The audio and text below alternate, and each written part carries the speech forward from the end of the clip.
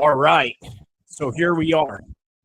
Round one of the first UFC fight of the night, which is against Raposo and Lima.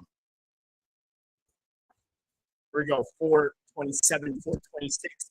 And thank you for those that are joining us right now for the live stream. Obviously, you guys just witnessed Bivol do a number on Malik, finish them off. Not really a surprise. We knew what it was. He was a late replacement, a guy with an undefeated record, which was, I guess, formidable enough for Bivol to take on. However, a short notice replacement for Arthur Beterbiev. And then how about Hamza Shiraz, the absolute knockout that surprised us all, or did it? Or is it that we always knew that this guy was at the high level that he is currently at? And on top of that, now we're just awaiting the Deontay Wilder and Zhang fight, as right now I am covering the first fight of the UFC, which involved Lima and Raposo. So, by the way, thank you for those that are joining us right now. I know you're probably wondering why I'm not doing a video stream.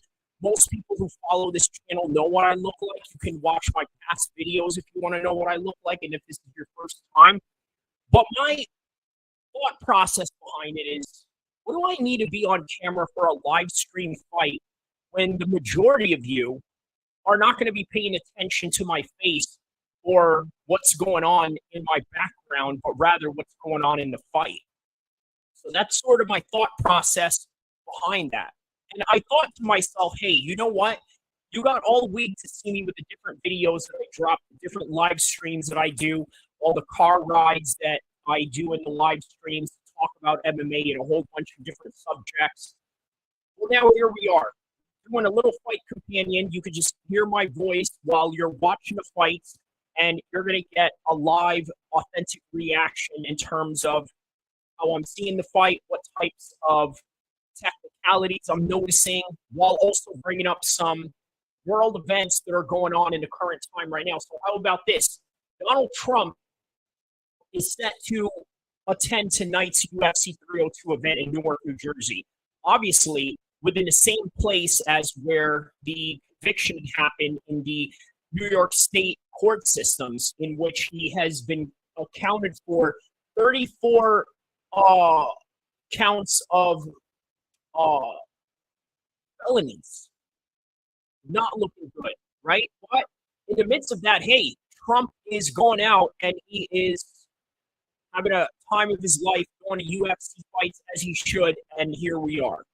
So we are at 139, 138 between the Lima versus Raspusso fight, and Bivol on the other side of the boxing match. He's being asked by the Sheikh. I didn't really quite make out what they were saying or what they were talking about, but yeah, that's I'm assuming that has something to do with future matchups. Maybe perhaps the Sheikh had asked Malik, hey, you came in here at a short notice, you gave a good account of yourself. Maybe we'll get you back to a much more favorable matchup or an equal matchup to your standings, right? But in any regard, we're waiting for Deontay Wilder right now to enter into the ring against Zhang, as we are also covering the UFC fight.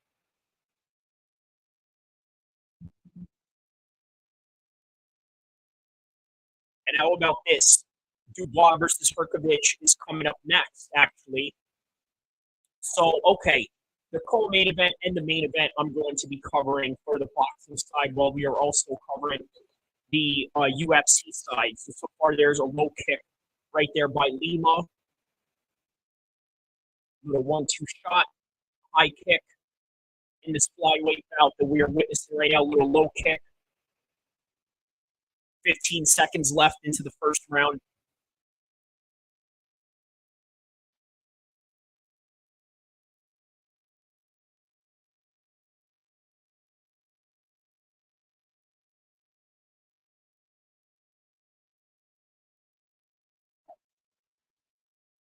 End of the first round.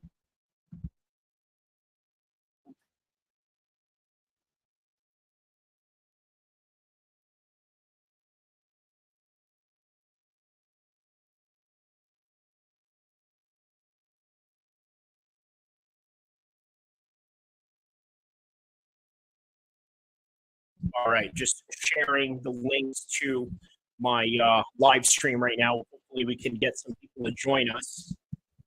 Let's guests perhaps tonight. Let's see what types of guests we can get up in here.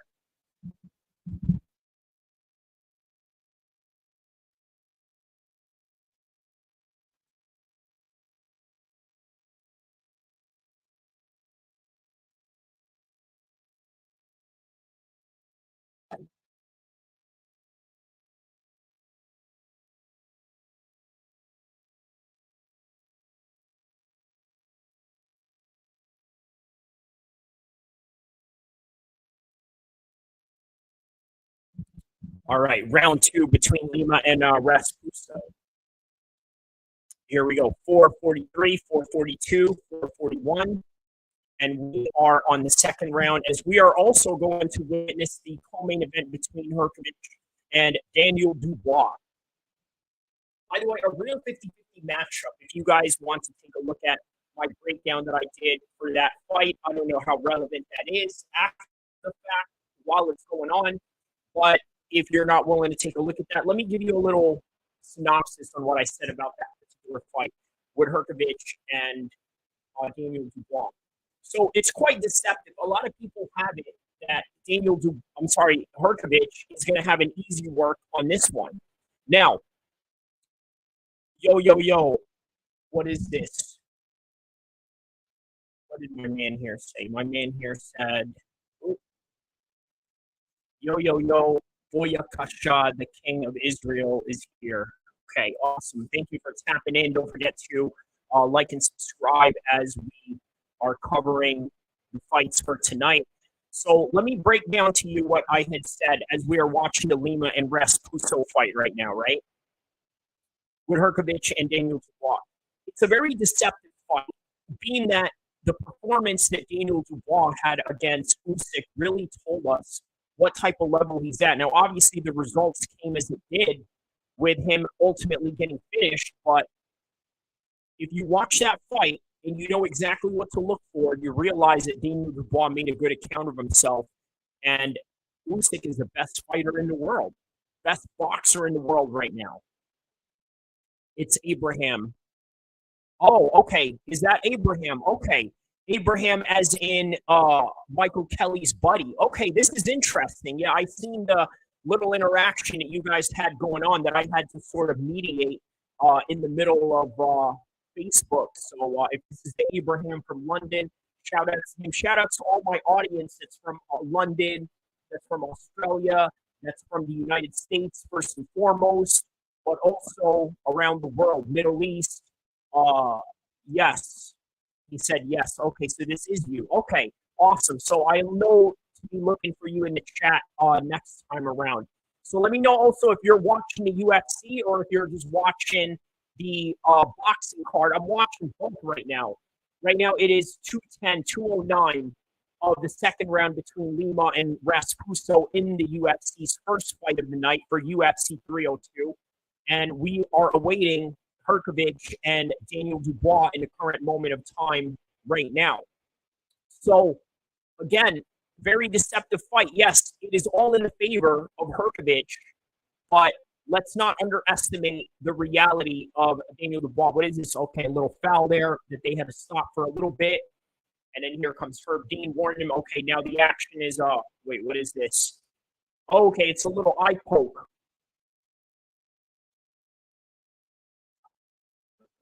Now the action is back with Raspuso and Lima.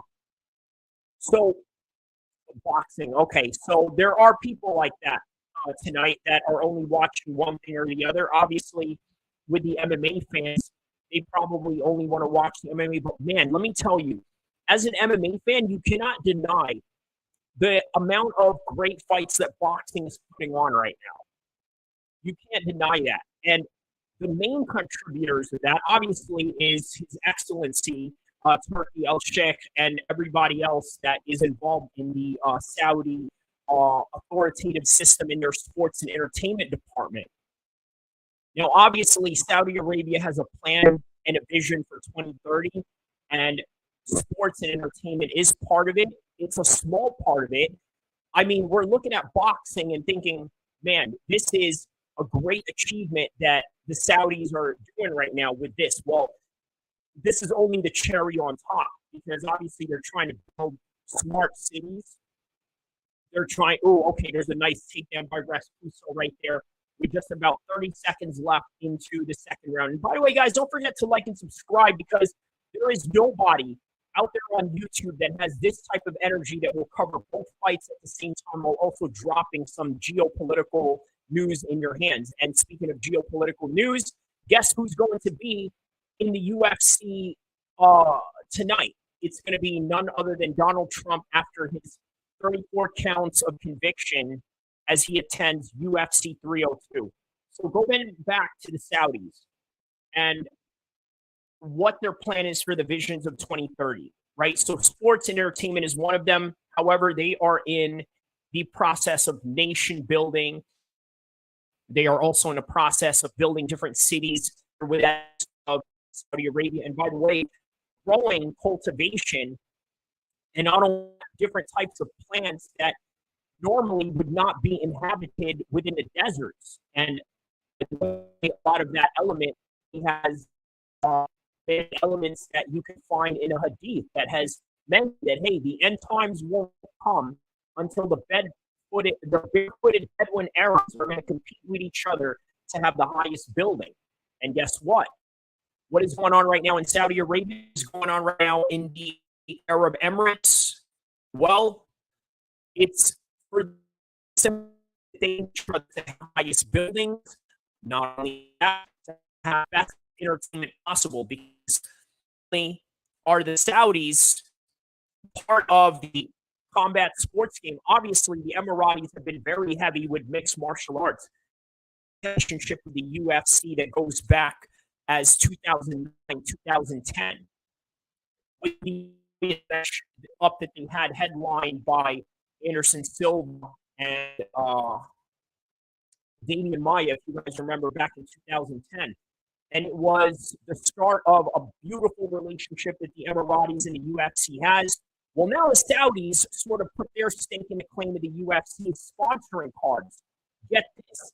The Saudis are going to sponsor a 9/11 card in Vegas card this coming September. And I'm telling you, it's a 9/11 card because it is within that weekend, if not that same exact day, which, by the way, is ironic because obviously many of the conspiracy theories out there sort of point a certain country that is involved in that particular tragedy and whatnot, right? But they are sponsoring that card, and they are having their own headline card in their kingdom in Riyadh, in the same probably arena that you're watching right now with Herkovich and Dubois about to walk out to. Khamzat Chimaev versus Robert Whittaker. Great matchup, great card, and an overall great relationship building for the UFC and the Saudis. I believe right now the Saudis are doing their national anthem either for, yes, it is for the national anthem of Saudi Arabia, and I believe they may do the national anthem for the other fighters that are going to be involved in the co-main event. So here we are. We are now in round 3 of Lima versus Raspusso. Not really a lot of grappling exchanges in this particular fight, a lot of very methodical boxing, kickboxing, standing affair, and now we are also looking at Michael Buffer on the other side of the screen, saying, let's get ready to rumble as we are waiting Herkovich and Dubois to enter the ring right now. So,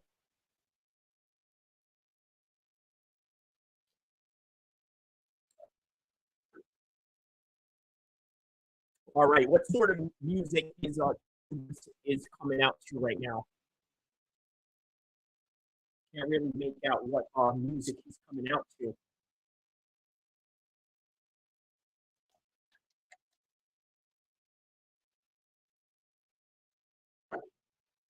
By the way, the reason why Dubois is in this card right now is obviously because of his performance that he did against Miller. Very great performance, right? Did a lot of people really have Dubois winning that fight going into it? Well, I did. I always thought that Dubois, out of Miller and him, were the much more technical and much more well-rounded fighter. And as a result of that, well, it came out to the results that we had witnessed right now. So we are now awaiting Hrgović as Dubois has now entered the ring. And we are also looking at the octagon on the other side, witnessing Raspusso taking on Lima.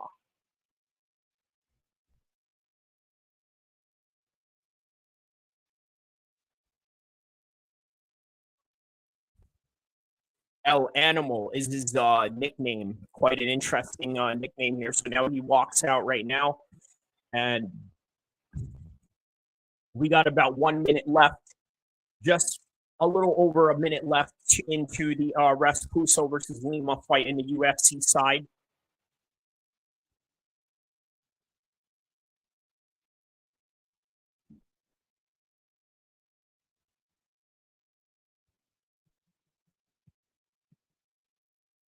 By the way, shout out to Hamza Shiraz. What a great performance he had later on tonight. But more on that right now. We are just witnessing Hrgović walking out into the ring right now with all the fireworks and all the pageantry that the Saudis are offering for this show right now. So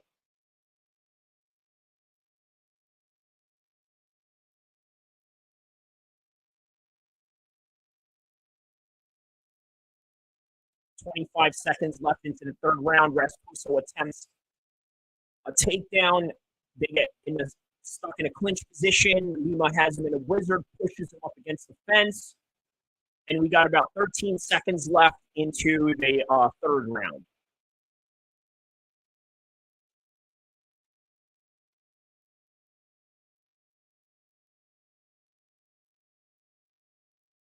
All right, that is the end of the fight. The first fight of the UFC is finished, and now we are awaiting the fight between Hrgović and Dubois in the current moment of time right now. All right, so let's get it.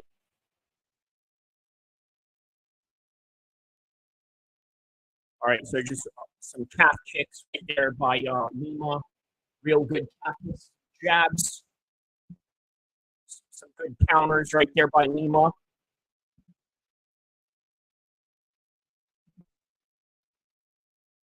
right, now we await the decision for Raspusso and Lima as we await Dubois and Hrgović being announced by Michael Buffer right now. Both competitors are inside the ring, and now we await the announcement.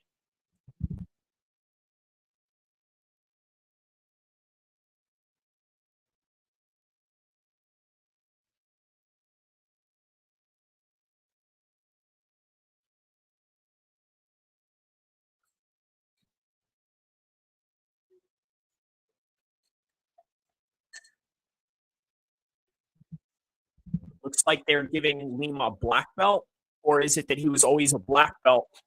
And okay, so here we go. We are now awaiting the decision between Raspusso and Lima. 27 significant strikes out of versus 43 for Andre Lima. Leg kicks was the name of the game in this one. 23 for Lima, literally none for Mitch Rapuso. 43% significant strikes on Lima, 31 for Mitch. And he had most of the head strikes, though, Mitch, in comparison to Lima. Mitch had 20 head strikes. Lima had 13. But overall, it looks like Lima had more of the weapons in this particular matchup. Let's await the decision right now and see what comes out of this as we are awaiting Daniel Dubois and Hrgović. Let's get it.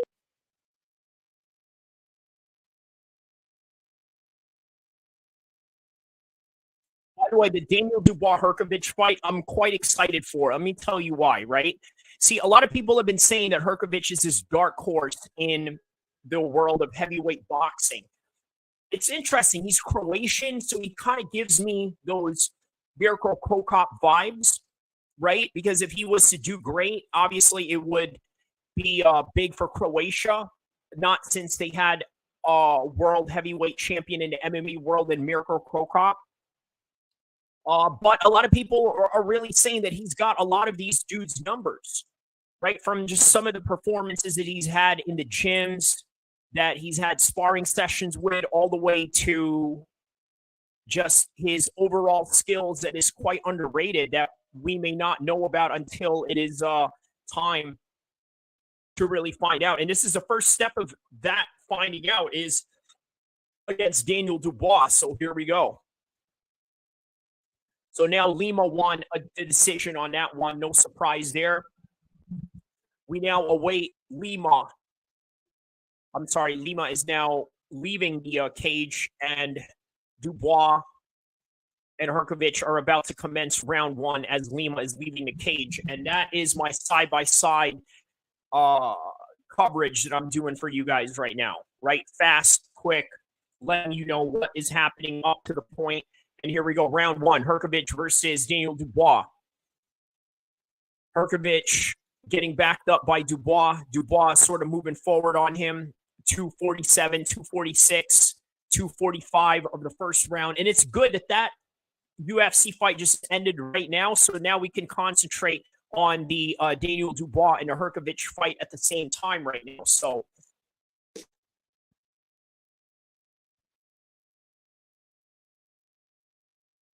a little forward jab there. Both men sort of in the feel-out process of the first 40 seconds of this fight so far.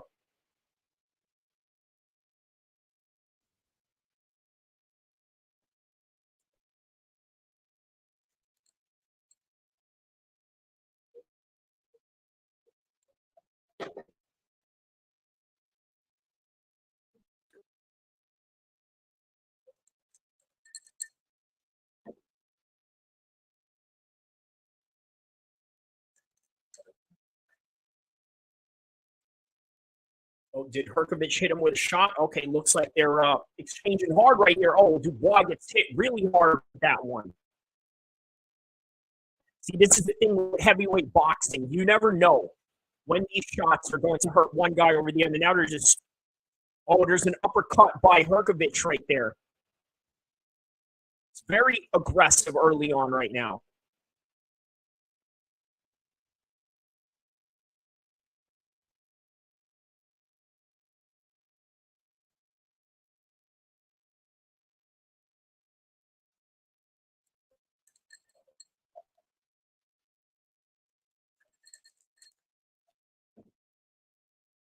It'll really be interesting to see how they're going to progress for 12 rounds in this fight, considering that they're going hard in the paint in the beginning right now. So,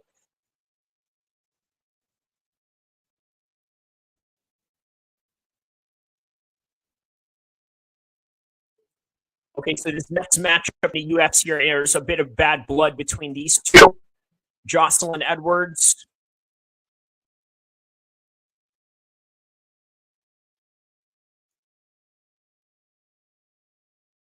Jocelyn Perez, as we are watching Hrgović and right now about to end the hard shot by Hrgović right there.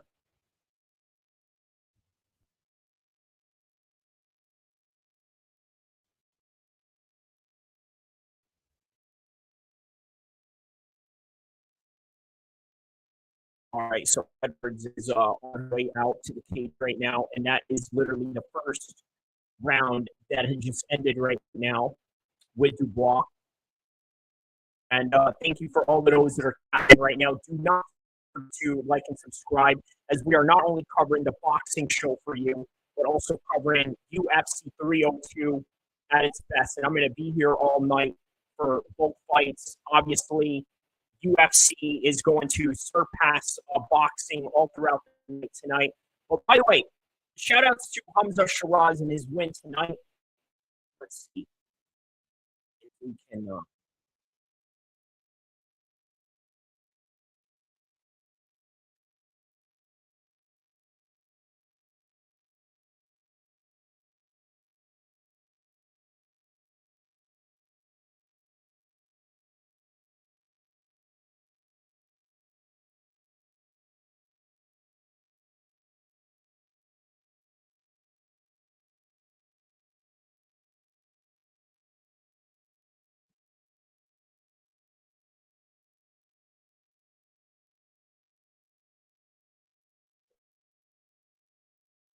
All right, here we go.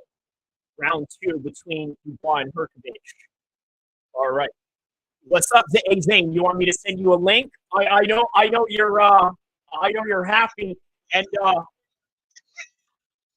what's up, Zane?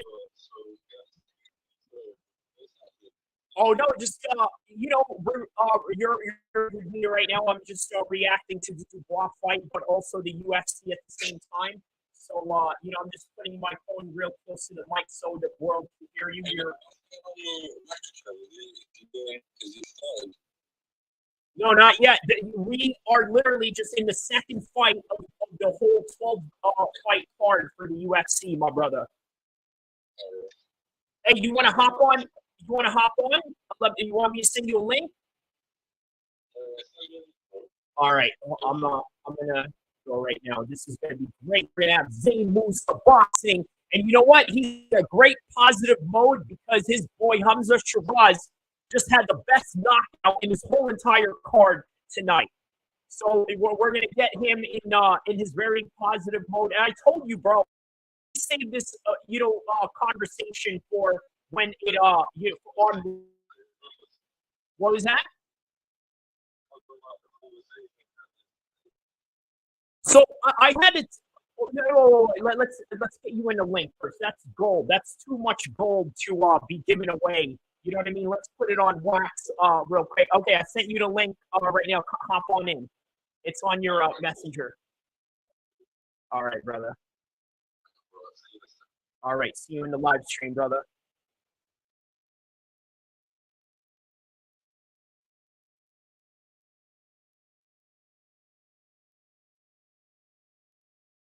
All right, so there we go. 1-2 shot by Herkovich or Dubois there. Again, very ferocious pace that these two got going on right now. Really, really ferocious pace that they got going on. We are awaiting the arrival of Zane Musa boxing right now. All right.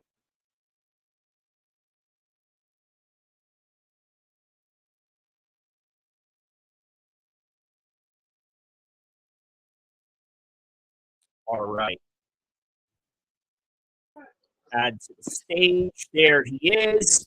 All right. Zane Musa boxing dosage. Yes. So guys, if you guys are obviously watching this right now, we are obviously coming off of the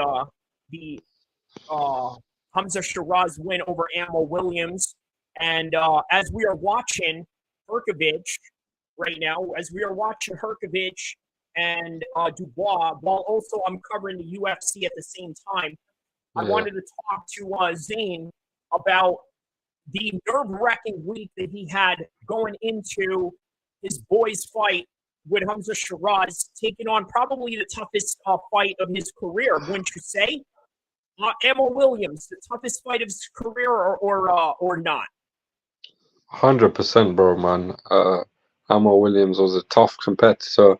We saw as he started the fight, the second round, I believe he did get Hamza Shiraz's attention with his power, So full credit to Amar Williams. I think he gave him the toughest test of his career. But as we saw tonight, Hamza Shiraz, he is the real deal, and he is the face of Saudi Arabia. Big up Turkey, Yeah, man.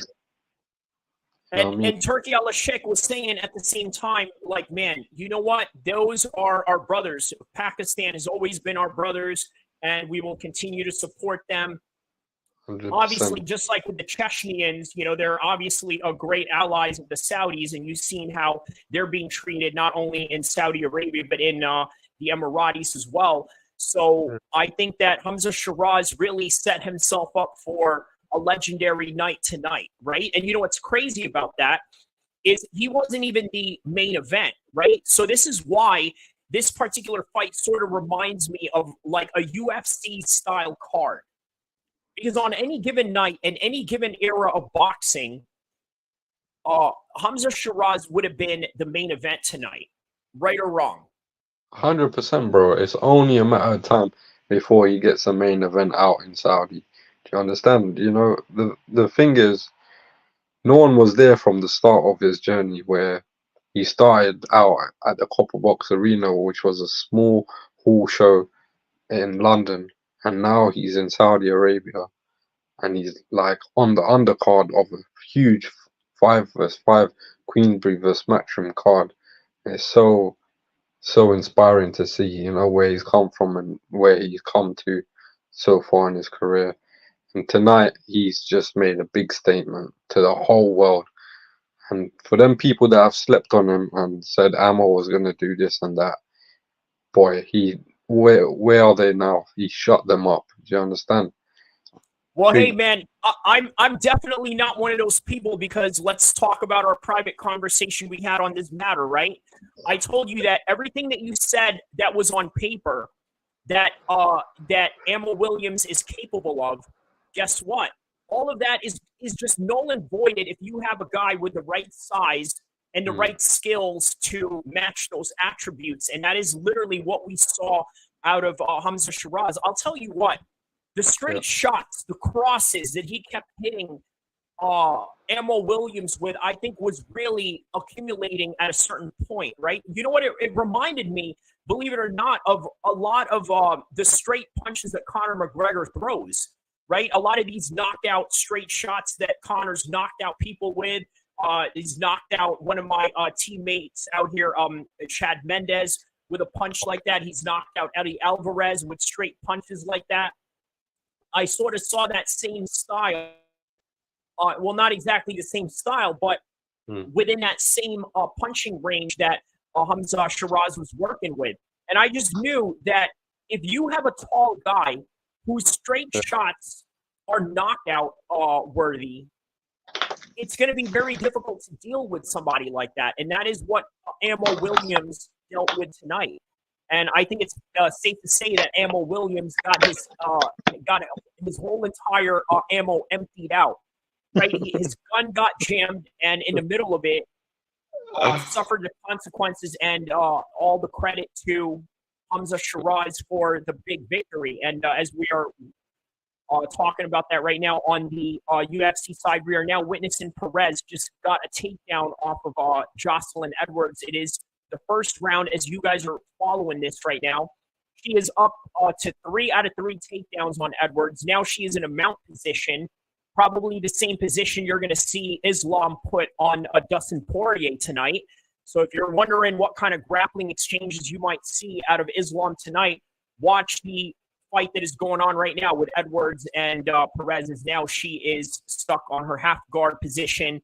And on the boxing side, we now have Daniel Dubois and Herkovich in a 4th round, 246, 245. So, yeah, let's get it from here, man. So I know you're over the moon about this, aren't you, Zane? Great times. Obviously, great. this is going to be one of those boxing memories that we will always have as one of those great moments. Like you hear, this is one thing I hear from a lot of British guys that really follow boxing from back in the days, right? They always talk about the Ricky Hatton Costa Tszyu fight. You know about Yeah, this fight, right? it's a great fight, man.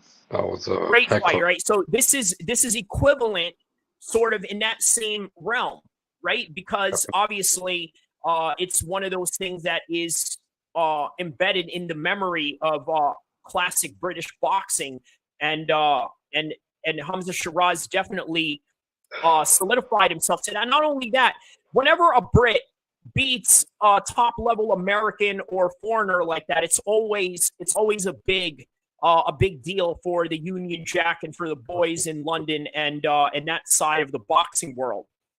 Bro, because what you gotta understand in boxing, yeah, American fighters are good fighters, man. Generally, when British fighters come over to the US and fight the US guy, usually the US guy wins. But when you win, you know you're the real deal. You know you're a force to reckon with. And I think Hamza Shiraz has made that statement tonight, man. And it's just a privilege knowing him and his father, his team. You know the way I've been introduced to them. You know, I'm just truly blessed. You know, to be a part of such a such a defining career, and such a wonderful person to know, you know, and the fact that I know his family is just amazing. But what a beautiful family they have, you know. So big shout out to Hamza, and I'm gonna always talk about it. This night was a very big night for his career, and it was the toughest test of his career, and he answered the questions you know, that were yet to be answered. And I hope he gets the credit he deserves tonight. I think what we are witnessing out of Hamza right now, and maybe this is too soon to tell, but this is sort of like witnessing the rise of Joe Calzaghe. In all true to God honesty, like that's the way that I see it. You've seen how Joe Calzaghe ended his career, right? It's not far-fetched to see that Hamza Shiraz could have a career like that, especially if, I mean, look, it's beyond just matching him carefully now. I'm going to be honest with you. He signs a fight to Chris Eubanks tomorrow. Don't be surprised if he's the favorite. 100%. He will be the favorite. And you know Against what? Eubanks after that performance, right? But maybe not before, but after this, wouldn't you say? 100%. I think he will be the favorite because, you know, Chris Eubank Jr. has never fought a guy like Hamza Shiraz. He's got a really, really good jab. And that jab is just going to tear Eubank up to pieces, man. But Eubank, you know, he needs to step up now and face someone that's going to give him a run for his money. You know what I mean? Yes. Gonna, Just for the people that are watching on the UFC side, Jocelyn Edwards is now on top of Perez in the half guard position, trying to advance upwards into a posture, and Perez is holding her head down as she is trying to transition, but looks like she's just satisfied within the half guard position. And Perez doesn't seem to try to be getting up or moving her hips in any kind of way. So for those of you that are hearing this right now and don't understand jiu-jitsu, understand this, right? If you are on your back in the way that Perez is right now, what you got to do is you got to constantly move your hips. One of the things I got to tell you, the reason why Team Eagle and Team Khabib and Islam, they always win, is they constantly emphasize on winning positions all the time, right? So even if, let's say, you are tough enough to go the distance with them, they're going to have the points advantage on you just based on the fact that their constant positioning on the ground will always be top game heavy, anti being on your back, whereas there are some fighters out there that seem very satisfied to be on their back, which is what Perez is sort of displaying right now. But on the boxing side right now, we are watching Dubois and Hrgović in the fifth round with just under 2 minutes left. And how do you see this fight with Hrgović right now and Dubois? Bro, honestly, it's a great fight, man. But I think Daniel Dubois is going to win this fight. It looks like he's taking over. I think Hrgović started off well. I think he slowed down, you know. The heavyweights have got so much power, and as you can see, the damage on Hrgovic's face right now, it's not looking good, you know. But Okay. There seems to be an eye poke from Jocelyn right now. While she was on a half guard position on top, the referee timed it out. Now they sort of, I think, they're standing them back up. They're not giving her the position on the ground, which I think is fair, because obviously if you did something illegal like that, then yeah, I guess you lose a position, but now they're back on the feet. They are now in kickboxing range with 2 minutes down, and Dubois and Hrgović are just a minute left now into the fifth round. Oh, Jocelyn gets knocked down by Perez right now. By the way, if you're wondering who Perez is, she was that girl that was featured with Apollo Costa in The Embedded. Yeah, I urge you guys to take a look at that. Some little funny moments there they had going on. But right now, she is in the cage fighting for her life, as much as Hrgović is fighting for his life, just like what Zane had mentioned earlier. He was sort of taking good control in the beginning of the fight, right? And then just out of nowhere, he just started slowing down. And Dubois just looks like he is reinvigorated at the current moment of time right now with just 10 seconds left. Yeah. Perhaps maybe he just never experienced this type of caliber yet for him to, I guess, like I just he could have been just a lot fresher in this fight, but obviously that's not the case with Daniel Dubois doing. Mm. It's a great fight, man. You know, both guys having success, but overall, I think Daniel Dubois is definitely dominating in terms of how they both look, you know, and the body language of Hrgovic isn't looking good at the moment. You know, you can see he's been bruised up and his eye is a bit, you know, bit mashed up at the moment. But yeah, interesting fight, man. We still got 5 rounds to go. You know, interesting to see if Daniel Dubois can, you know, turn the screw here and get the stoppage. You know. And what's crazy is the fight that I'm watching right now on the UFC women's side right now, with just 10 seconds left with Edwards and Perez. It's sort of in that same trajectory that I noticed with Hrgovic and Dubois. In the Yeah. beginning of the fight, Perez was really taken over in terms of the grappling exchanges, even the striking. And now in mid-fight, it just seems like it turns around. That's the thing, isn't it? You know, if you don't have either your right stamina, or if your stamina gets zapped in the middle of the fight, or if you're not used to the intensity or the level that you are at, you could be a front runner, but really just slow down in the very end, which is what we're witnessing with Hrgovic right now. Yeah. No, definitely. I think the damage is telling on his face, but you know, he's gonna try. He's gonna try and box now. He's gonna try and box, but don't know, man. That eye doesn't look good, man. So even if he is winning the Oh, fight wow. so far, maybe, but you know, the shots that Daniel Dubois is landing are definitely having an effect on him. But it's a good fight, man. Oh, that was a mean spinning back fist by Perez. They're showing the replay of that from the last round.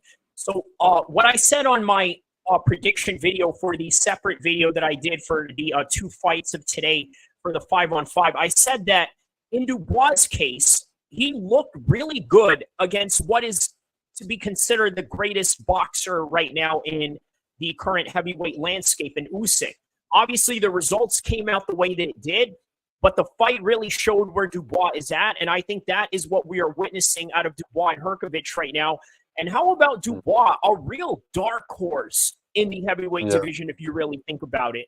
Look what he did to yeah, Miller, and then his performance yeah. against Usyk, even though he lost. And now look what he's doing to the so-called dark horse of the heavyweight division. You know, Michael Kelly was really high on this guy, right? Hrgovic, yeah. He said that, yeah, he's going to be the dark horse of this division. I sort of Mm. saw that also and agree with him up until this point of what we're witnessing right now. Yeah, for sure, man. I think Daniel Dubois, he's been in there with some credible warriors. I know he lost to Joe Joyce, but that was very early on in his career. You know what I'm saying? He was young. He was only 18, 19, around that time. So he's learned a lot, you know, even though he took a loss. You know, you can't discredit the experience he got from that. I think it's showing right now. You know, Hrgovic seems like he's more hurt. You understand? So And yeah, that man. loss against Joe Joyce seems to be aging well right now, if you really think about it, right? For one Hmm. reason is because, well, look at it like this, right? Islam Makhachev has 1 loss in his record, right? He's been knocked out. But that knockout loss that he suffered, he looks like a completely different fighter and a completely much more evolved fighter than he ever will be from the first time that he got knocked out in early of his UFC career. And I think Yeah, Dubois, you could say, is within that same line as Islam Makhachev or any of these guys that have either suffered 1 loss look at the shake right there. He's doing the little cutthroat sign. I don't even want to yeah, make fun of that, but let me just say Turkish embassy. But anyways, you know what I mean? You see that he did this. The Saudi sheikh. I don't even want, man. Listen, a shout out to Saudi Arabia. You are the greatest country in the world, and shout outs to His Excellency and the custodian of Medina Big and shot. Mecca and all that good stuff. And as Tyann Booth would say, the excellent guy doing Bro, this. You know what I it's mean? I crazy. was like, yo, my man, you know what that reminded me of, right? You know, Hillary Clinton got into an argument with these students that came into her little panel that she was doing, right? So Hillary Clinton, because, you know, Hillary Clinton got a reputation for, you know, really messing people up, you know, outside, right?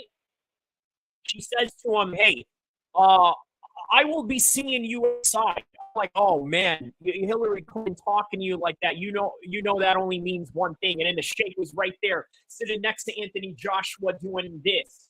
You know what I mean? And it's like, if you know, you know. I don't want to mention too much, but you know the reputation Hillary Clinton has, and you know the reputation that that country that's hosting the boxing fight has. But anyways, yeah, great fights tonight, man. Oh my God, Hamza Shiraz is the man, the new face of Saudi boxing. Shout outs to Saudi KSA. Oh my. Allah, excuse me. You know what it is, yeah? You you never thought in the world, like a few years ago, Saudi Arabia will be one of the biggest hubs of boxing. You know, he's taken over the game. Turkey Al Sheikh, he's taken it all over. Las Vegas isn't the home of boxing now; it's Saudi Arabia. You know, No, Saudi is the only UFC. Vegas is a UFC dominated town. Obviously, they have the PI Center there. They have all the Apex fights, and then all the major. Conor McGregor doesn't seem to be fighting anywhere else other than obviously Abu Dhabi. With the rematch for the Dustin Poirier fight, but then they sent that back to Vegas after that. So yeah, man, UFC is for Vegas and Saudi is for boxing. But I'll tell you, you brought it up on the geopolitical side of things, right? Could the yeah. Saudis have done this in the 90s? Could they have done this in the 2000s? And my answer is yes. Well, my other question is, well, why didn't they? Why didn't they get into boxing? Let's say when it was the Klitschko era. Let's say when it was the Lennox Lewis era. Or how about maybe they could have gotten into UFC when they really needed it the most, when they were sort of a struggling company in the early 2000s? Well, I'll tell you why. Because The the war current looking like landscape. it's stopping now. What was that? The war looks like he's gonna stop Hergovich now anytime soon Oh my now. God! Yeah, we are about to witness a stoppage right now. Just before we, They if stop there is a referee, stoppage right now, I'm going to hold referees that have thought on Saudi Arabia because I wanted to bring that point up. But yeah, Herkovich looks beat up real bad right now, and it looks like we are in the trajectory of perhaps Daniel Dubois winning, or at least a healthier. Oh wow, that's a big shot! He really is about to finish him right now. The referee is looking closely. Okay, they break him up from the clinch position. Well, it was a big round for Dubois. The bell saved Hergovich, I reckon. Oh, is that the bell or okay? I thought the referee was bringing in a doctor. Okay, okay, they break it up. Okay, here we go. Oh wow, okay, there it is. Now that is the end of the round. Oh wow, okay, that was a great round. Bloodied up for Herkovich there for a second, you know. But okay, so what I was saying But that with was a tough Saudi fight. Arabia, Zane, was that back then they but at the the reason point why of they his didn't do career, this back then was because they had all the oil reserves that they needed in the world. So as a result, they weren't really highly motivated to I'm happy. do these particular sporting events. Yeah. But since they have this 2030 vision, that's pretty much what they are trying to do. Is they are trying to build a different economy through sports, through tourism, and all those other means. So here we go, a little headshot right there by Daniel Dubois. Boom! I didn't know when it was going to come. I didn't think it was going to be a knockout, you know that, because he was just jabbing. No, I didn't think it was all right. Yeah, he was doing it, but it kind now of like we are the decision. you know what I mean? And then his eye went. That's right now. He went down. Yeah, he went down on the round, the 10th. And the bell went because at that point he was whacking. Yeah. For 1 second, but yeah. Hey, bring your boy on camera. Bring your homie on camera, bro. Yo, what's up, man? How we doing? What's going on, brother? What's How we going doing, on? man? What you You think of good? these fights, bro? Ah, it was good. It's been a good night so far. It's been a good night so far. Looking forward to That's what's So up, man. Makachev, the Wilder fight. Looking forward to the Makachev fight for the UFC this evening. Yeah, big stuff happening tonight. Good stuff. All right, so that's good. So you guys are looking forward to the Makhachev fight, huh? So okay, Oh, that's 100%. good to hear. So Oh, that's gonna be a great fight. That's gonna be a great fight. all right, Look, so the eyes doctor wide. is now checking yeah, Herkovich like right the now, war got stopped. and The war won. The war won. ball one. Let's say, bro. Okay, I'm a little delayed right there. Okay, the referee looks War like won, he's bro. stopping it. Yep, he waves it off. There it is. Just 2 minutes left. All right. What And did then I on the say? UFC side, Ellen Perez has now won a decision against Jocelyn Edwards. The next fight coming up right now in the UFC is Mickey Gall versus our very own Muslim brother, Basel Hafez, the Egyptian American from Florida. And by the way, for those of you that don't know who Mickey Gall is, Mickey Gall was CM Punk's first fight in the UFC. And ever since then, they kept him on, and here he is. Now he's fighting the homie Basel Hafez. So that's going to be an It's interesting been a matchup. whitewash. You know? What's that? It's been a whitewash, man. Queensberry they've won every single fight. See that Dimitri So, Bivol fight versus Zinad? Zinad ain't a Queensberry fighter, but now they're 8-0 up. The war getting the stoppage. Crazy, man. you know, It's a Frank whitewash. Warren is he's not gonna shut up about this, right? So I guess He's won it Deontay regardless Wilder of really the can't do result. anything for Matchroom. They've won it. They've won the scoreboard.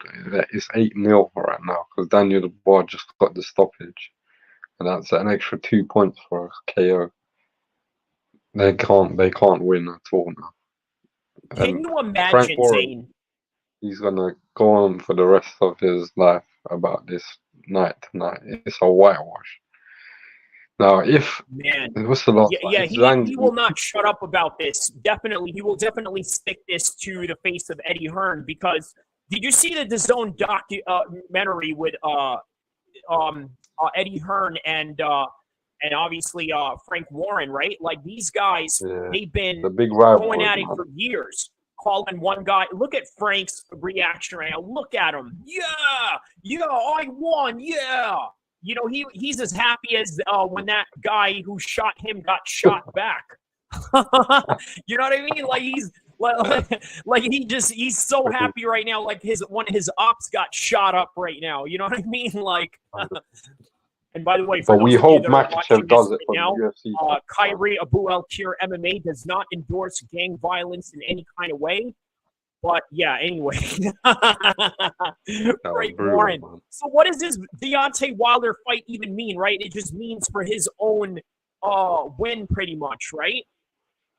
To be honest, I don't even think Wilder's gonna win. You know, I wouldn't be But if he surprised does, it does nothing for Matchroom, right? Like, let's say if he does win, it does nothing for them. Nah, because the most he can get, even though he's a captain, the most he can win is 4 points. And if you look at it right now, Queensberry are up 8-0. So just if Deontay Wilder knocks him out, 8-0. Yeah, you're not going to win. Yeah. Nah. Yeah, you're definitely not going to win that one. This is a shutout. If this is literally like in basketball, they have like a best out of 7. This is like 4 games already won, and you don't really need to play 3 more. You know what I mean? But because it's boxing and because these guys have to fight and they're contracted to fight, well, it's just it's crazy though. Like how ironic, right? It is Deontay Wilder that is literally down to the wire for Eddie Hearn. Like the irony of all that. Yeah, definitely, man. Shout out to Daniel Dubois, bro. Like dark horse of the heavyweight division. To top it up now, we need Makachev to win, man. Like we had that conversation yesterday night. You told me Makachev's gonna come through, and I hope he comes through tonight, man. bro, I'm telling you, he has the easiest fight in the entire. Look, put it like You this, reckon, right? bro? Yeah. I do. And you know what's weird about saying that is that Dustin Poirier is a top 5 fighter, top 5 world fighter. I want you to put this Yeah. in perspective, right? Even though he's top 5, he's not top 3. You see, there's levels. I'm sure there's it's like that too in boxing, right? There's top 5, but then there's top 3, and then there's top 2. Islam is in the tier of top 2, and I don't even know who that number 2 guy is really to really challenge him in that division. Even though Dustin Poirier is number 5, the levels are just so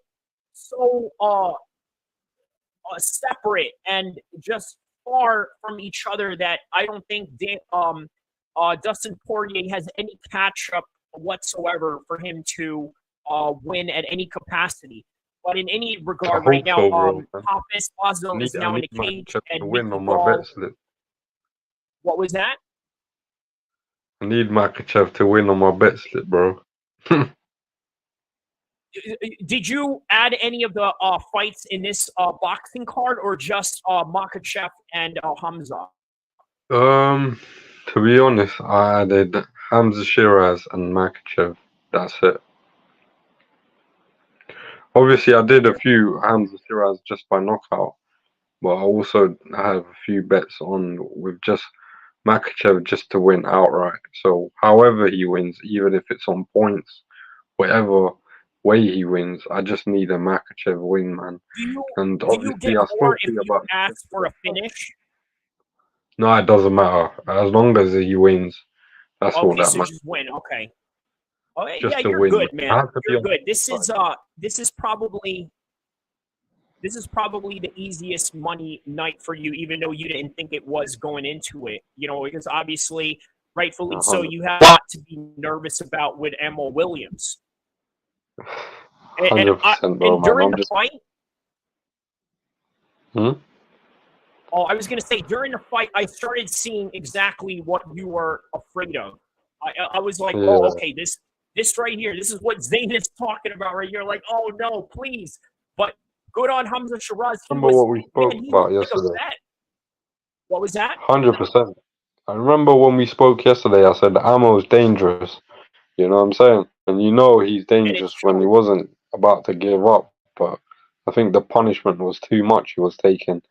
And obviously, round 11, that's when it was all over. But up until that point, he was showing a lot of heart, you know, and he kept trying to come back. But Hamza, he was just showing so much as a vet. Like you said, he fought like a vet today. And he wasn't going to let this opportunity slip away from him. So, you know, full credit to Hamza. And like I said, Hamza was the toughest test of his career, you know, and it proved to be. Man, and I'm over the moon for you, man. I'm over the moon for Hamza. I'm over the moon for his whole entire team. And I'm going to be even more over the moon tonight after Islam Makhachev's win. But also, man, you know, going into it, also, let's not be surprised if Dustin Poirier puts up a fight. By the way, they had a little interaction going on at the weigh-ins, right? And what had happened was Dustin Poirier said the MF word, right? Does this sound familiar? Very familiar with the Caleb Plant and Canelo situation. So Ali, the manager, had to explain to Islam what that meant because obviously Ali is American raised. He sort of understands the culture here. He knows what MF means. It doesn't mean that it's anything derogatory towards your mother. But in Dagestan, you know, obviously they come from a very high honor culture. And for you to say that, well, it literally means the literal sense of it all. Right now, we are also witnessing Hafez versus Gall. 4 minutes and 23 seconds left into the first round. They are circling each other, sort of filling each other out right now. And I believe this is Mickey Gall's return just right after he had renewed his contract. So going into this fight, a lot of people thought Mickey Gall was released by the UFC. And I didn't believe that simply because, well, they were trying to make a star out of this kid. By the way, for those of you that don't know Mickey Gall, he is the guy that debuted UFC's CM Punk's first UFC fight. Dana White discovered him at the Dana White's Looking for a Fight series that he does on YouTube where he recruits young talent. He saw Mickey Gall fight in New Jersey and said, hey, if you win this fight, we get you the CM Punk fight. And he gets a first-round submission in that show. And Dana White recruits him, and the rest is history. He fights CM Punk and beats the living hell out of CM Punk to show that pro wrestlers have no business in the MMA. Unless, of course, you're Brock Lesnar, who has a real amateur background. But nonetheless, here we are. 3:15. Oh, wow. Hafez just rocked Mickey Gall right now. For those of you that don't know, Hafez is an Egyptian-American fighter. So I'm probably going to be rooting for him over Mickey Gall. So anyways, but yeah, man, it's Sean Strickland. Oh, there's a high kick by Hafez right now. He's backing up Mickey Gall right now. So I wonder what else is next for Hamza Shiraz. Do you reckon it's Hamza Shiraz versus Eubank, or maybe a current champion at 160 in a current moment of time? What do you think about Fondora against? What makes, to be honest, against what Hamza makes sense Shiraz? for Hamza Shiraz now is a Chris Eubank Jr. fight, because he's called him out so many times. And obviously Eubank hasn't responded, but I think with the money that's involved in Saudi with Turkey, I think for the right price, I think they should main event in Saudi. Eubank Jr. versus Shiraz. What a fight. And Oh wow, it's gonna Mickey make Gall just got rocked right now. Sorry about that. Go ahead.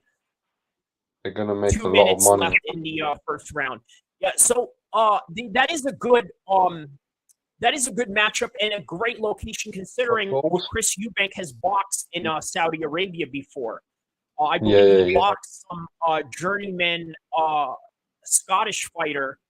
I believe I remember that fight vividly because he wanted to wear the Saudi flag on his shorts, but they didn't allow him because obviously the Saudi flag has the Shahada letters on it, and for some reason they don't want the Shahada letters on a boxing trunk. But yeah, that's one thing that I do remember about Chris Eubank's participation in Saudi Arabia. There's another option as well. There's a WBC world title, which Carlos Adames, he holds boxing in the middleweight division. So I think that may be next if he wants to be a world champion. It's a world title fight. Which sanctioning body again? I think he's ready.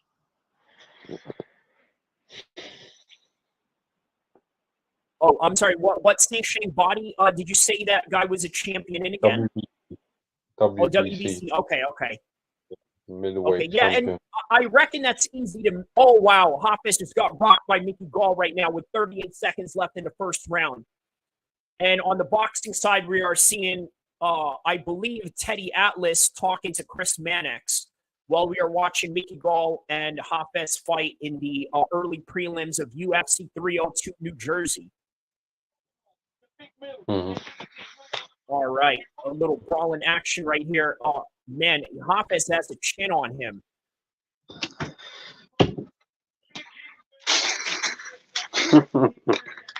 I'm so happy, bro. I know, man. That's why I wanted to get you in, because I knew you were going to bring a lot of strong, positive energy to my, live stream. Considering that you and I have been talking about this fight for an entire week, and here we are, right? I mean, it's finally over. And like I said, right, even with Islam's fight is nothing to worry about. This is easy work. He's going to go in there and he's going to damage Dustin Poirier. Took your advice yesterday. I took your advice yesterday, so which I one hope is it's that? safe Which for Islam Makhachev. When you told me he's definitely going to win. Yeah, because he has the easiest fight out of everybody that is fighting today in the June 1st card. So for those of you that are tapping in right now that just got in the stream, I'm going to tell you right now, Islam Makhachev has the easiest fight out of everybody in UFC 302 and 5-on-5 boxing versus Matchroom and Queensberry. I swear to you, he has the easiest fight. He has an easier fight than Hafez and Mickey Gall right now. Mickey Gall and Hafez have a better struggle, have more of a struggle to their own fight than Islam Makhachev will have against Dustin Poirier. And if you want to know why I'm saying that, it's not because I have no respect for the high level and world level skills of Dustin Poirier. He is definitely a high level striker, high level black belt jiu-jitsu artist, great submission. But all of that is going to be null and voided because Islam is on another level. On top of that, Dustin Poirier is coming off of surgery, has bad hips. And when you have bad hips, taking on a wrestler, you're not going to get up when they take you down. And it doesn't matter if you're a better boxer than they are. Guess what? If they wrestle you in the beginning of the fight, by the end of it, they can just outbox you just based on your fatigue alone. And then, so don't be surprised if this fight gets a little bit later where even Islam Makhachev has a better looking boxing than Dustin Poirier just based on the fatigue that he's going to zap off of him in the grappling exchanges. So I hope that really puts in perspective how I feel about the main event. And as for the co-main event, I just think that Sean Strickland has a very tricky style. If you've seen any of Sean Strickland's fights, he's very good at the Philly shell that Floyd Mayweather uses a lot, right? He implies a lot of that. And, man, he makes it he makes it work really well for MMA because there's not a lot of people that really fight with a Philly shell in MMA in the way that Sean Strickland does and makes it work. So that's also an interesting matchup to see tonight. Now, let's see, Hafez and Mickey Gall right now are in the second round, 305, 303, as we are awaiting the main event for Deontay Wilder versus Chit Chat Zhang, as they say, right? You know, Zay Lee. I keep calling him Wei Lee because there's another Zhang in the UFC, but she's a female fighter, right? It's Wei Lee Zhang, so I mixed their names up. And for those that have been watching my past videos where I talk about either Wei Lee or Zay Lee, if I got them all mixed up, I think you know the difference if you know boxing or MMA of who I'm talking about. Because obviously I'm not going to be talking about Wei Lee fighting somebody at the size of Deontay Wilder, so I think you can use your judgment on that. But anyways, this is gonna be an explosive main event, man. So you say that Zay Lee is gonna take this matchup. Why is that? Bro, because the thing about Wilder is he just doesn't seem like he's got the hunger no more. If you see back in the day when he was coming up, he was the most destructive heavyweight in the world. He had 30 fights, had 30 knockouts. Now we see him get beaten last time against Joseph Parker, a guy I personally think I thought Deontay Wilder a few years ago would ruin, you know. So the fact that he lost is a lot about where he's at mentally in his career so far. I mean, he's made so much money, hasn't he? And maybe, you know, when you make that sort of money, you do, you know, lose that hunger, which is, you know, totally understandable. But yeah, that's what I've noticed about him. But you never know, you know. At the end of the day, you know, he might turn up tonight because he's the captain, you know, and he's got a big sort of task at hand.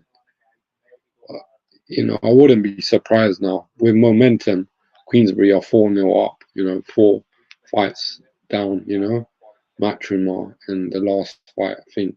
Wouldn't surprise me if Zhang wins, that's why. Because the momentum here is with Queensberry. So, you know, Zhang's got power himself, you know, when he knocked out Joe Joyce. You remember that twice. Yeah.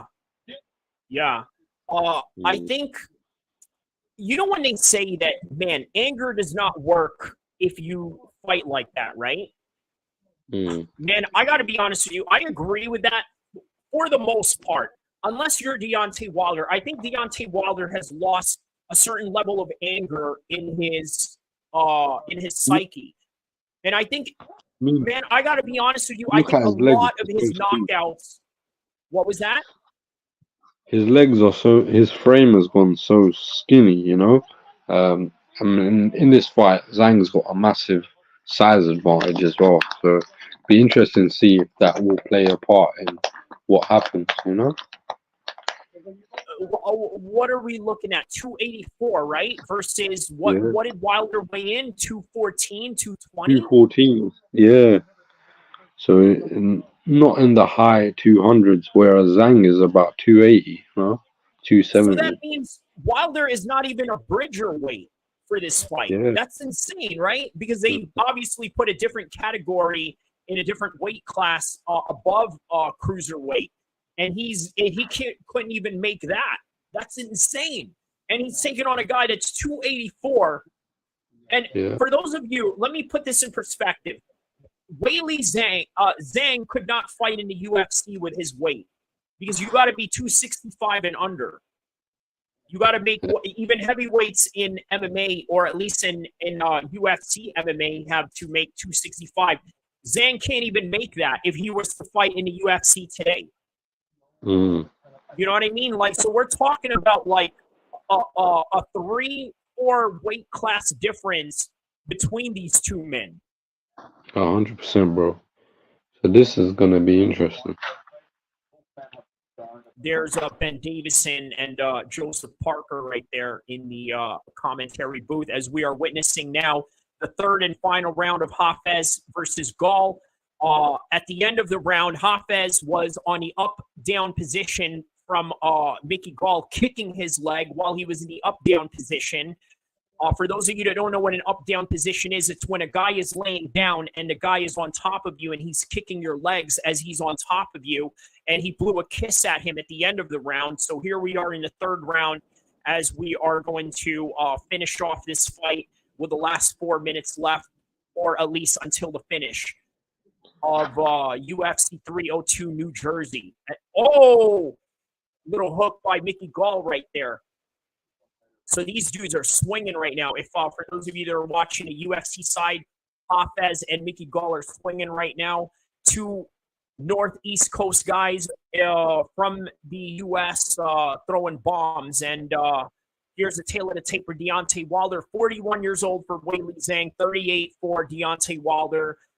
214, both 6'6", with a 3-inch advantage for Zhang. The probability to win. So yeah, they definitely have Zhang as a favorite here, and rightfully so. Zane here has Zaylee as the favorite as well. Oh my God, get up, Hafez. Wow, he rocks him and then he gets right back up. Bro, Egyptians have good chins, bro. You know what I mean? Like all those shots that he took, and he just smiled at him like. Some guys you could tell when they got an iron chin, right? And speaking of iron chin, would you say that about Zhang as well? He's got quite a tank of a head, doesn't he? Yeah, he's got a big head, man. He's definitely got a big head. But what let Zhang down in his last fight against Joseph Parker is his conditioning, and he's done something about that. Yeah, it's gonna be a good fun fight as long as it lasts. I see someone getting knocked out personally.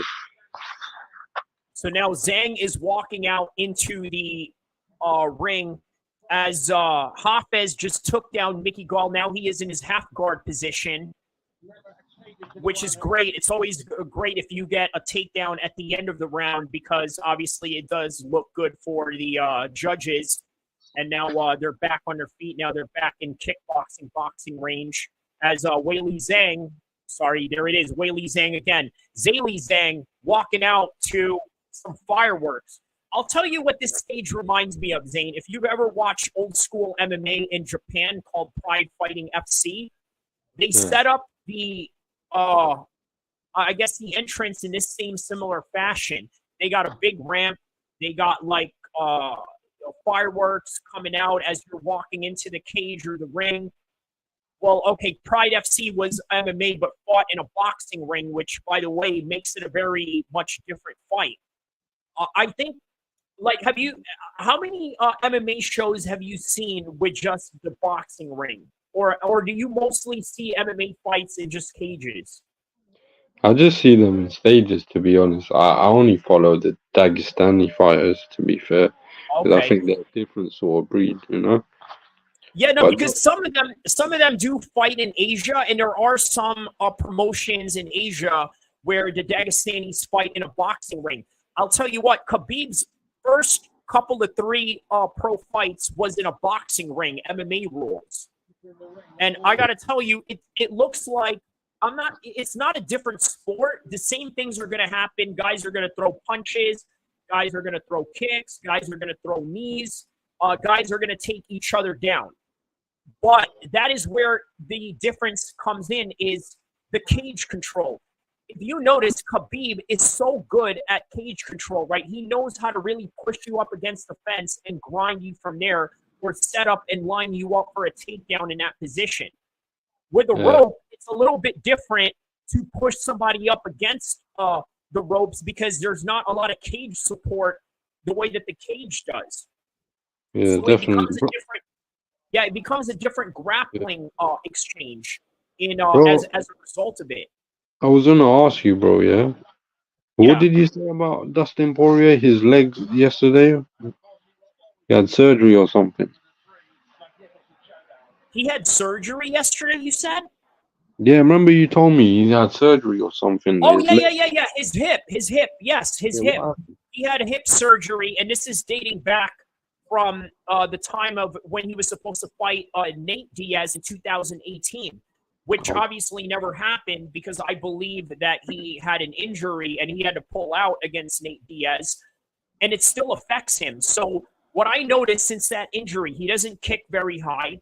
He has very low kicks. Uh, Not only that, I think that with wrestlers, he's susceptible to staying on his back because it's hard for him to get up. Okay. So again, you need your hips to get up from somebody being on top of you. Yeah. Most inexperienced grapplers or don't understand grappling, when you get taken down or somebody's on top of you, if you're inexperienced, your first initial reaction is to push them off you using your hands. When in actuality, it's more of your hip strength that pushes them away or getting up from those full guard positions. And this is where it's going to be very difficult for Dustin Poirier to get up because once Islam Makhachev takes him to the ground, I don't think he's going to be able to get up. And if he doesn't get up, then he's either going to be submitted on the ground or he's just going to get punched out and ground and pounded for a TKO. So Yeah, yeah, definitely. that's what I've been saying and been very consistent with how I see this fight going I with hope Islam and this Dustin, fight. just as a result of these factors. Because you see, what most people in both the MMA and boxing spaces when we predict fights, okay, Hafiz just beat Mickey Gall right now by unanimous decision. Shout out to Basil Hafiz. So there you go, man. All the Muslim guys are winning tonight. You know what I mean? So we're on a good track record so far. All the Muslim brothers are doing it. Yeah. Hafiz just won. Hamza Shiraz just won. And Islam Makhachev will win with ease tonight, no problem. You know what I mean? Because of because of the factors that I had mentioned. Now, look, Dustin Poirier. The reason why a lot of people think that Dustin Poirier is going to win is because he is top level. But man, What people think Dustin Poirier is going to win? What was that? Who thinks Dustin Poirier is going to win? Well, okay, so this is what I've been seeing on the internet, and I'm glad you mentioned this, right? Yesterday, after the weigh-ins, I made a live stream video. I titled it, Why the World Wants to See Dustin Poirier Win. And the reason, so it's not so much they're talking out of technical, matters of efficiency or understanding of the sport. They're Bro, I'm going to come back in, yeah? Give me a second. I'll be back. One sec. Oh, yeah. 1 second, bro. So now Zhilei Zhang, sorry, is being announced in the current moment of time right now, as Hafez is now walking out of the cage after his victory of a unanimous decision. And there's Deontay Wilder looking ripped as ever, as he always has been at 214 pounds, taking on the 280-pound Zhilei Zhang. And we are about to commence within the first round right now in just a few seconds from now. Buffer is now announcing. What was that? I'm back, bro. Sorry about that. All right. Yeah, I'm just doing a little hope play-by-play Makachev while wins, we bro. were. I don't want no upset. I don't want to see no upset. But I hope Makachev wins, man. Poirier? No. Bro, I don't see that happening. I don't see that happening. Look, if there was a time that Dustin Poirier could have beaten any of the Dagestanis, it would have been when he fought Khabib. He had a better chance of beating Khabib than he has of beating Islam tonight. He's taking on a Khabib that knows how to box, kickbox, and knows how to do everything better on the feet. On top of the fact that look, bro, leading up to this fight, you want to know something that's going to give you a little more confidence? Islam Makhachev was taking down Olympic-level American wrestlers leading up to this camp. Oh, yeah. Yeah. And that's not how it's supposed to be. An MMA fighter is not supposed to be taking down Olympic-level caliber wrestlers. And it doesn't matter just because the MMA guy has a bigger name than the wrestler. A high-level wrestler is a high-level wrestler. Say that again?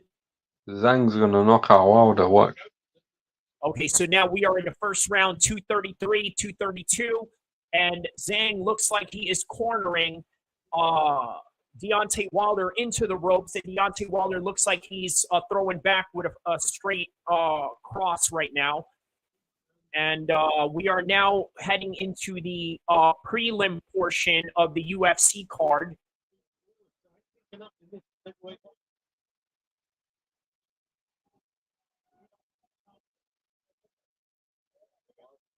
All right. It's a little bit of a feeling out process right here. By the way, shout out to Deontay Wilder's golden gloves that he has on right now. Guess what? Makhachev and Dustin Poirier tonight are going to be the first fighters to wear a golden UFC gloves, and they're going to continuously do that now for all the champions. So they're going to have a glove just like what Deontay Wilder has on right now for all the championship 5-round fights. Oh, yeah. So that's going to be, that's kind of cool. They're starting to become a little bit more colorful now. Whereas if you notice, the UFC's whole ethos before was just, let's keep it simple. Black and white, red logos, a little bit of some heavy metal music into the entrance of the pay-per-view, and that's it. Well, now they're getting a little more creative because guess what? The WWE owns the UFC now. So they're becoming a little bit more colorful. And then plus the Saudis also are getting in with the UFC. They want to sponsor UFC fights. So I think you're going to see a lot more colorful pageantry in the UFC that you may not have seen before as a result. So far, 2 minutes down into the first round with Zhang and Wilder. How do you see this so far? Does it look like Zhang is sort of taking control of the ring general? Yeah, like he's walking him down. Like, Wilder can't get off the ropes, so he's cornered, and the size is going to be a awesome. You think there's a possum play on the part of Wilder to sort of lure him into some sort of shot? Don't get me wrong. If Wilder lands one of his signature right hooks, then it'll definitely hurt Zhang, but I just feel that Zhang is just too powerful. Like, he's literally walking Wilder down, and you can tell the size difference,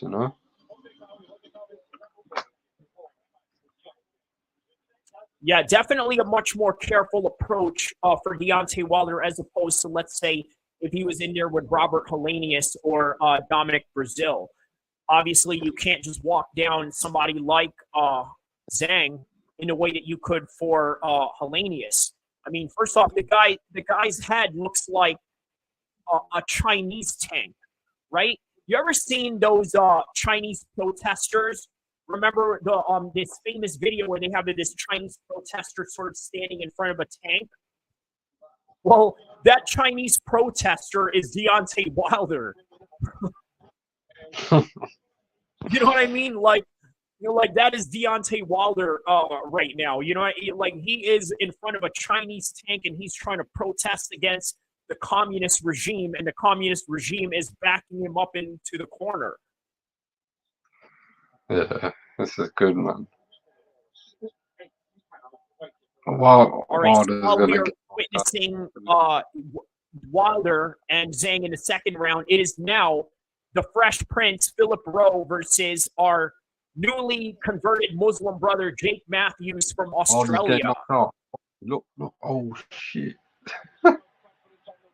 Oh, Zhang- what was that? Zhang. Oh, did that shot connect? It was hard to tell. It was the camera was on Deontay Wilder's back. It was hard to tell if that connected on his chest or his chin. 218, 217. Oh wow, look at Zhang. He is going for it. Wilder's getting knocked out tonight. Watch. It's only a matter of time.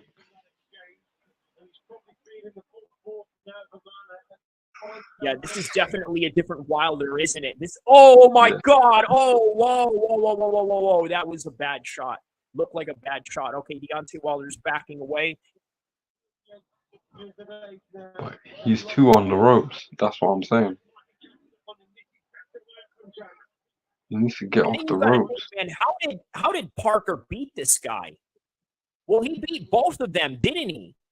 Yeah, he was a better boxer on the night, you know. You know, so full credit to Parker. He was boxing his way around the ring. I think he was making Zhang's legs work. Zhang is a big old 41-year-old, so you know. There you go. I think that's what it is. Wilder is just not that kind of style, right? Like where he can make Zhang work. He'll work at his pace. You know, See what the I'm thing saying? with Wilder, yeah. The thing with Wilder, bro, he doesn't work on his legs, isn't it? So his footwork is just not there. It's just so he's just standing in front of you, and that's the wrong thing to do it with Zhang, because Zhang can bang as well. So he's known as the big banger, you know. Ooh. Okay, Wilder sort of playing bravado there, banging his chest after that shot. Oh, wow, he's going for it. He really is going for the big bang. You're right. Yeah, you can't play his pace. You have to make him work a different pace. You see, the pace that Zhang is experiencing right now is very comfortable. He's like, all right, you know, we're strolling around the park. It's not what Wilder should be doing. What he should do is put him in a sprinting contest, not a jog, right? He's sort of working him at a jogging pace. Whereas what I think Parker did was he sort of worked a little bit of a 400-meter sprint pace rather than, let's say, just this slow, steady jog. Because when you're going at that kind of pace for Zhang, he figures you out. He measures you, he gathers your data, he downloads your data, and then he looks for openings within that comfortable space. And Wilder is sort of playing that same game, but it's hard to do that if the guy is bigger than you, if the guy has more force of power in the ranges based on his width and his size alone in order to somehow dominate the space inside the ring. Mm-hmm. Who's that in his corner? Is that Malik Scott that he's talking to in the snapback hat? Yeah, it's Malik. Oh, it is Scott. Malik Scott. Okay, the announcer just said that. Okay.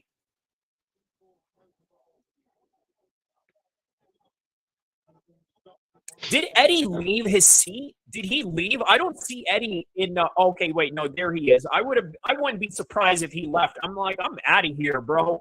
You know what I mean? Like, yeah, He's cool. I fired. signed Wilder, but he can't do anything for me now. You know what I mean? So, hey, Wilder, I'll see you, man. I know I signed you, but I'm getting out of here. I'm signing out. I'm He's not getting even knocked. winning, but good Wilder's luck getting on your knocked fight. out, bro. I'm telling you. Eventually, right? Like, do you see where Zhang is sort of downloading his data, downloading his habits? See, look at that. That's straight right there.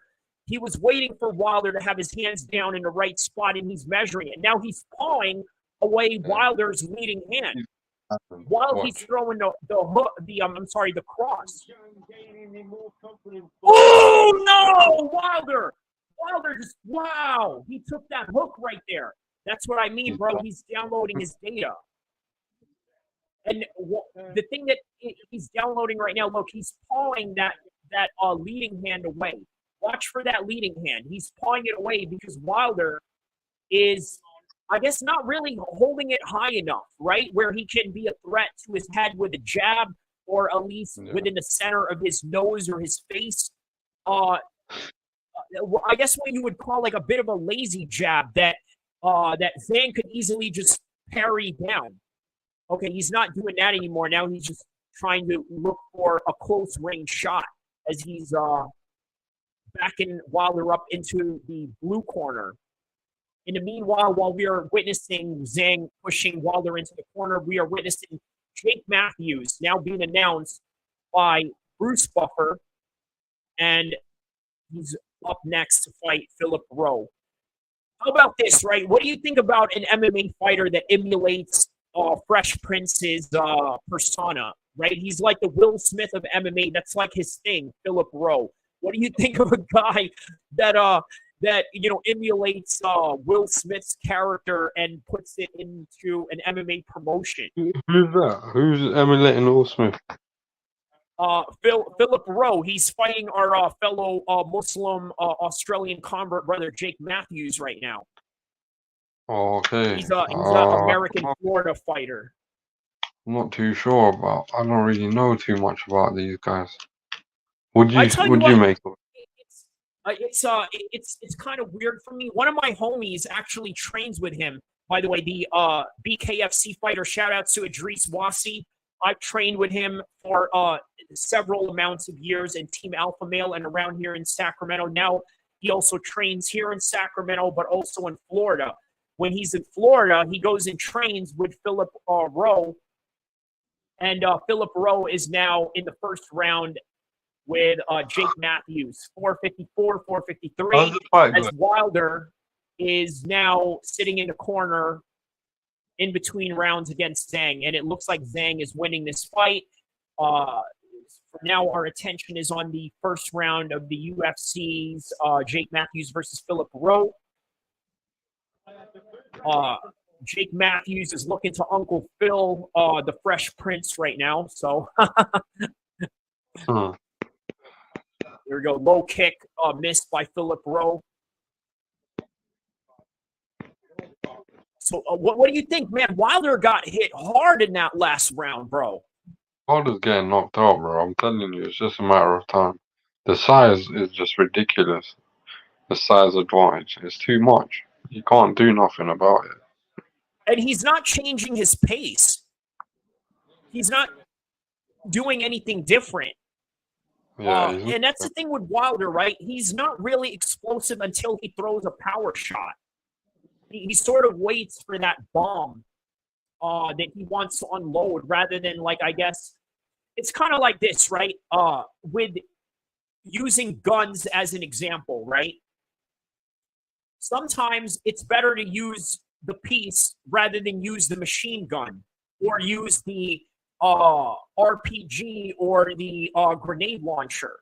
You see, oh, wow, okay. What Wilder is doing, instead of using, like, let's say, several shots in a row, semi-automatic shots, right, or automatic shots, he wants to use the bomb in the launcher straight away and will wait until doing so. Zhang is not any different than that, but Zhang walks you down. He uses your size. Look at the foot placement of Zhang as he is moving forward. Observe that, right? That is the reason why he's sort of backing Wilder into the corners that he's doing. because of his foot placement. Look at that. He sometimes he would even try to step on his toes, and I know that boxing cameras don't often cover that low of a camera shot, but when you do, look at that, the foot placement right there. He's stepping on his toes, and Wilder succumbs to just walking backwards. So these are the little subtle things that Zhang does a little bit better than Wilder. And then there's also the immediate threat of his power versus the power of what. There it is. Okay. He was going to go for a cross on that one. All right. So Jake Matthews' nose is busted open right now, I believe, from a jab from Philip Rowe. And they have under 2 minutes left in the first round, and they are brawling in the middle of the cage right now. And meanwhile, Wilder is trying to figure out a puzzle that he just can't figure out right now. Right, in terms of ring generalsmanship and just overall foot placement. And he's gotten hit quite a few times, and surprisingly, he took it. He took it quite well, didn't he? He has, man. He has taken it well. But it doesn't mean it's good, obviously, because just like with Ammo Williams earlier, right? Ammo Williams took an accumulative amount of shots that eventually weakened him to fall on his knees, right? Especially with the straight shots that Hamza was throwing. It's sort of what Zhang is looking for right now. All right, that is the end of that round with now 1 minute left in the first round between Matthews and Philip Rowe.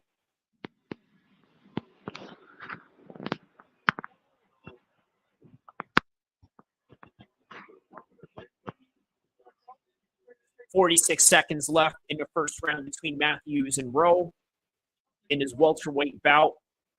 Jake Matthews' nose is busted up. Is anyone bleeding on? No. There's no cuts on Wilder or Zhang. Okay, but he did take quite a hard shot. Okay, a little official timeout right there. I believe Philip Rowe took a low blow, and they are giving him. Usually you could take as long as 5 minutes. Nobody ever takes the full 5 minutes when. Oh wait. Okay, so this is what happened, how that low blow happened, right? Philip Rowe goes for a flying knee, and Jake punches him in the family jewels as he's going up for a flying knee, which, by the way, I got to tell you, I think hurts even more than if they were to punch you standing up. Oh, shit. Because you're flying into it. You're flying your middle section into his punch. Okay, so now fifth round into Zhang and Wilder right now. 235-33. And Wilder is getting a little more aggressive now. This is the Wilder lead right here.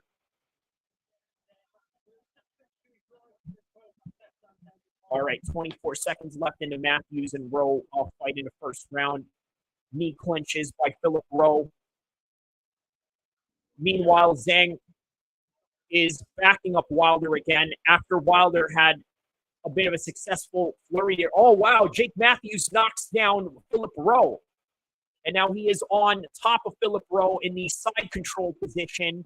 And that is the end of the first round between Philip Rowe and Jake Matthews. Now our attention is on to Zhang and Wilder, 151, 149 of the fifth round. Do you score any of these rounds for Wilder whatsoever? Shit. Yeah, I told you.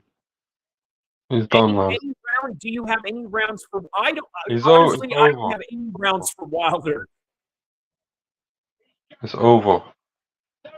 Oh my God! Oh my God! Wilder is down. Wilder is down. Wilder is down. Wilder is down. 6, 7, 8. Is he up? Is he up? Is he up? Walk towards the referee. Oh, wow. He waved it off. That is it. That is it. That is it. Chit chat Zhang, as they say, right? Yeah. Reaction, Zane. What did you think of that? Is this everything that we had expected? You know what? You are calling it, man. He's going to get knocked out eventually. He's going to get Told you, knocked bro. out eventually, and here it is. Told you, bro. All right, man. Oh, man. Poor Wilder, bro. I feel bad for Wilder, bro. I feel very bad for Wilder. But you know what? This is heavyweight boxing at its best, though, if you really think about it. 10-0, you know.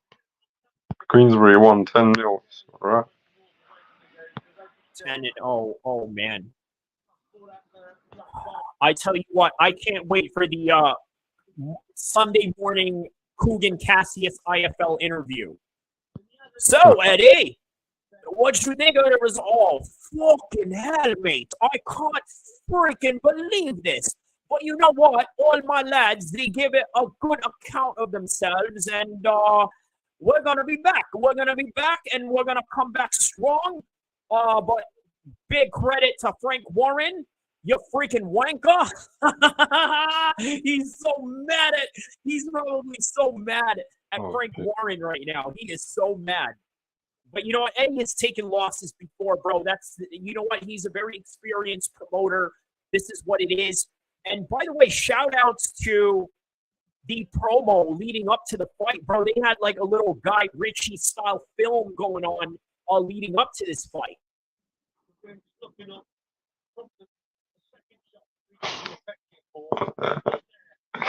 Oh, wow. Look at this, man. I did tell you.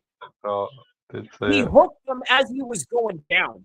He was on the verge of going down, and he hooked them all But he once turned again his for back. good measure. Why did he turn his back? Ooh, yeah, that hook right there. Yeah, that made him turn his back right there. Zhang follows up. Boom. Like, hey, where you going? Where you going? Boom.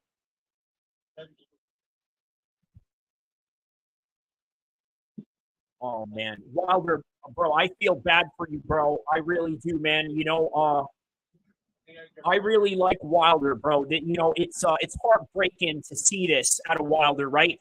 Like, it's one thing to see it out of Tyson Fury, but then, you know, you take a loss from Joseph Parker, you know, in a very lackluster decision, and then you just get slept by a guy who is 70 pounds heavier than you here. It's just, man, it's all bad, bro. But I tell you what. What are two things that Dustin Poirier and Deontay Wilder have in common? What's You that? want to know what it is? They're both from the South, right? Alabama and New Orleans. So they're Southern American boys, right? Okay. And they're both going to get slept tonight. I hope so. That's what they both have in common. Because, bro, Wilder coming into this fight is Dustin Poirier. Just being honest, that's the way that I see it, right? It's like he's a big name. He's a fighting fighter. He's got a big brand behind him. So they brought him in here for that. But just because he's a big brand and a big name, it doesn't mean that he's worthy of this particular challenge.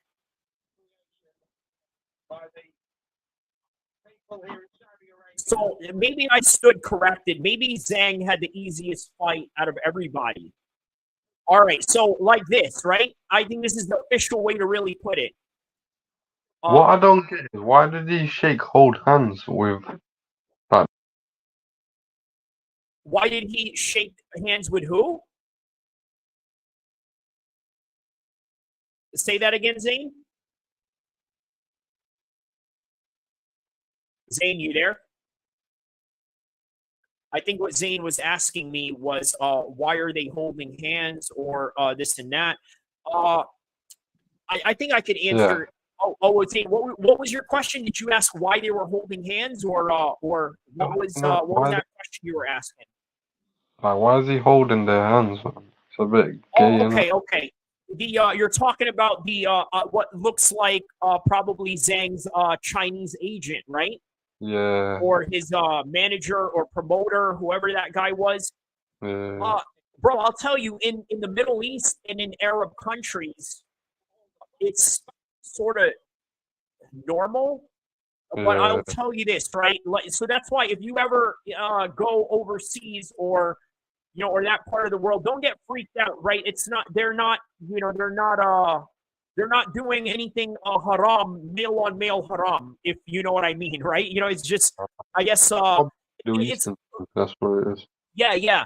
It's kind of like this. It's kind of like, you go down to LA or New York or London, dudes in the hood, give each other daps. You know what I'm saying? It's just like, Yeah. but with them, it's like daps, but I guess they kind of hold it on a little longer, but trust me, bro, I, even though I was born in that part of the world, I Western raised like you, so I get freaked out by that kind of thing too. Like, hey, bro, you kind of holding my hand there a little too long. You know what I mean? We don't get down like that, in West Side, California, where I'm from, bro. You know what I mean? Like, I would imagine if one of them sheikhs try to hold your hand like that, you think, bruv, we don't get down like that in London, bruv. You know what I mean? We don't do no men's thing like that. You know what I mean? None of that. Men's don't do that. You know what I mean? Whereas with a West Coast, dude, you try to do that with a West Coast dude, some Pookie or some little Ray Ray. They're like, man, get your hands off of me, you bitch ass nigga. You know what I mean? Like, but yeah, man, that's what it is. It's just a cultural, customary thing. I'll tell you what, I visited Egypt a few times. They did that with me. But I had to let them know, like, hey, listen, look, Muslim brothers, I am an Arab man like you, but I'm an Arab man that grew up on that side of the world, and we don't do that in West Side, California. You know what I'm saying? Like, men's don't do that. You know what I mean? Men's don't do that type of thing, bruv. As they say in London. So yeah, that's what it is. It's just a different cultural understanding. The best way to put it. But speaking of which, our Philip Rowe is now on top of Jake Matthews in a half guard position, with Jake Matthews' nose busted up from the first round. And this is anyone's fight at this point right now, unlike the Wilder-Zhang fight. Ooh, look at that hook. Boom. And then he follows up. He runs up on him. He's like, where are you going? Boom. Even without that hook, I think Wilder was on the verge of going down. That extra hook right there was just one for a good measuring stick.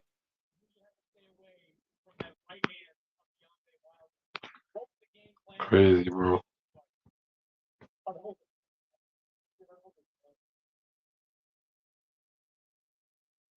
I tell you what I do like about the heavyweight division right now is that everybody is beating everybody to a certain extent, right? Like, everyone is beating everyone. Like, there's really no true undefeated heavyweight left other than Usyk, and that sort of tells you a lot about Usyk, doesn't it? He's a beast, bro, man. Pound for pound, the best fighter on the planet, man. He beat Anthony Joshua. He beat flipping Daniel Dubois. Yeah, twice, exactly. Daniel Dubois. He beat flipping. Who did he beat Tyson Fury just right now. You gotta give the man credit, man. Like, he's a cruiserweight, two-weight, undisputed world champion. And he, to me, is pound for pound the best fighter in the world, man. For me, it's so impressive that he's gone up to heavyweight and beaten all the heavyweights when he's a cruiserweight. Footwork and ring IQ of Alexander Usyk is just amazing, man. Out of the world, man. The best fighter in the world, you know. That's what I think. Not only that, like, man, it's not a secret. Usyk is not one of my favorite guys in a political sphere of things, right? But aside from all that, if I could be an objective observer of combat sports and understand what I'm looking at from an experience point of view, I think what Alexander Usyk represents is the quintessential idea of what true martial arts is. And the essence of martial arts really is the smaller guy being able to overcome the bigger and more athletic and more physically efficient athlete with skills and efficiency of technique. absolutely embodies that whole entire idea and that notion. Hey, you know, Queensberry, they've won this boxing card. You just see right now, Turkey Al-Sheikh giving them 3 million for the win. You know, Oh, and is that's that an the prize? The 3 million's the extra bonus. prize. Okay. Yeah, for the And winning then he team. gets that. And then he Imagine gets that to they have get that. extra 3 million on their pay slips. They got paid tonight, man. Indeed, bro. Indeed. But you know who else? You know who else got paid? I'm looking at him Yeah, I got on my paid. screen right now. You know, But I along with need 100 other people in the world right now that have been watching this stream with us. By the way, I'm looking at him right now. By the way, I do want to say I don't like promoting gambling or betting anything of that nature, and I good will. man, good man. Neither do I. Neither do I. Yeah, that's Yeah, why. and I Oh, never bro, will. check this out. Hey, you want to hear something crazy? So, there's a YouTuber that follows me, right? He's Yeah. he's an ex con. Well, let me just say this, right? So his name's Dubs. I urge you guys to check out Dubs. He shouted me out on his live stream. Very big YouTube channel. So a little background on Dubs, right? He was a former Sureño. And for those of you that are locked in and understand the gangland culture of California, the Sureños are one of the biggest organizations in Southern California. 24 years ago, he shot a man in the back of the head. And by the way, I'm not snitching. This is all public record that I'm telling you guys right now. Dubs, this is all public record. So he got released because there's this program that they had going on in California where they were going to release violent felons out early, and he happened to be one of them. He got out, but guess what? He turned his life around, got a big YouTube channel, and made a positive living out of doing YouTube. And it's inspiring. You know, it's inspiring for, brothers like us and people around the world that want to find an alternative to, let's say, their revenue streams of some sort, right? So he shouts me out. He said to me, he's like, "Hey, Holmes, you know what I'm gonna do? You know, maybe I should, take all your picks that you do." I'm like, "Oh man, no, please no." I'm like, "Man, you know what I'm saying? You don't want to do it like that. You know, doing bets. You know what I mean? And then if it goes wrong, no." But shout out to Dubs. You know what I mean? Dubs is he's the man. Check out his channel. There's it's spelled DUBS, and in his second channel is also DUBE double S for Southsider Sureños. And for those of you that are tapped into the LA gang culture, you know exactly what I mean. But shout out to me, shouted me out on the UFC 300 post stream that he did because I recommended him to fight. I told him who to pick and who to watch out for, and yeah, so the thing is, bro, it's going back to what you're saying about gambling, right? Yes, prove of it. Does it happen? Yes. Does it happen in a way where, let's say, you do it, or, well, I don't do it, but does it happen in a way where, let's say, the predictions that we do, people go and propel themselves to make decisions based on what we say in our videos? Yes, that we 100%. cannot control. Or what were you saying? 100%. You hit the nail on the head there, bro. Yeah, man. So yeah, not in any way to promote this, but it is hey, you know what? We love combat sports. We love to analyze what goes on. We love to analyze the matchups and how it fits into one person over the other. And yeah, if people are going to be adults and they're going to do what they do. But shout outs to you though, man. I know you are over the moon on this one, but I think part of what you have going on is also tied to Islam Makhachev. Yeah, 100%, man. Like I said, we had the conversation yesterday, and he was telling me Islam Makhachev will do the business tonight. So, I took it on board, and I put him on my bet slip. So I need Makachev to win as well, man. But I hope he wins like he told me yesterday. You know, like we had that conversation. I don't Bro, want they to. are hyping up Dustin Poirier. Bro, listen, they're gonna have do you know that song Shine Bright Like a Diamond? Yeah. So I believe there's this dude, this heavy set black dude who sang in American Idol, right? Hmm. And he sang that song. So he's going to sing him out tonight. This guy is going to sing Dustin Poirier out. And MMA entrances, it's not always grand, right? Like we don't do these, WrestleMania type of grand entrances. But they're going to do this for Dustin Poirier. It's really weird. You know what I mean? Especially if you're in the know of what you know in mixed martial arts and what you're looking at. It's like you're giving Dustin Poirier this much just to come in here and lose? You know what I mean? I don't understand. Like, but they're building a Rocky story out of Dustin Poirier. It's like a Rocky story they got going on. Oh man, he's taking on the Ivan Drago of MMA. Like, no, bro. This is real life, and in real life, the Russians win in real life fights. You know what I mean? It's not the movies. It's not a Rocky film. Yeah. But they are really like, but it's good. I tell you what, this is good because hey, guess what? Islam Makhachev's biggest win in to date, obviously, is Charles Oliveira and twice to Volkanovski. And reason being is because a lot of people just did not want to fight Islam Makhachev on the way up. When Dustin Poirier was a higher rank than Islam Makhachev, he didn't want that smoke. Yeah. So No, I hope in perspective, he's only fighting him because he has no choice and he has the belt. And if you want the championship, then you can't duck a champion if you have an opportunity.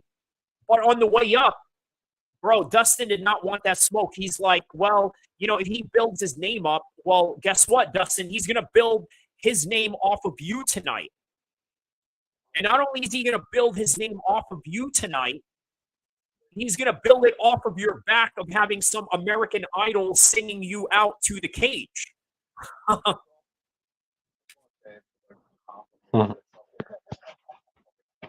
So that's what we got going on, bro. But man, look at Wilder, bro. Man, I feel so bad for Wilder, bro.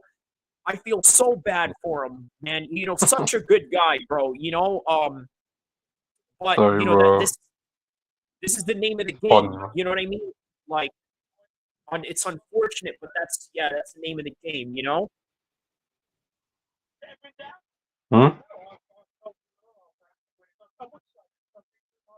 Oh no, I was saying, that's the unfortunate name of the game is you win some, you lose some, and then sometimes you lose. Say that again? I feel bad for Eddie Hearn. All of his fighters lost.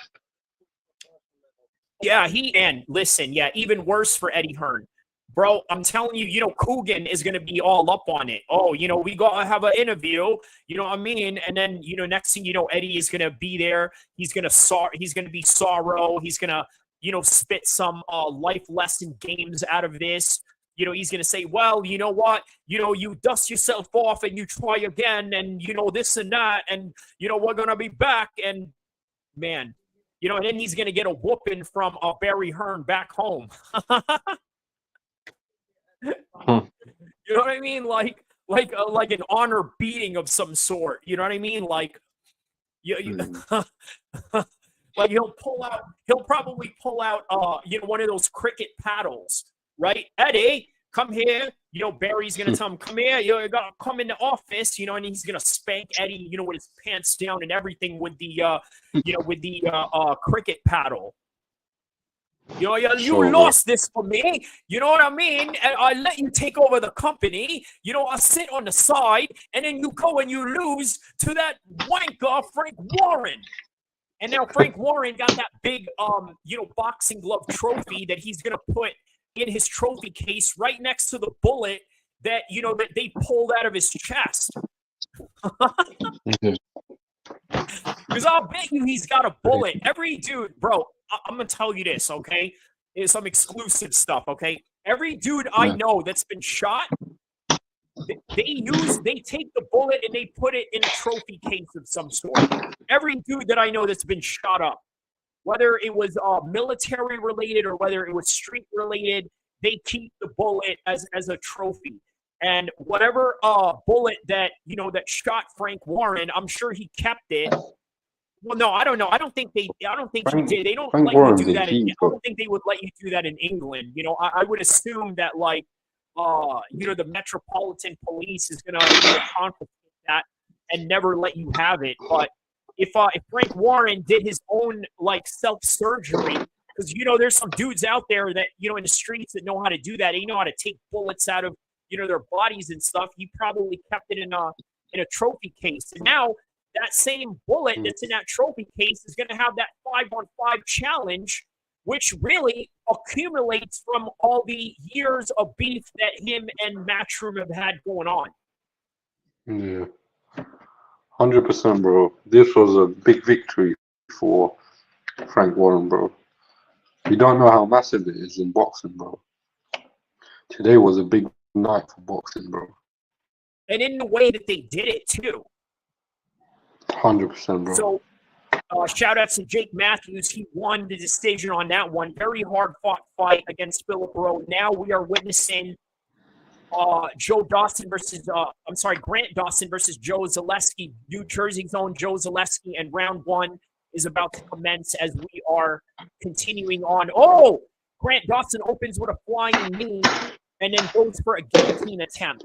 So for those of you that want to understand what Dustin Poirier is going to go for tonight, it's the guillotine attempt, which, by the way, Joe Zaleski is trying out on his own.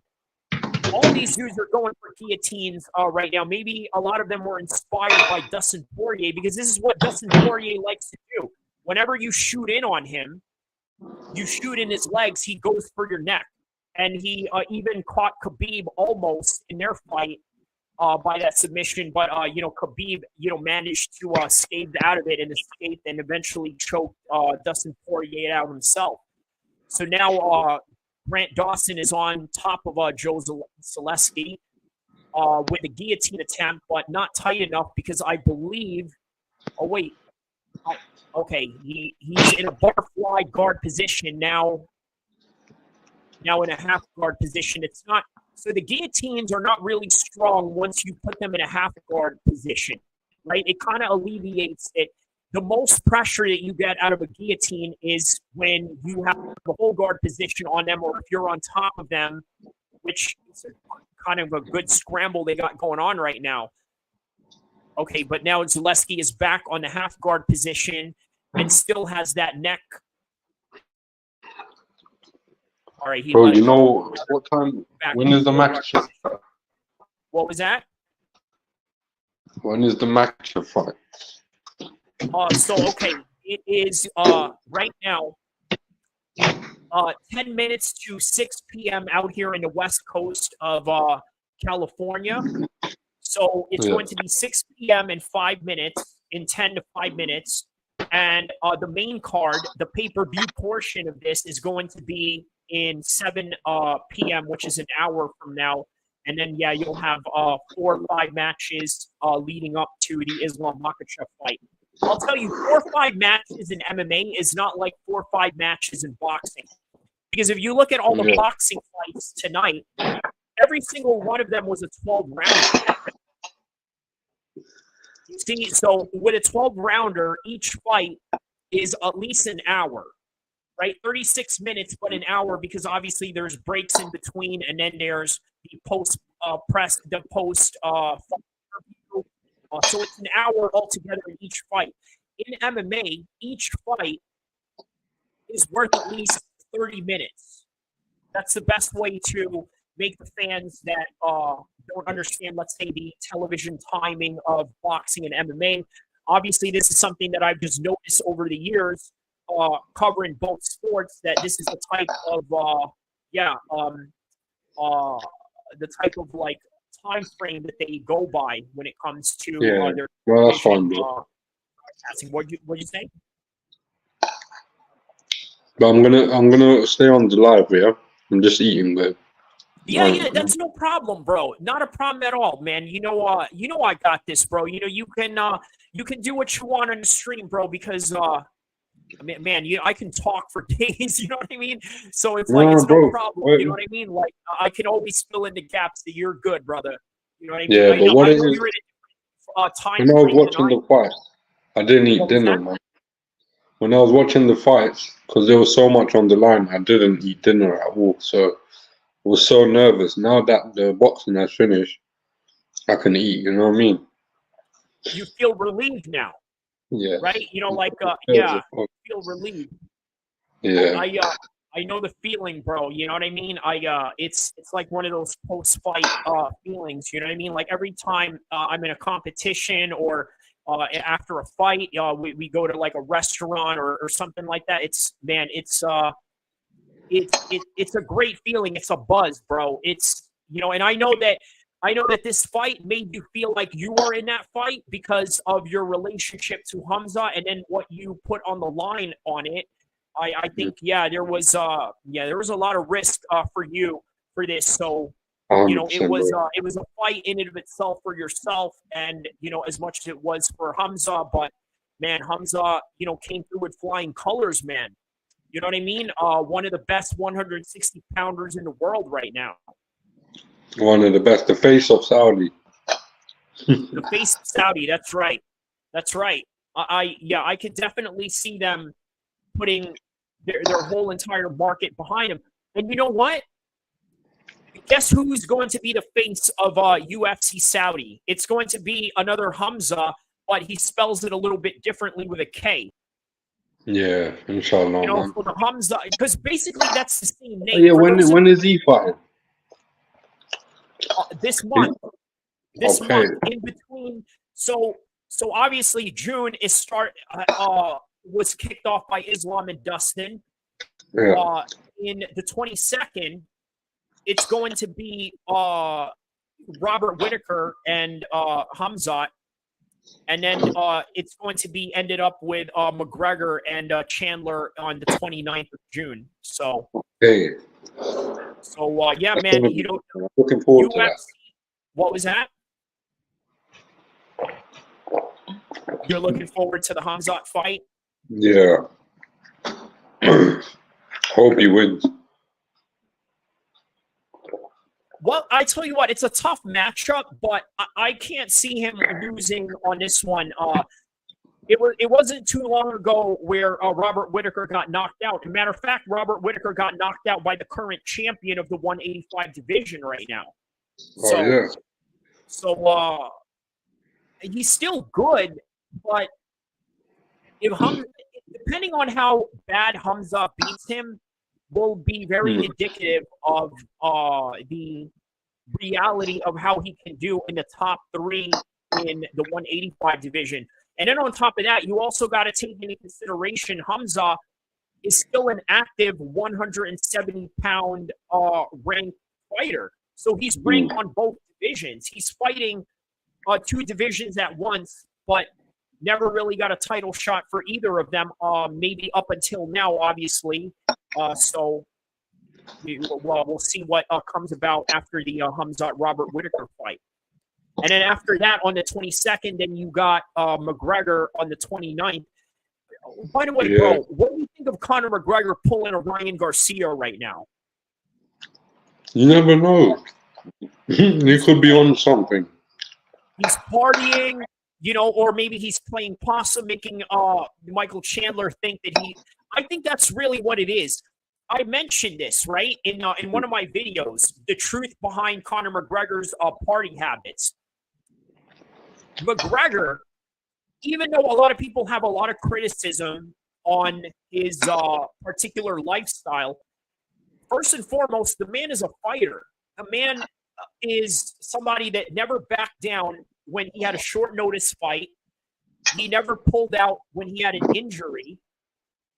He's he's a fighter's fighter. Let's not forget the reason why Conor McGregor is popular is not just because of the fact that he has a cute Irish accent or he has, a big Irish contingent following him. What makes Conor McGregor special is that he literally never backed down from a fight. Yeah, in a sense where he was willing to take all fades. He never ducked the fade in the expression that we say out here in California.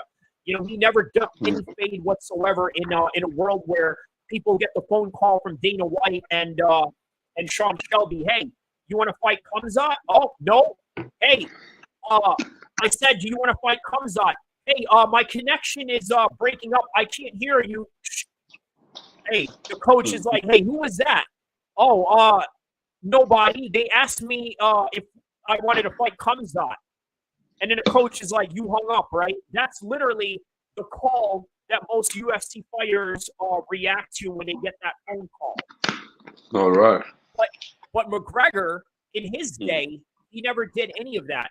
So what I'm saying is that all this partying that he's doing, I think that he's playing possum because here's another thing I know about McGregor. He's done a lot of quotes from The Art of War in the recent years, right? He's a proponent of reading that book, and part of what that book teaches you is appear weak to your enemy.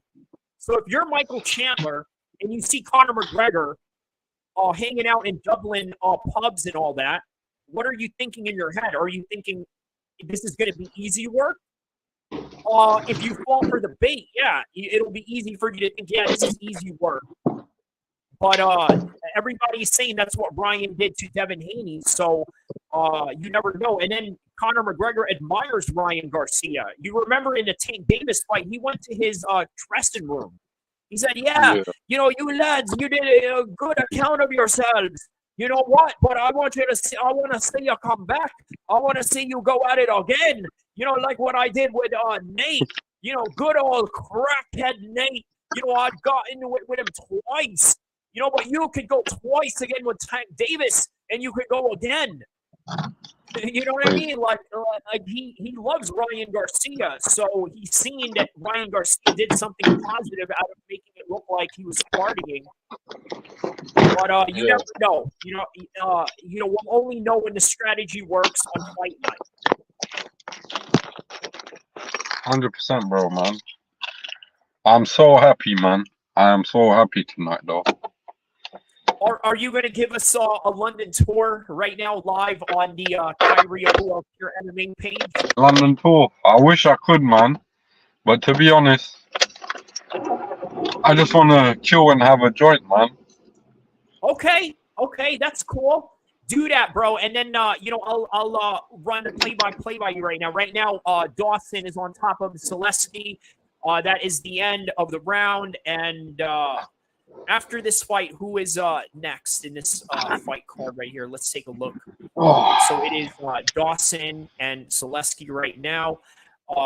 After this, it's going to be Jailton Almeida against Alexander Romanov. And Jailton Almeida is very active, coming off of a loss against Curtis Blades. By the way, the guy who is fighting Tom Aspinall in UFC Manchester at 304. That's going to be on the same day as the Derek Chisora versus Joe Joyce card, by the way. So they're going to have a boxing card in London, and then they're going to have a UFC fight up in Manchester. So UK is going to be on July the 27th. Michael Kelly said he's going to that fight, right? Oh, yeah, the Chisora fight, isn't it? Yeah, he loves that dude. That's his dude right there. He said he's going to turn up over there, with the Union Jack and the war red hat that looks like one of those MAGA hats. He's going to turn up. My man's going to turn up over there. The thing is with Michael, how I know Michael is through his brother. His brother Scott, right? Yeah, his brother Scott. We went to school. We was in the same school. So it's mad that how they're all boxing fans. You know what I mean? And I remember Scott, he was a very hardcore boxing fan, and you know, growing up, I didn't know Michael was his brother.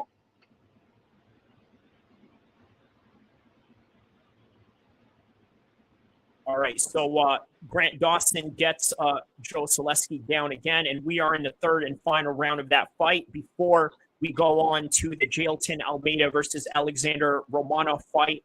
And then the capping off of the prelims before the main card is Cesar Almeida taking on Roman Kopylov. And in the beginning of the card, we're going to have Randy Brown, New York's own Randy Brown, taking on Elezu Zaleski dos Santos. And yeah, and pretty much a top-heavy card. Obviously, the main attraction to the entire card was Sean Strickland and Paulo Costa, and then Islam Makhachev and Dustin Poirier. They are obviously the main attraction for this fight night. But that is also the reason why they only allowed Sean, Costa, Islam, and Poirier at the press conference. Usually, most UFC press conferences will consist of, let's say, all the people in the main card. They didn't include all of them. They only included the four co-main and main event for this one. So, you know, again, it kind of shows you it's a top-heavy card. A lot of the names that are fighting right now, they're not really the biggest names in mixed martial arts, not really the biggest names in the UFC period. But they are ranked fighters, and they are still interesting fights, just not really the most known fighters for the casual fan base of MMA. But nonetheless, the casual fan base of MMA, they definitely know who Islam is through Khabib. They definitely know who Dustin Poirier is because of his longtime notoriety and some of the big names that he's faced. Sean Strickland, the whole world knows who he is, very controversial figure. And Paulo Costa, former title challenger, who is great at social media, has a great personality. By the way, a former male model, which is, I mean, he's not the first one, right? For those of you that follow AKA and the AKA gym, obviously there was Luke Rockhold, the former sparring partner of Khabib. I believe that he was a male model as well. But I mean, look, to be honest, it's not, it's a bit of a paradoxical job to have, right? Being a fighter while being a model at the same time, because obviously you're going to get your face smashed in at some point, right? But Luke Rockhold got his tooth knocked out at BKFC, fighting bare knuckle boxing against Mike Perry. So that's the that's the reality of the sport in and of itself. So so far in this fight with Dawson, he's just been on top of Zaleski right now. It looks like Dawson is on his way to winning this fight via decision with just about 1 minute and 20 seconds left into this card. So are they planning on doing a parade or, let's say, a welcoming for Hamza Shiraz? You know what I think you should do? Call up, the people in his squad and maybe set up like a welcoming at the airport or something. Or I'm sure not Matchroom. I'm sure Queensberry will set up something like that. Yeah, he smashed him, man. He was the captain today. He got the most points as well for Queensberry, 4 points for the captains. Crazy, man. And it's really inspiring and really makes me proud to see him where he's come from to where he's at now. You know what I mean? The face of South. And I wouldn't be surprised if you see him headlining there soon. Watch.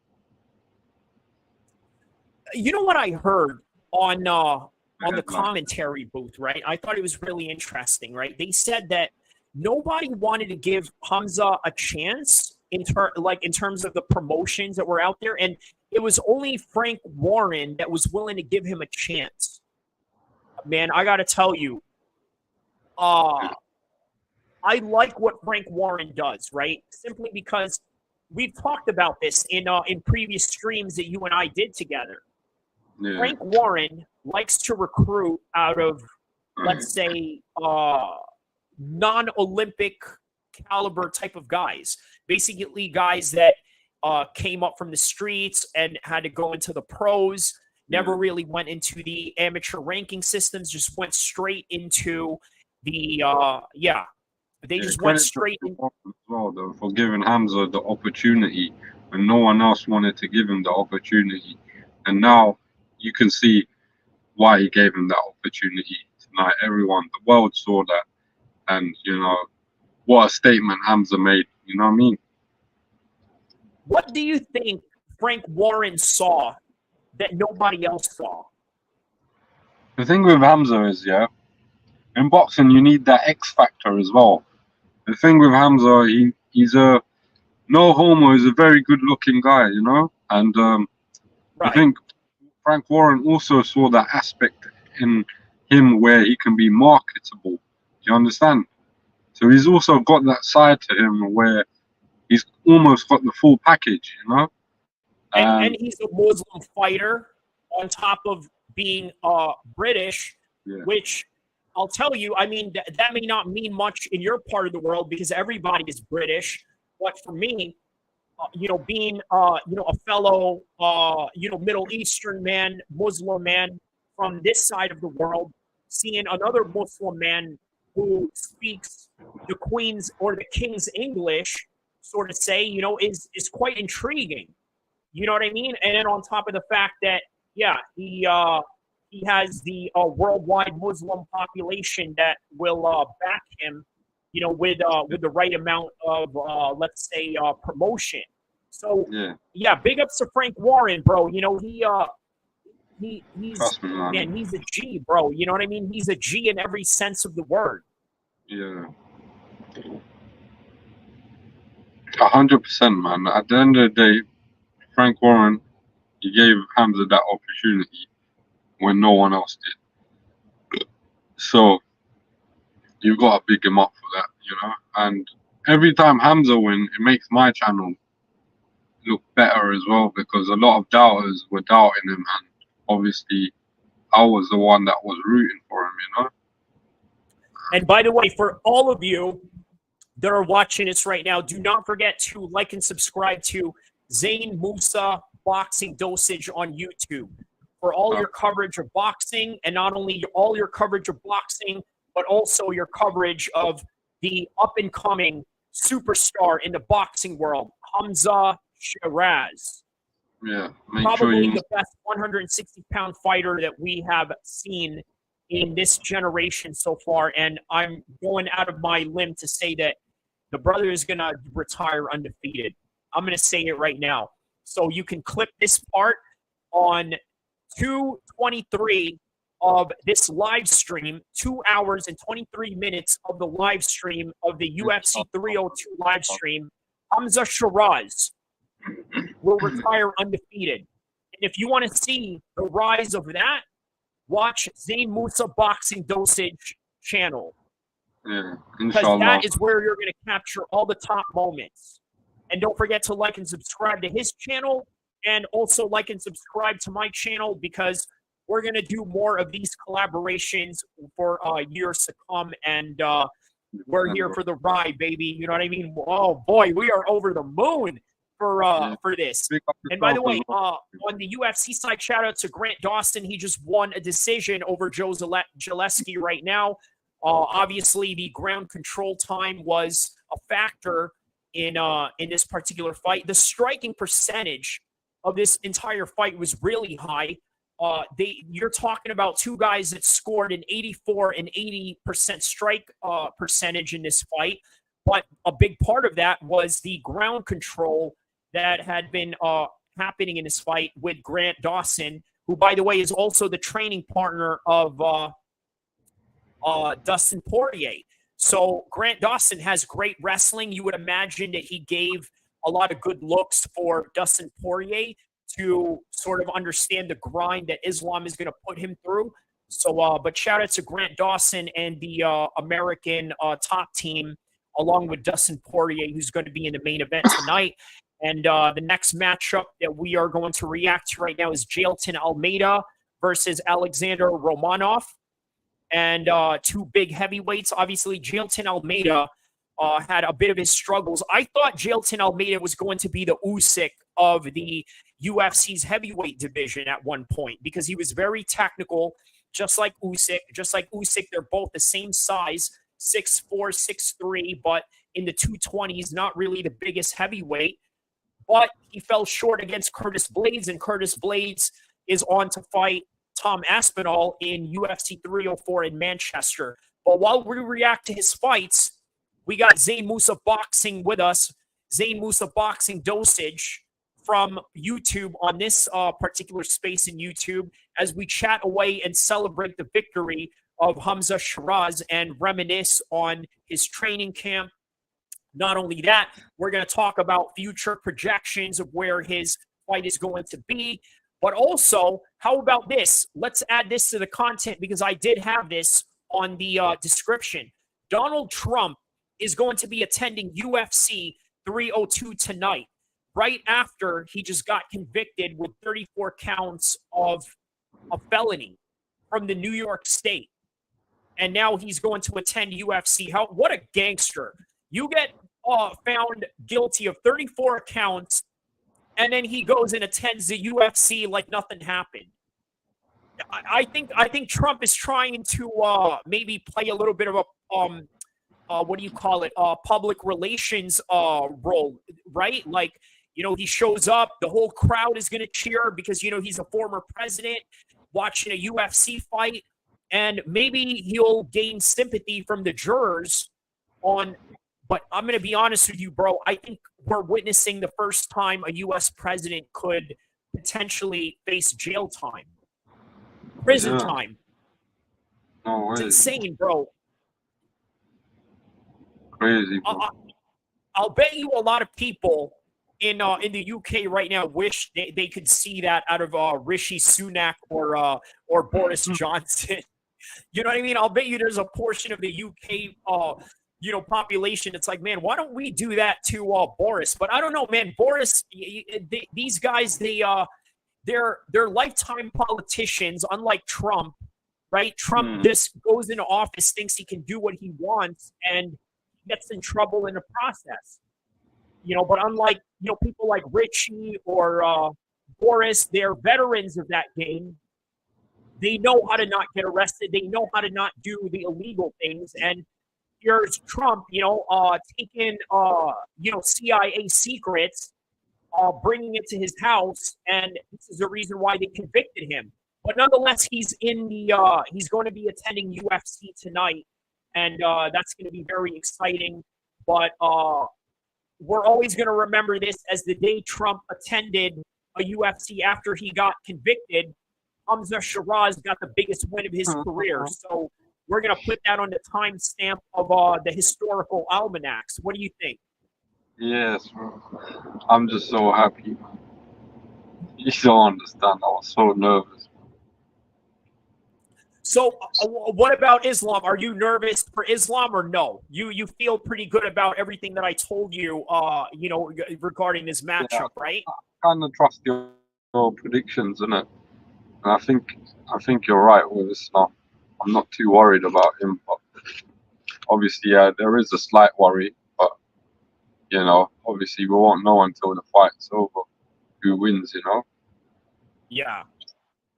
For those of you that want context in what we're talking about, all this week, I've been talking to Zain about the Hamza fight. And for those of you that don't know, Zain is attached to Hamza's team, right? So there's a huge emotional connection and a certain sense of empathy that Zain was experiencing all throughout the week. And then not to mention the fact that, let's just say that he put some things on the line regarding a particular matchup. So it was a very stressful week for Zain, but I kept reminding Zain and assuring him, to be honest with you, I really see Hamza as the next big thing, and I think that he's going to do great in this fight, and that he's going to empty the clip out of Ammo Williams, and lo and behold, this is what happened. But leading up to it also, understand that everything that Zain was saying,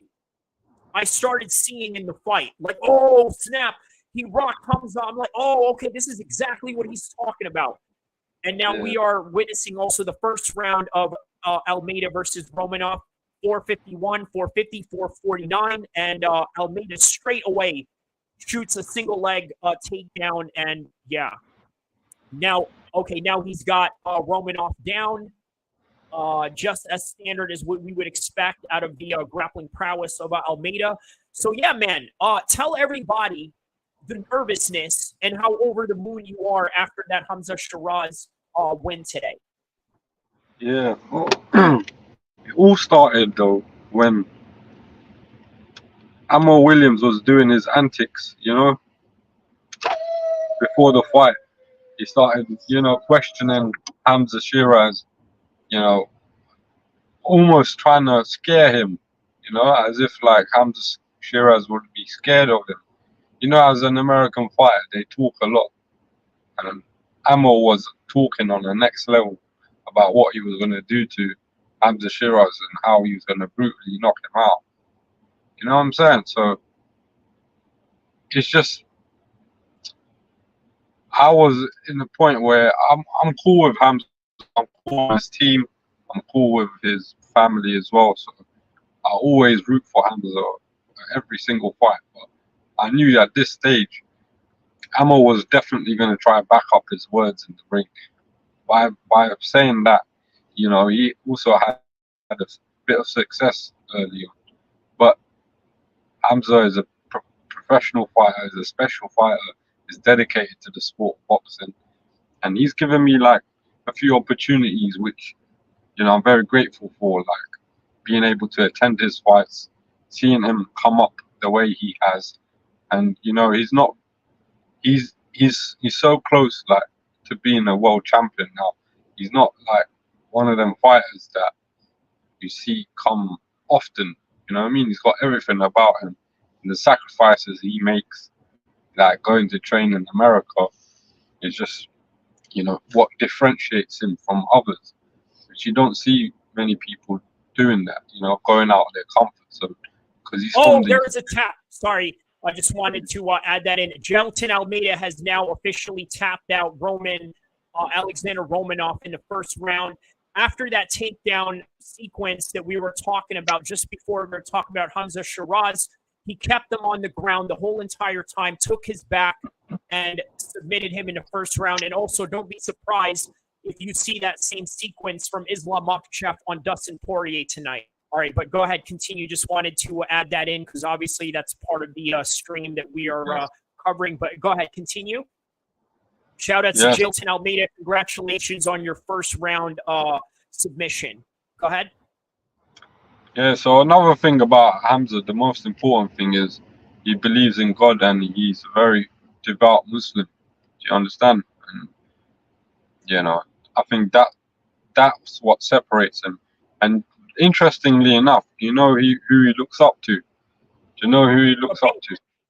Yeah, he looks up to Khabib. What a role model to look up to, a man that was a great man who done a lot of amazing things in MMA, and he retired undefeated as a world champion. It's just, and not only that, he did it right with honor and honor, courage, and commitment. He did it in those righteous ethos that he had influenced young fighters, not only Hamza Shiraz, but also Bilal Muhammad, who, by the way, I wanted to ask you this, right? Speaking of Muslim populations and devout Islamic practices, Bilal Muhammad said, and I want to ask your take on this, right? He said that Manchester is going to be cheering for him because he said that Manchester is a big Muslim town. Now, what do you think about Bilal Muhammad's statement? Is he right? Will Manchester root for him or for the local countryman in Leon Edwards? What do you think about his comments? Basically, yeah, Manchester's got a big Muslim community there, and he definitely got a point there. But I think he's a good fighter. I think he'll beat whoever he fights in the UK personally. I always root for him. I think one interesting fight, there was a fight, I don't remember the name, but when I was watching him, it was on the undercard prelim. He knocked the guy out, man.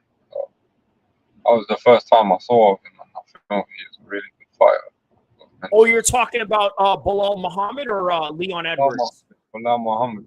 He's fighting. Oh, he's yeah, gonna yeah. Was it Oh, Edwards? that's right. That's Sean Brady. That was the Abu Dhabi card. I know which fight you're talking about. Yeah. That was one of the first Khabib camps that Bilal Muhammad did. Yeah, one of his first Khabib camps. That's when he really started tapping in with Khabib. I also remember him calling out Kamzat though. I was thinking, would they really fight? Him and Kamzat and Bilal? Yeah, Bilal was calling. I saw on a post. No, they were either supposed to, and it never happened, or it was a fan made poster. You know how it is. There's fan made posters out there of fights that never happened, just like Benavidez and Canelo. True. So you know, perhaps maybe you I saw think that fight will fan-made happen. You know, I have a feeling that might happen one day. What was it? Wait, say that again. Canelo versus Benavidez will happen one day, bro. I'm telling you. So you heard Turkey Al-Sheikh earlier, right? You heard him say that he's trying to work on Crawford and Canelo.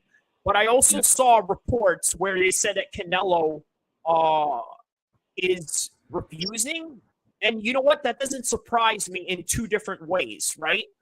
Well, let's break down the possibilities, right? He's refusing because maybe there's other matchups that interest him. He's also refusing because, let's face it, right? In comparison to everybody else, wouldn't you say that Canelo probably made more money than anybody else in boxing, and not even the Saudis themselves could buy him off? Whereas with Terrence Crawford, he had one big money fight in his career, which was Errol Spence. So you can still sort of buy him a little bit, especially with Saudi money, but not so much with Canelo, where he has all these different options. What do you think about that? I think Turkey, he's got the money in it if he really wanted to bring Canelo there. But he's not a stupid guy in it. Like he knows what he's worth, and just like when Gervonta Davis started saying, "Oh, he wanted this and that," you know, he never got any of that. He was mentioning he wants 2 Ferraris before he even speaks to Turkey Al-Sheikh. You know what I mean, about coming to Saudi. So, you know, Turkey, he's a man of honor. He told him, you know, you ain't getting nothing. And but a pair of boxing gloves, that's what you're going to get. So, with Canelo demanding 200 billion, it's really up to him basically to give him that. And I don't know if he's willing to give him that, you know, because that's a big offer. You know what I mean? And They Turkey, gave Tyson 150 for the Usyk fight, right? Yeah, it's up to him. Huh? They gave Fury 150 for the Usyk fight, didn't they? And then they gave 50 to Usyk, who's obviously the B side going into that fight. All right. So yeah, they could very well. It's up to Turkey Al-Sheikh to make it happen. Like he said, 200 billion is the asking price. Let's see if it'll happen, but I think it will happen. I think it will.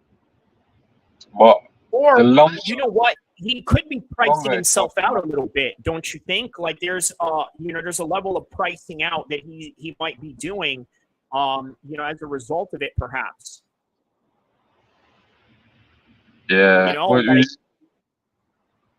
like maybe, and again, this isn't, to be disparaging towards Canelo in any way, right? You were just being objective about it, but I think maybe there's a point in Canelo's life where he feels like, he doesn't need to answer to anyone or anything like that. So yeah, there could be a possibility where he may just see this as, hey, you know what I mean? I don't need Canelo in my life, or, maybe I can move on to something else.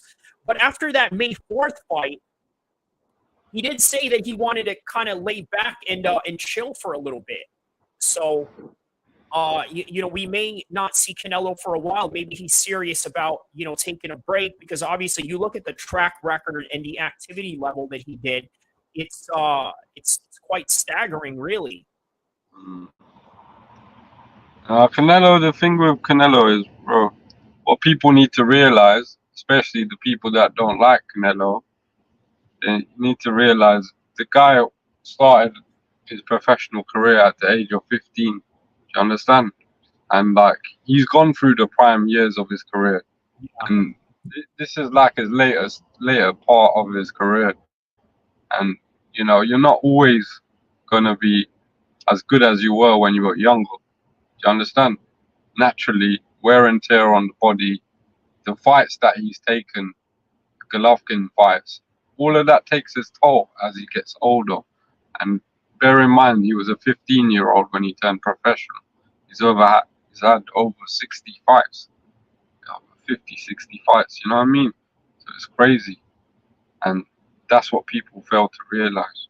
But big shout out to Canelo, because he'll go down as a future Hall of Fame or whatever people like it or not. You know what I mean? But that Benavidez fight, I really want to see that fight. You know what I mean? And I hope it gets made soon. But there is hope. I tell you what, that I can tell you that fight is in it's in pretty high demand, right? Because I remember I made a video of Benavidez and Canelo a couple of months ago. And obviously, even a couple of months later, the fight has still yet to be made. But I'm still getting views on that particular video, right? You know how some videos, they stop, giving you views because it's not relevant to, let's say, the, current news or whatever news cycle you were covering. It's sort of like that, right? But with this, it's like I look at my analytics, and this particular video is still getting views.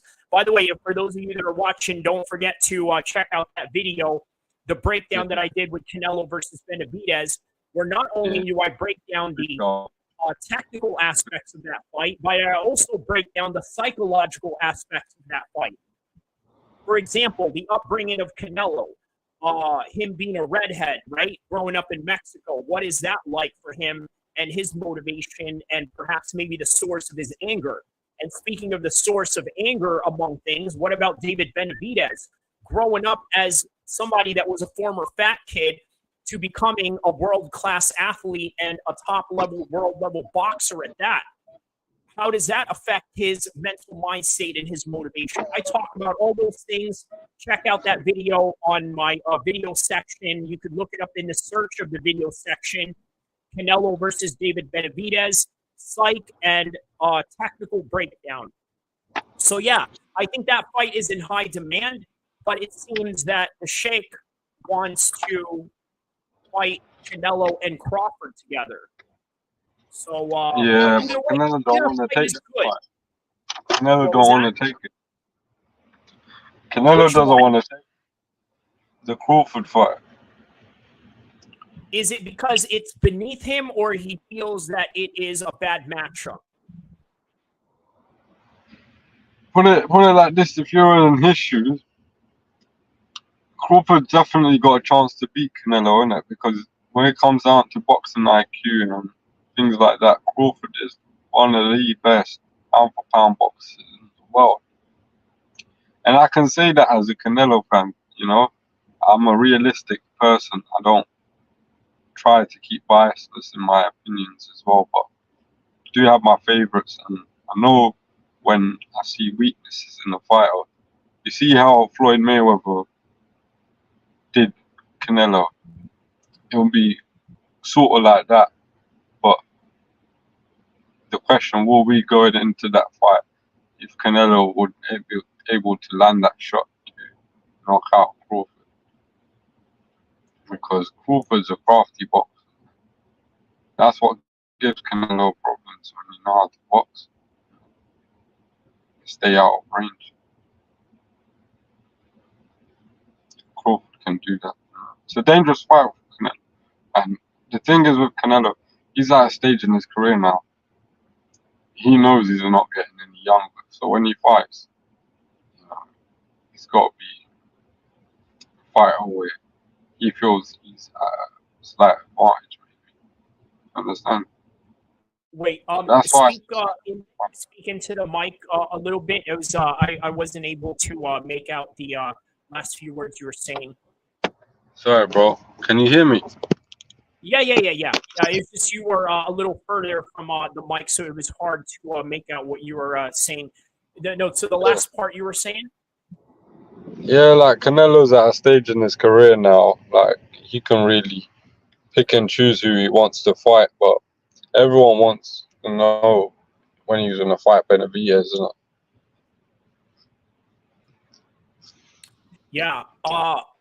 Can you hear But me? you know what? I feel like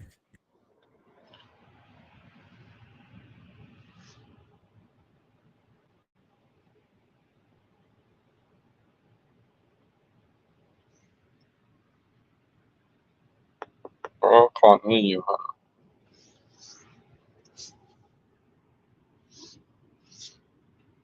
how about now? Can you hear me better? Yeah, I can hear you now. Saying was there's a point where I thought Benavidez can win this fight, but now looking at it in hindsight, I think Canelo could beat him. Nah, man. I think Benavidez got a good start to beat Canelo, bro. So maybe there's a reason why he's sort of delaying this fight, right? Because there's a point where people thought, oh, the Charlo is No, I don't. I don't fully feel that Benavidez will beat him, innit? I feel like it's a 50-50 fight, innit? I think with Canelo's experiences, it's good, innit? Do you know what I mean? And that might be a difference, as we saw in the Munguia fight. He might just screw him into judges' scorecards. Bro, he might even knock him out, bro. The way Canelo knocked out Munguia, and I think he was taking it easy on Munguia, I think that Canelo, if he really wanted to, he could take it to that gear where he could knock out Munguia if he wanted. That's where he, you know what I mean? Could have done that, but I don't feel like he wanted to. Why do you think he held back on Munguia? What was his reason? Was it just because it was, a Cinco de Mayo weekend card that he didn't really want to, I think really Mexican because of that? what it is going into that fight, he had a lot of respect for Munguia, and you can see that he had a lot of respect for Munguia. When he came into the fight, he was shaking his hand, he was hugging him.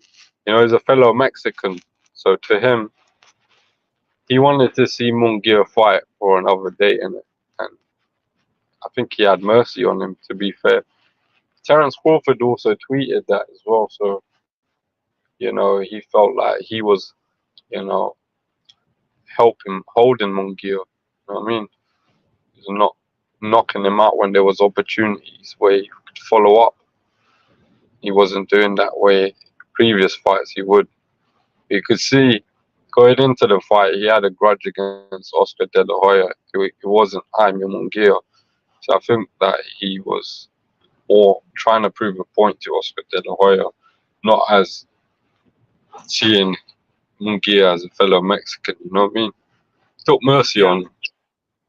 That's why he held back. That's my opinion, and that's Terence Crawford's opinion as well. So, I think that makes a lot of sense, considering that leading up to the fight, the aggression and the anger that Canelo had was really directed towards Munguia. I'm sorry, not Munguia, to Oscar, right? And he just saw Munguia as like, well, this is a body that I'm just facing because of the competitive architecture that is in front of me or presented to me, and that's all this is really just a job. But in reality, like, his main hatred and source of anger was towards Oscar. And leading up to the fight, it seemed that all of that was very noticeable. So yeah, you have a point to that. there are also notions and other times where, let's say, I'll give you an example. Khabib's cousin fought another Dagestani in a UFC card, right? I forgot the other Dagestani's name. Well, I don't think he was. I think he was Chechnyan, but either way, obviously, same region, right? A fellow Muslim fighter, bro. It looked like a sparring match. You know what I mean? It looked like a sparring match, and I think, well, I think we know why.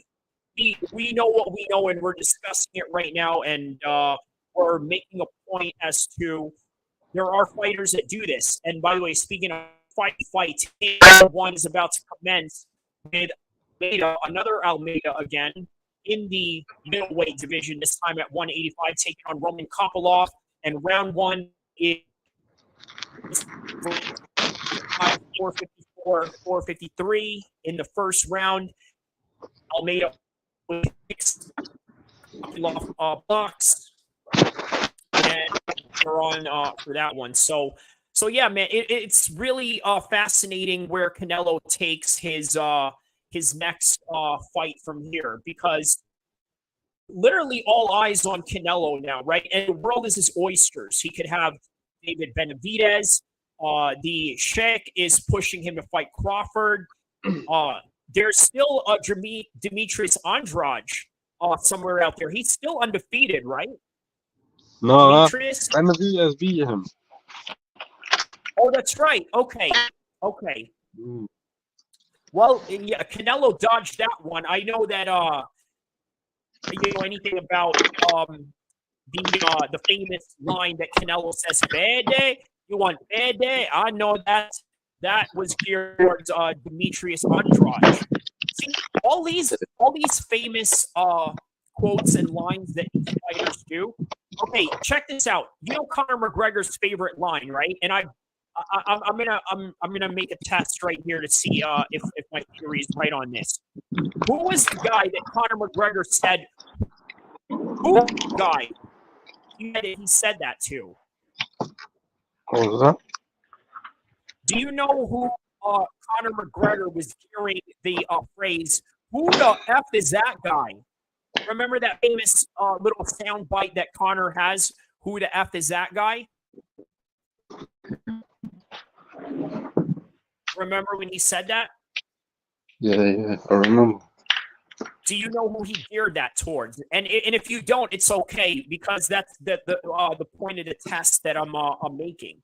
But do you know the guy that No, I remember. yeah, that he But I don't know who he said that to. Okay, perfect. And this is what I'm trying to make. If you are another boxing fan, let's say a casual boxing fan, who did Canelo gear? Bad day? You want bad day? I know that. Most of them will not know. Okay, by the way, the name, is Jeremy Stevens. Okay, that's the guy that Conor McGregor said that to. If you're a hardcore MMA fan, you know who Jeremy Stevens is. Okay, and he even said to Conor McGregor, he's like, yeah, Conor McGregor TKOs people. I put them to sleep. And then Conor drops, who the F is that guy? And then he just became the jaw rule of the entire sport right after that. Bro. And the same thing happened to Demetrius Andrade. Nobody knows who Canelo said, bad day, you want bad day, but it's a famous soundbite. You just don't know who they're geared towards. So I just saw a similar comparison in that light because of that. So, Roman Kopylov knocks down Almeida right now. Now he is on top of him, ground and pounding him, looking for a finish. And we got about 145, 140. He lets him up. He stands him up. He doesn't even want to get on his guard. So, first round so far with Roman Kopylov and Almeida. So, yeah, man, once again, yeah, he's got a lot of decisions to make in the near future, and I'm curious to see what situation he takes. Right, but a lot of options for Canelo nonetheless. 100%, man. But who would you like to see him fight next? Crawford. I think off top it's Crawford, because with Benavidez, I feel like it's a 60-40 geared towards Canelo. You think Okay. so? Now, could it be 50-50? Yes. But let me tell you, when you got two guys that know how to survive the fight and stay in there without getting knocked down or knocked out, Mm-hmm.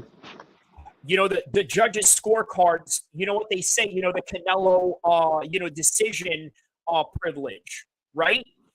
So it's a 50-50 fight, but the fact I see it go into a decision, I see it more as a 60-40 on Canelo's side. Now, Okay. with Terrence Crawford, Yeah. I feel like there's really a serious puzzle for Canelo to solve there. And we don't know for sure if he can beat him or not. And quite frankly, I just think that Crawford looks more unbeatable than Benavidez does. Even though they may be separated in different classes, I just feel like Benavidez is more beatable than Crawford. And that's what makes the Crawford and Canelo fight interesting. So that's why I agree with the Sheik. He wants this fight so bad. He wants to give Canelo 200 million, wants to give Crawford somewhere in that same range. And he's willing to pay big money for it because I think that it will be an attraction. But not only that, I think a hardcore fight fan's delight because you just don't know what's going to happen in that. So, yeah, I really would like Crawford more than anything. Probably more than Benavidez. Just because of the fact that, yeah, Benavidez seems a lot more beatable than Crawford just by the trajectory of what we've seen so far.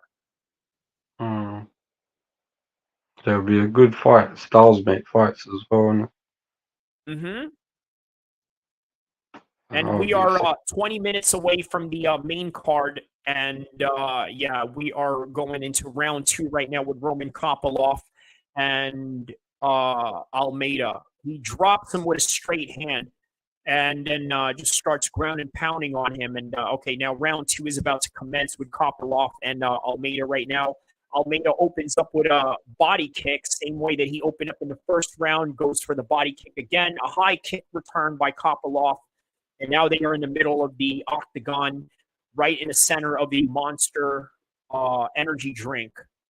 So it looks like Prime is not sponsoring this particular fight. I guess, it's. Did you hear about Ryan Garcia suing Logan Paul? What do you think about that? Ryan Garcia suing Logan Paul. Oh, no, I'm sorry. Other way around. Logan Paul is suing Ryan Garcia because Ryan Garcia said that their product is poisonous. You know, it's, it has some Illuminati juice or, whatever type of rhetoric Ryan Garcia comes up these days. And then he goes on to further say, hey, you know what? I could make a better Prime drink than you guys tomorrow. And oh, my goodness. They took that as defamation, and now they're sending Ryan Garcia papers. You know what, Ryan Garcia, I rate him because he gave Palestine 3 million. I think it was 3 million or something. You know what I mean? Yeah, and then the evil Logan Paul is now trying to take that from him. You know what I mean? Like, Ryan Garcia for that, though.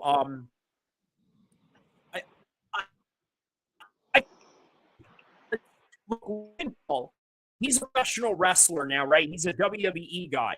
But at the same time, he also wants the respect of his fellow peers in the combat sports space. And you're not winning any favors or any locker room cheers by the other fighters involved in this game if you are suing other fighters because that's just not what we do in this culture, bro. You know what I mean? This is not a culture of now. Look, if you're in a situation with Don King and he's screwing you out of your money, or you're in a situation with Oscar De La Hoya, okay, that's different, right? Or Dana White or something like that. It's different. I think you can sue to your heart's desire and what you really deserve, but you're suing a fighter because he dissed your drink.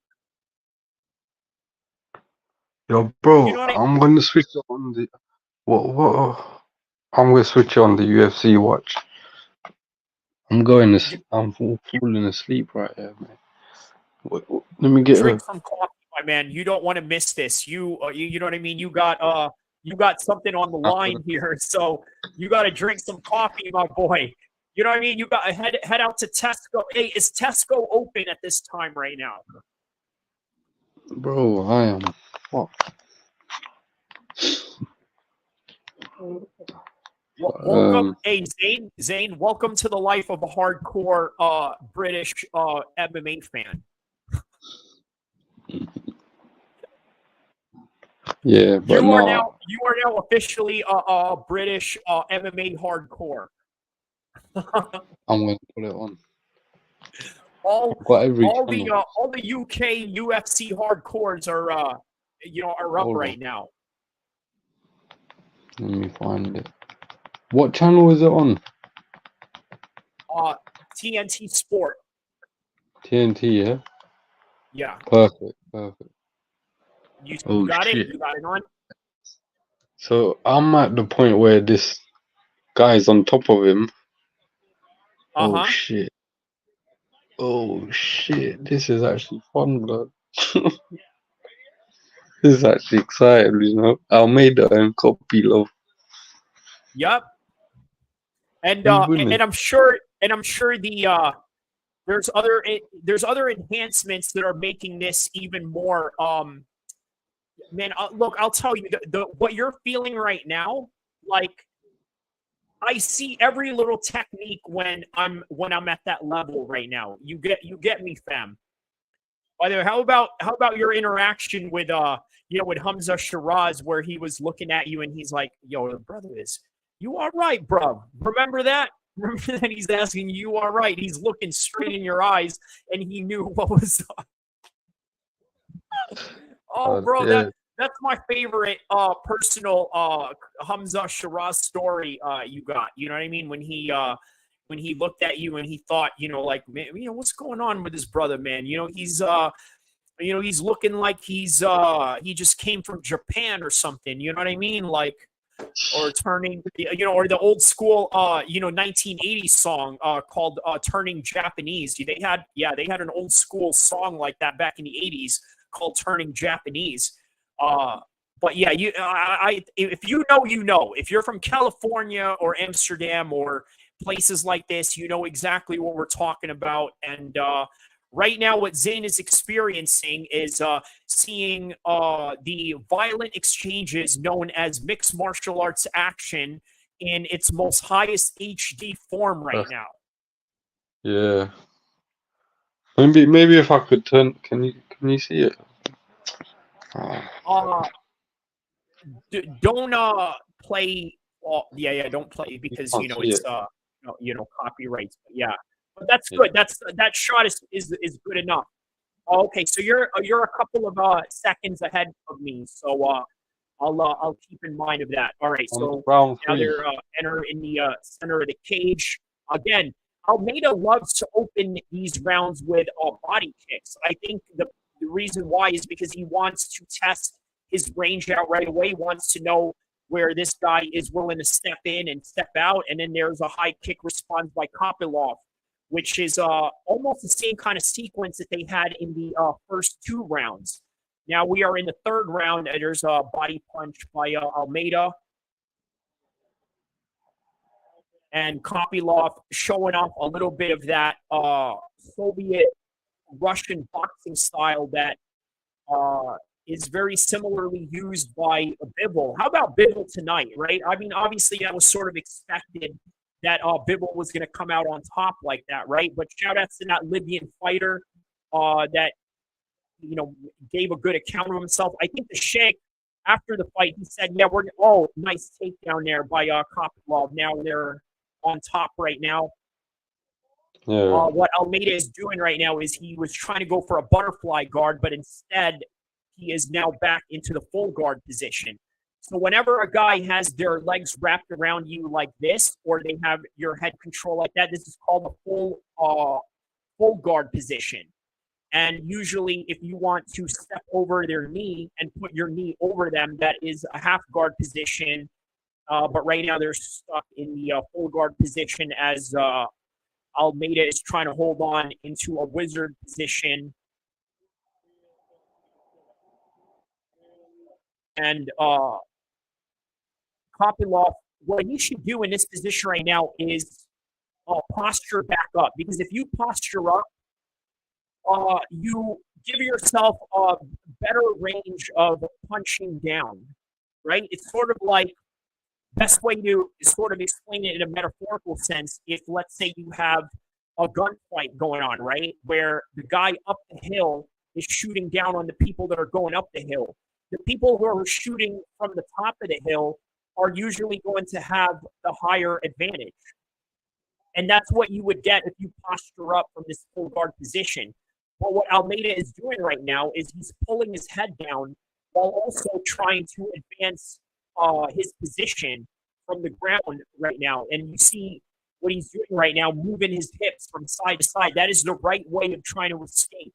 And this is the reason why I said in the lead up to the fight that Dustin Poirier is going to have a hard time if Islam gets on top of him like this.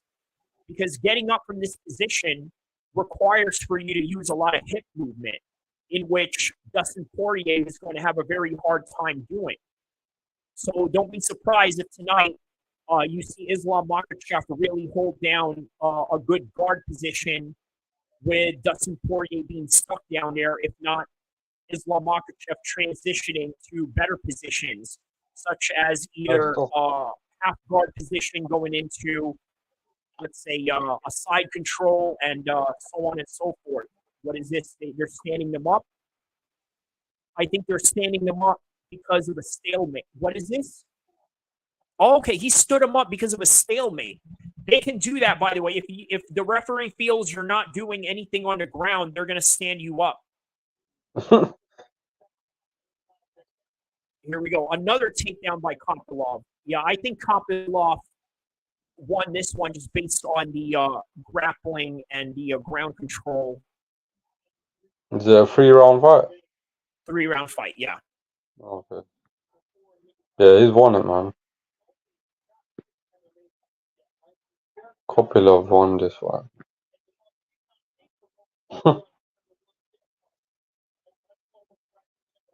Yeah.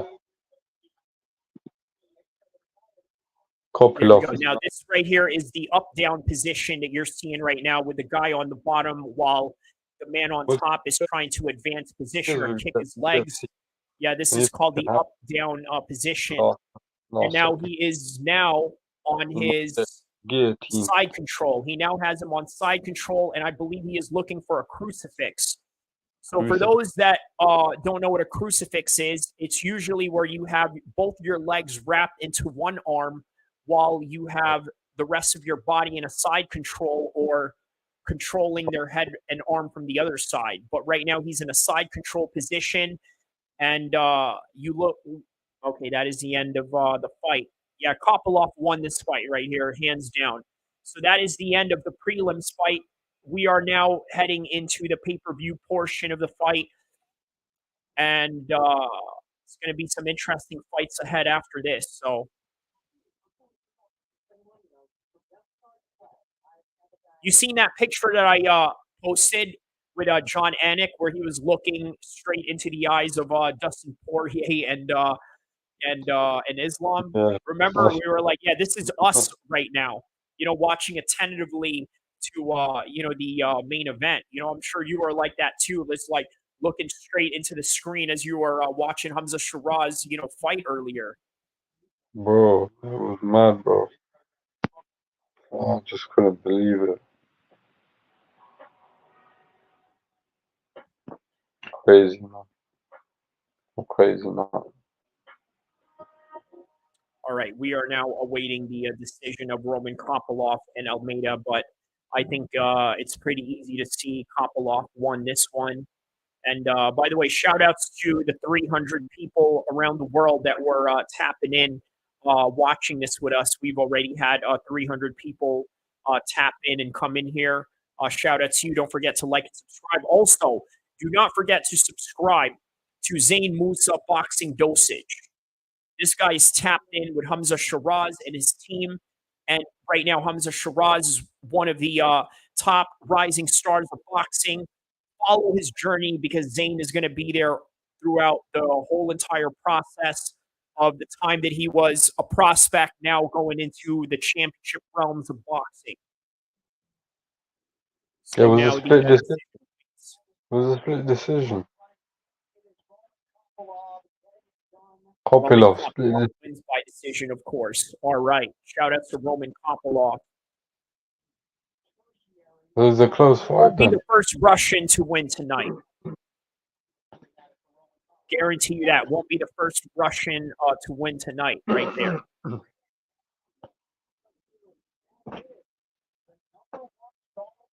Joey Diaz. That dude's always in Joe Rogan's podcast. Tatiana Suarez. This woman is considered the Mexican female Khabib. Yeah. And an Aaron Blanchfield. This woman beat up Molly McCann, which was fun to watch. By the way, you know Molly McCann. She's the one that's always hanging out with Patty. You know, the Scouser. Yeah. Speaking of Scouser, what Scouser won? Was that Ball? Ball is he's a Scouser, right? He's from Liverpool. The guy that beat Ray Ford. Yeah. There it is. Donald Trump, right there. He's on the fight. Look at him, the most gangster president in the history of America, because he's the only president to have ever been convicted of anything. Look at my man right there. Look at Trump. Everybody in Jersey, they love Trump. Obviously, it's a Republican state. But I got to tell you, man, you know Nipsey Hussle, the rapper, right? Yeah. You heard of Nipsey Hussle? He made a song back in 2016 when he was alive called, F Donald Trump, right? And then Snoop Dogg, if you notice, he did a video where Donald Trump was like kind of mocking an execution of Donald Trump in a way, right? And then the Secret Service had to like visit Snoop Dogg because of that. They're like, do you have any intentions of harming the president or anything like that? And then they're like, no, it was just for entertainment purposes. Well, now Snoop Dogg supports Donald Trump. A lot of rappers now support Donald Trump. That's how bad Joe Biden is as a president. He's so horrible as a president that everybody is now riding with Trump, and they're looking over the fact that he is, he's supposedly a convicted, felon now. So,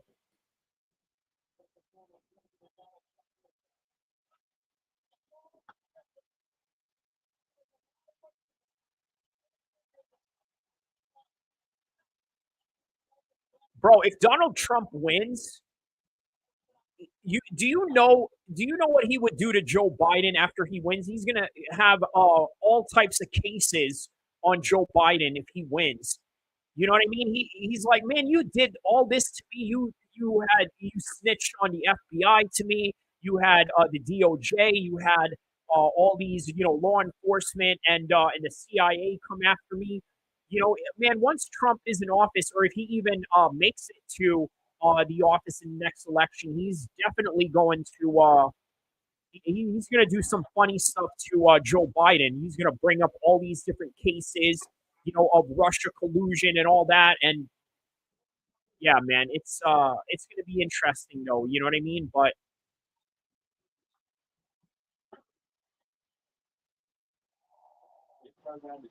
there it is, Dustin Poirier walking in there with his war hat. Chisora wears that same war hat.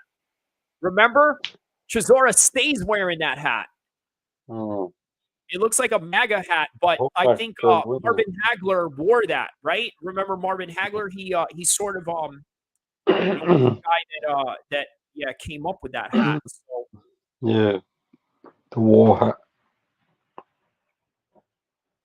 And then the MAGA, then they turned it into a MAGA hat. I think that's where Donald Trump got it from, which is weird to say, right? Like he took that from Marvin Hagler.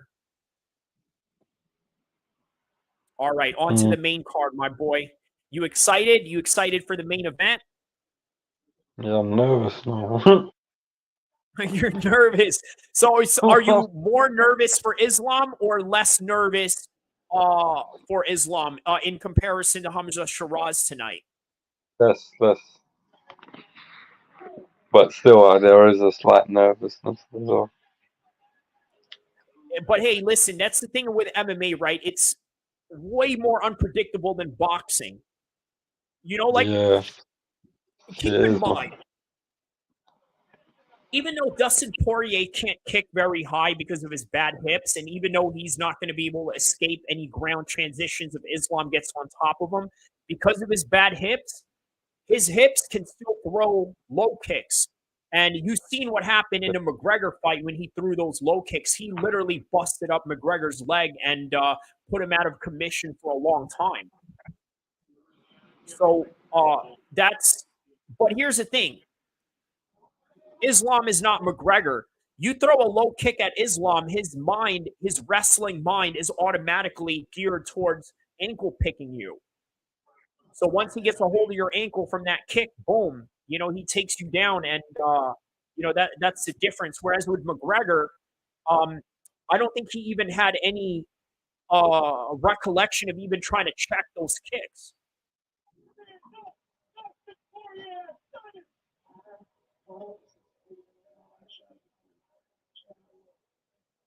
So what do you think of the Chandler fight? Do you think McGregor is going to do that, or you think that this is going to be an eventual Deontay Wilder style downfall that we're going to witness out of Conor McGregor?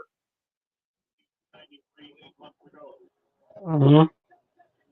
I don't know. What do you think? Well, the reason why I asked that, and the reason why I brought up McGregor, McGregor with Wilder, was when I was watching a Wilder fight, I was thinking to myself, bro, this is what McGregor could look like in a matter of weeks from now. You know what I mean? Like, I don't know, man. It doesn't give me any good vibes of McGregor winning this fight. Against But if Chandler. he does, yeah, but if he does win, it will only be because Michael Chandler is a bad matchup for. McGregor is a bad matchup for Michael Chandler. That's the only way he would win or lose. Actually, yeah, is that I just think that Michael Chandler is not a very technical striker, right? He's very sloppy in the way that he throws his punches. Islam Makhachev said this about Michael Chandler. He said, "Brother, this guy fight like he in street. He doesn't fight like he's fighter, like high level fighter. He fight like man in street." I think we know what Islam Makhachev means by that. And guys like that are susceptible to technical strikers in the way that Conor McGregor can be. Because at one point, bro, Conor McGregor was the most technical boxer in MMA. Because you got to remember, there is a reason why people felt so confident that they thought he could beat Floyd in a boxing match. You know what I mean? Like, they don't just give boxing matches to any MMA fighter. Obviously, it was lucrative, but somewhere in Dana's mind, he felt that this was doable.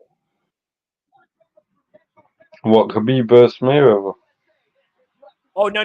McGregor versus Mayweather. He felt that it was doable, that it was leading up to the fight, that McGregor has a chance of knocking out Floyd. That was a thought process in 2017 going into that fight. By the way, I saw one of your videos on your predictions for the McGregor and the Floyd Mayweather fight. That was quite brilliant.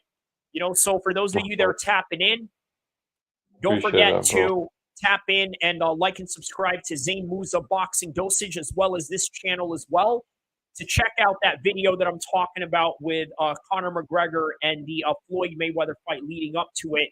I thought it was brilliant. You know what you also displayed out of that content that you did?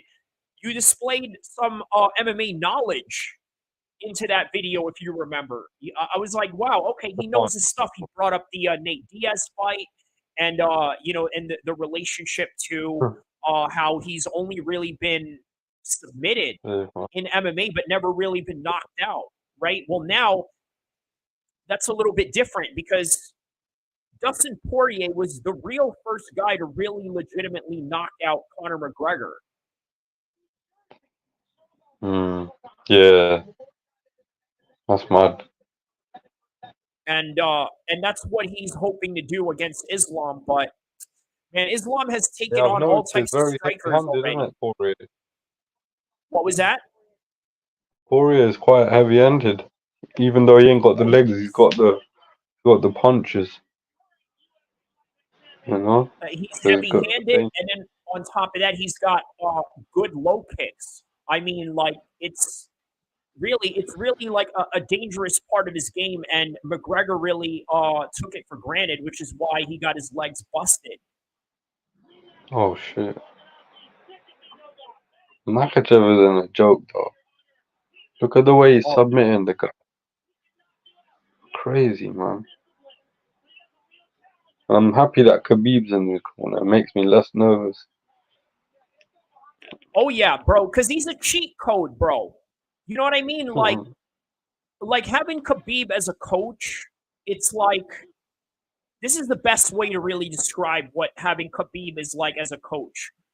Imagine the best UFC online player controlling your character, Yeah. right? Like the best Call of Duty player, the best UFC online game player. Having Khabib on your corner is like that because he understands the game. And look at here, right? Obviously, with Islam, that's a given because they've trained together. They know his habits.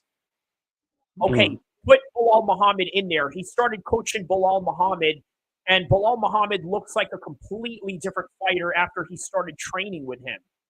That's why Leon Edwards is going to be taking on a way different Bilal Muhammad than the first time around. The fight ended up in a no contest because of an eye poke, by the way. So, but to be honest with you, Leon Edwards is winning that fight before the eye poke. So, So what happened? What are they talking about? at the weigh-ins, okay. So the MF comment that Dustin Poirier made that I told you earlier, that's what they are commenting about because apparently Islam got offended. He thought that he said MFer, and you know MFer. Well, put it this way, kind of like Canelo and Plan. the best Spanish teacher in the world, Caleb Plant. Yeah. I swear, I love making that joke, bro. I'll never let that joke go with a Caleb Plant and being a Spanish teacher. Caleb Plant, when he speaks Spanish, it's funny, isn't it? Yeah, for real, man. But you know what? It's it's something interesting that we can poke fun at him for. You know what I mean? And even a lot of the Mexican boxing YouTube community clowns him for it. Well, at least within that fight, with me, I just I use every opportunity where there's a Caleb Plant story to remind the world that he's the best Spanish teacher ever. Yeah, bro. He's funny, isn't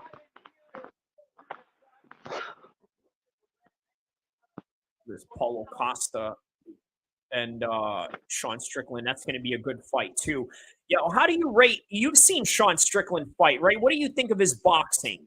Right, I like asking boxing people this, right? Because there's an interesting style of boxing that Sean Strickland has, and if you've fully seen any of his fights, what do you think in terms of his boxing skills? Who?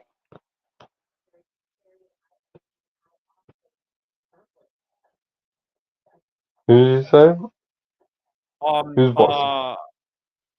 Sean Strickland, because he uses a lot of Philly shell, right? How do you rate his Philly shell that he does? I haven't really watched him, to be honest. Like I said, I don't really watch UFC that much.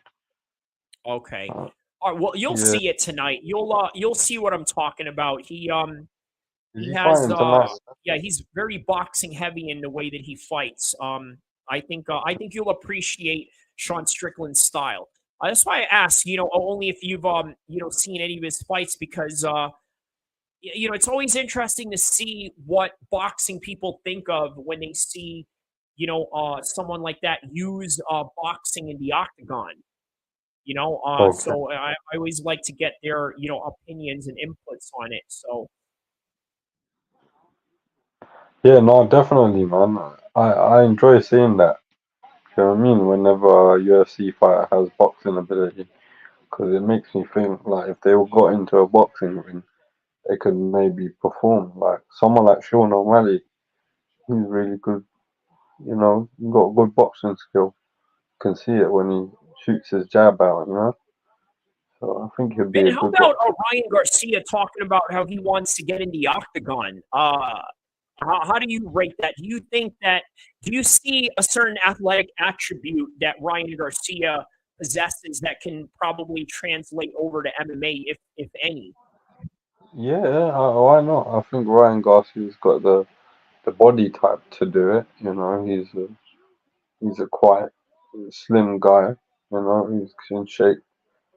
Uh, you know, and he's got a lot of speed and power on his punches. So that could be a good factor going into that if you wanted to pursue UFC. Because look, I'll tell you, one of the things I look for when oh yeah, there's some Trump flags right there, and there's Trump right there sitting next to Dana White, and then there's Theo Vaughn. Theo Vaughn, that's Dustin Poirier's homie right there. He's a comedian. So all right, here we go. We are now going to witness Randy Brown take on Zaleski dos Santos. This is going to be a good fight. Randy Brown has some amateur boxing experience, and you're going to see that right here. He's got some good hands on him. Who's this guy? Zaleski dos Santos, Randy and then Brown. Randy Brown. Randy Brown is from New York. He's of Jamaican heritage, up in Mm. Brooklyn. Has an amateur boxing record, but got into MMA instead. It's always interesting, right? Like I always wonder, what if Francis Ngannou just went straight on into boxing and never really learned MMA? I always wondered like what that would be like, or if he would have been a better boxer, or he would just remain the same in what we've seen out of him in Anthony Joshua and Tyson Fury, or maybe he might have been elite just because of the attributes that he has. So this one guy that we had in Team Alpha Male, Cody Garbrandt, right? He also had an amateur boxing record, but then obviously he went on to become a UFC champion. So yeah, it's always interesting to see like what kind of trajectory a lot of these guys might have experienced had they taken on, like a different sport. Yeah, man. Madness, bro.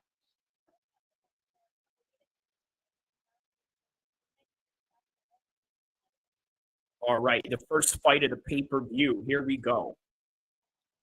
And by the way, guys, if you're tapping in right now, don't forget to like and subscribe. We got a very special guest with us, Zane Musa, Boxing Dosage. Not so much of a guest, but more of like, a homebody to this channel, a staple of this channel. But also don't forget to subscribe to his channel, Zane Musa Boxing Dosage, here on YouTube. If you want to see him cover all of the rise of Hamza Shiraz and his way to the world title, we are here now witnessing Zaleski dos Santos walk into the cage, awaiting Randy Brown. And a great day for boxing and MMA. We just got done with the boxing side of things. Deontay Wilder losing to Zhang. What does this mean for his career? Eddie Hearn losing a shutout, 10-0 against That was crazy. Queensberry Boxing. To be honest with you, Zane, from an American boxing perspective, right? An American boxing fan perspective, for a long time, and tell me if this is the same sentiment in England. We've thought Matchroom was a superior brand You would think for so a long because time. you would think the thing is, yeah, Eddie Hearn compared with Frank Warren, the type of fighters Eddie Hearn signs are fighters that have a great amateur background and they've won national championships and stuff like that. Do you understand? Whereas Frank Warren, he doesn't necessarily care too much about boxers signing with him that Amateur don't pedigree. have much pedigree. Yeah, exactly, bro. But look at Devin Haney, right? He's sort of like the quintessential attraction to someone like Frank Warren. He never went really into the amateur system fully. He became a pro at 17. When he, by the way, I believe turning pro in Europe, correct me if I'm wrong, is 16. That's a legalized age to turn pro. In the United States, it's 18. So when Devin Haney was 16 and 17, he was fighting grown men in Mexico. You see what I mean? Like, you know what? I don't know if this particular event was indicative of any of the two boxing promotions' superiority, but I will say this. I think Frank Warren is onto something with not signing amateur fighters that have miles on their clock. What do you think about that? Do you think that the amateur system really takes away from your time clock? Like, what I'm trying to say is that, are you coming into the pros with a lot of wear and tear that maybe you could have avoided had you just gone pro earlier? You understand what I'm saying? Or you understand my question, right? Man. Yeah, well, in some cases it can, innit? Because you've had so many amateur backs and pedigrees and fights that you take some damage going into your professional career. But another reason, sometimes you can't look into that because, like, if you look at a fight like Golovkin, like he had about over 300 amateur fights. Lomachenko, but the thing is, yeah, there is some sort of. I think you're right in some sense. I think some fighters, like Ammo Williams, for example, he had a big amateur background. He lost tonight, whereas Hamza didn't. You understand?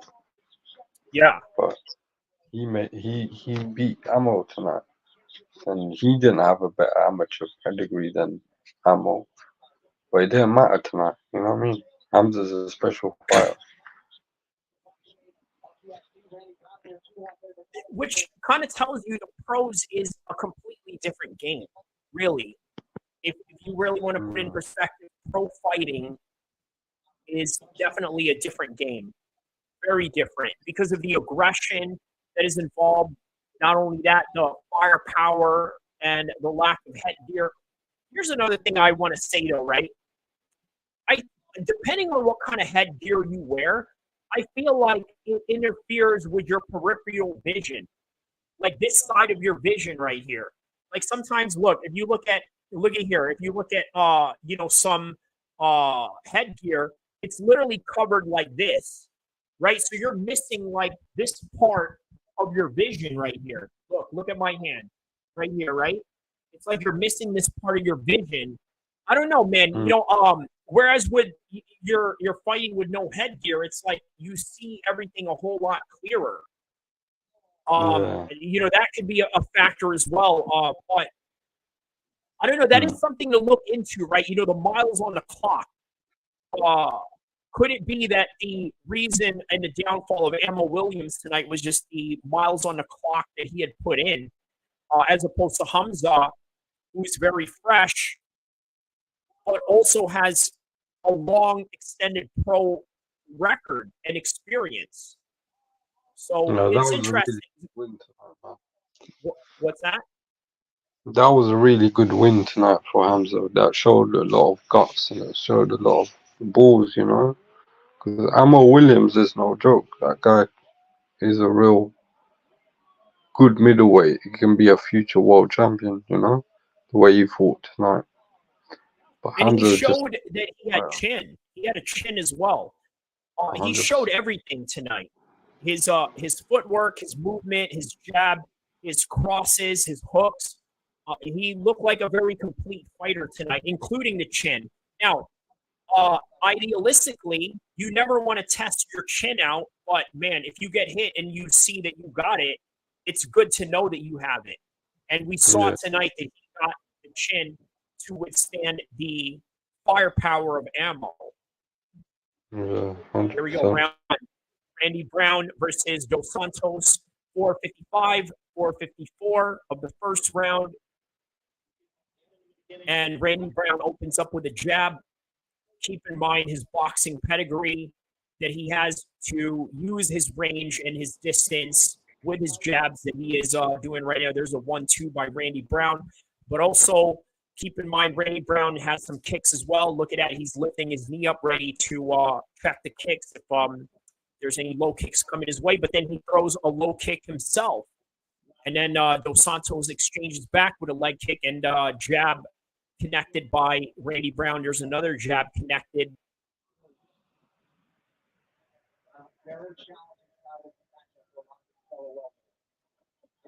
Front kick by Randy Brown. Yeah, early in McGregor's career, he used that front kick perfectly, right, in a way to really gauge his distance. And then he used a straight cross in between that to lure guys in. But yeah, just like that front kick right there by Randy Brown, same way that Conor McGregor used early in his career, especially in the Chad Mendes fight. Very effective if you have a boxing heavy game on top of using range of kicks and things of that nature. So there's a low kick. Both sort of double impacted each other on that. 322, 320 of the first round. Ooh. High kick attempt by Dos Santos.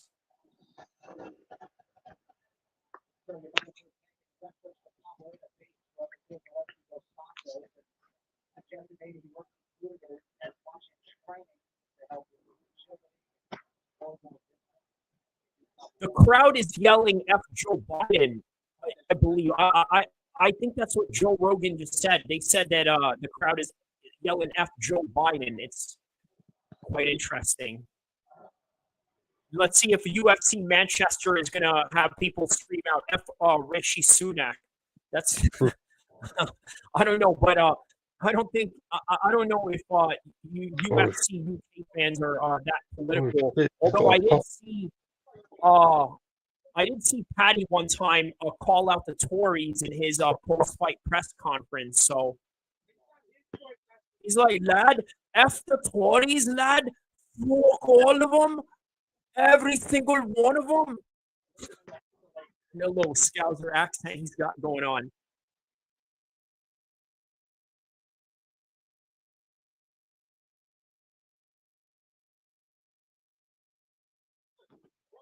There we go. 211, 210, 209 of the first round. There he goes. Rapid jabs by Randy Brown now.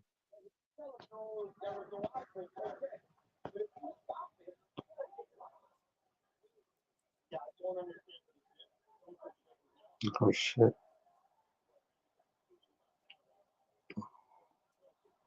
Oh, wow. So there's an eye poke, and the referee is not stopping it. They're letting it continue. But hey, that's what it is. It's kind of like professional wrestling, right? You know, when somebody gets hit with a steel chair and the referee ain't looking, it didn't happen. There we go. 1-2 double jab by Randy Brown. Double leg attempt by Dos Santos. Sort of connects to the double leg, but because of the slip by Randy Brown, gets right back up. 118, 117, 115 to the first round.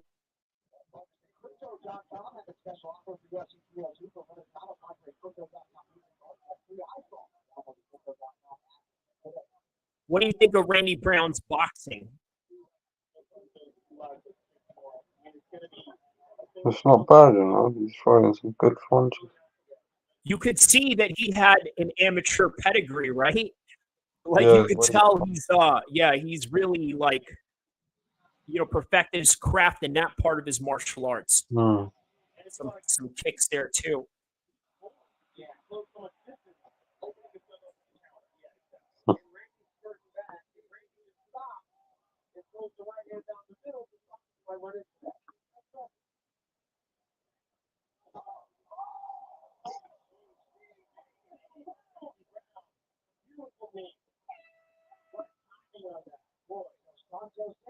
Okay, so it's good. He's gauging his distance brilliantly right now.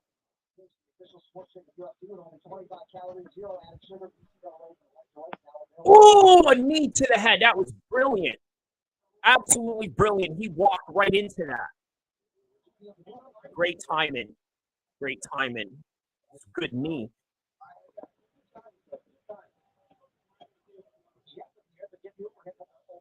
He's complaining about those eye pokes that the referee had not really addressed.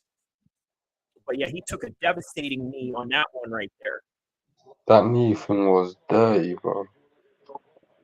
That was sick. Good round so far. Good first round. Who won that? I think that Randy won that.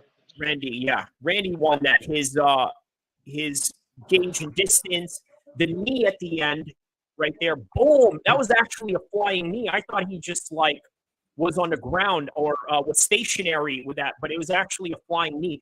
I'll tell you, if you get hit with a knee and a guy is flying in the air, it hurts way more than if he thrown it while he's on the ground. That knee.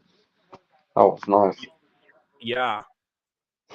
Plus, the boxing was on his side. Even the grappling exchanges, it wasn't much of the grappling exchanges. So, yeah, Randy Brown definitely won that first round. So here we go. Second round commencing right now.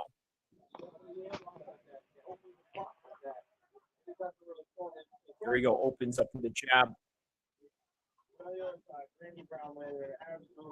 Oh, shit. Oh, yeah. Randy Brown's hurt. Oh.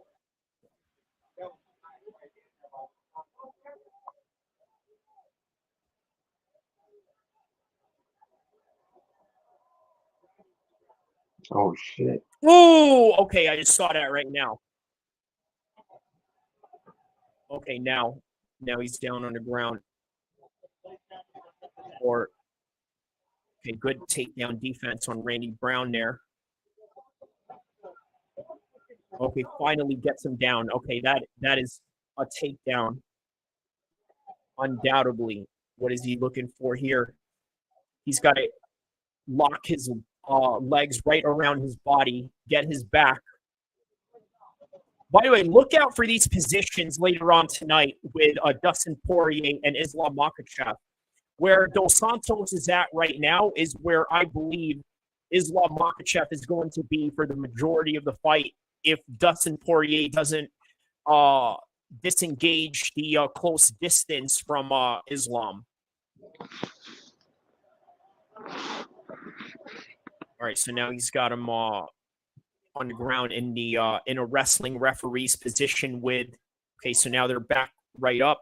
I believe Dos Santos is trying to backpack Randy Brown right now. He's trying to climb onto his back and then using all of his weight to distribute it on the back of Randy Brown to basically give him the leverage of these grappling exchanges.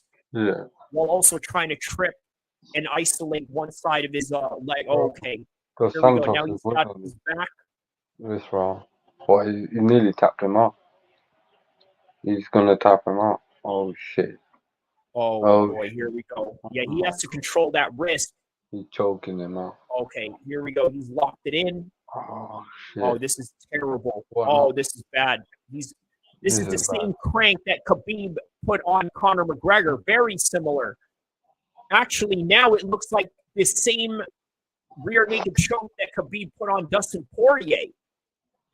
Because at least with Conor, he was still sort of standing up while he was getting that crank on his neck. But when Dustin Poirier got finished by Khabib, it was literally in the same position right here. Randy Brown's fighting off right now, sort of fight, but now he's still got it locked in right under his chin. Randy Brown has to fight the wrist. He has to go 2-on-1 with one of Dos Santos's wrists. That's what he has to do to defend his position. Meaning that he has to have two of his hands in one of Dos Santos's hands. That's what I mean by a 2-against-1 position. But that is a brilliant body lock that Dos Santos has around Randy Brown right now. See what he's doing with his body lock. You see the way that he has that figure 4 right around his body? This really disrupts your breathing because he is squeezing the breathing patterns out of Randy Brown from that position there. And while he's squeezing that out, Randy Brown has to also fight out his 2-on-1 arm position from Dos Santos. But on top of that, he also has to fight off the disruptive breathing pattern that Dos Santos is providing with that figure 4 body lock.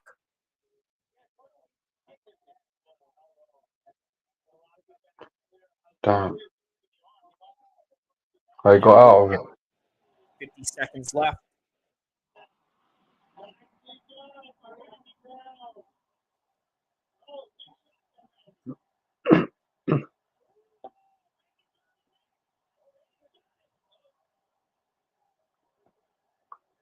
Oh shit, Randy's Nice. got Yeah, it. I see that now. He got out Nice. and now took his back. Brilliant. Oh shit. Brilliant.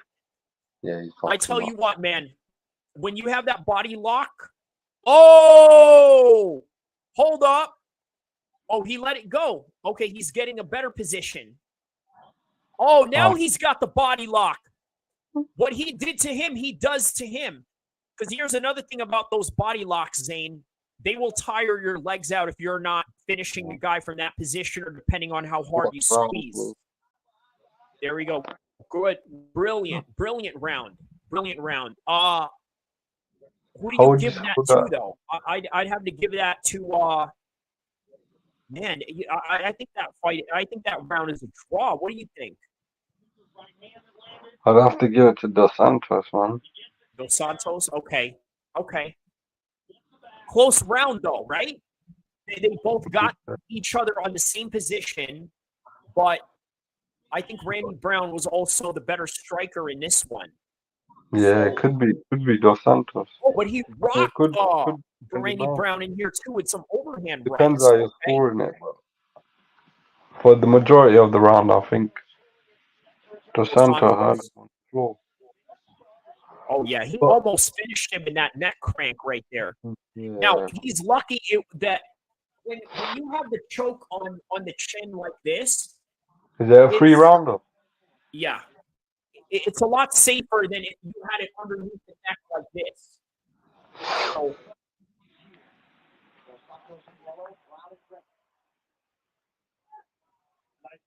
all right, June 29th, McGregor and Chandler. Okay, here we go. Round commences. Round 3, 442, 441, 439 of the third and final round between Randy Brown and Dos Santos. Low kick by Randy Brown. That gets checked. Still with a jab. A little bit of a haymaker attempt. Misses.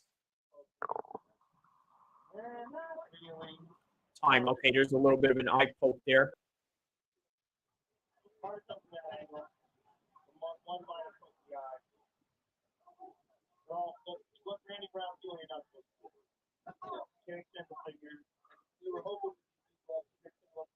You know what? So they have new gloves, right? These new gloves that they gave to the UFC fighters, supposedly their main mission was to prevent eye pokes. Tonight, you've probably only seen like 3 or 4 of these fights, and you've already seen eye pokes. So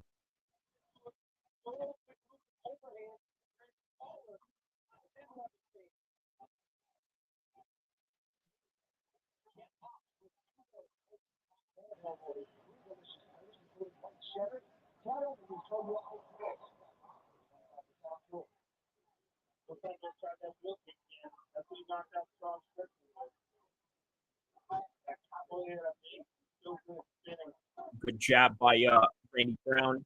Just maintaining that jab right there. Just really feeling out his distance right there. Oh, little spinning heel kick by Dos Santos. That was brilliant.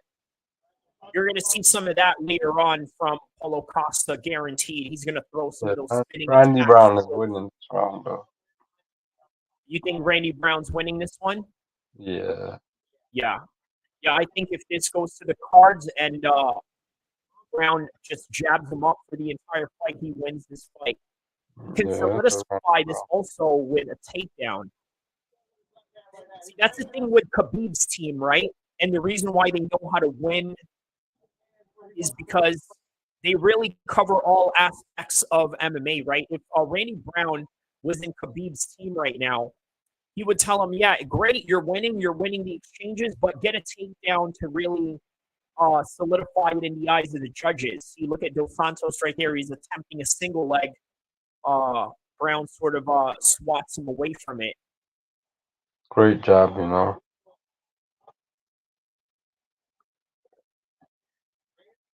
Yeah, real good distance control by Randy Brown. There's a nice, what was that, a front kick or a knee towards Dos Santos. We got about 209, 208, 207. Now Dos Santos gets a body lock on him, pushes him up against the cage. Randy Brown's attempting to stuff it, widening his legs. This is the best way. See what I was mentioning earlier about the boxing ring in the grappling exchanges, right? Like you couldn't have a grappling exchange like this in a boxing ring where a guy is pushing you towards the fence like this, right? This is only unique to MMA based on the environment that is in front of you. Or at least if you're, let's say you're in a street fight and there's fences around and you're in these positions in the streets and this is how, you're engaging your fight. But in a boxing ring where there's MMA rules, it's very difficult to have these types of fight exchanges in close range like that. So there's Randy Brown sort of reversing that body lock position, putting Dos Santos in the a non-dominant position. Now Dos Santos sort of is back in a dominant position, forcing Randy Brown to stop these takedowns. While Randy Brown has a wizard lock on the right arm of Dos Santos. And he sort of pushes his neck right there as he is trying to break away from the cage. That's an interesting sequence right there. So we got about 37 seconds left into this third round, and I believe, and probably the same way Zane believes right now, he may have. Oh wow! Okay, there it is, a takedown by Dos Santos. See, that right there is what I was warning Randy Brown to do to really solidify this fight. But Dos Santos seemed to have gotten that takedown, and now in the process, he's going to end this fight with him on his backside right here and Randy Brown trying to defend off, and that is the end of the fight. We will see the decision for this particular fight and who wins it.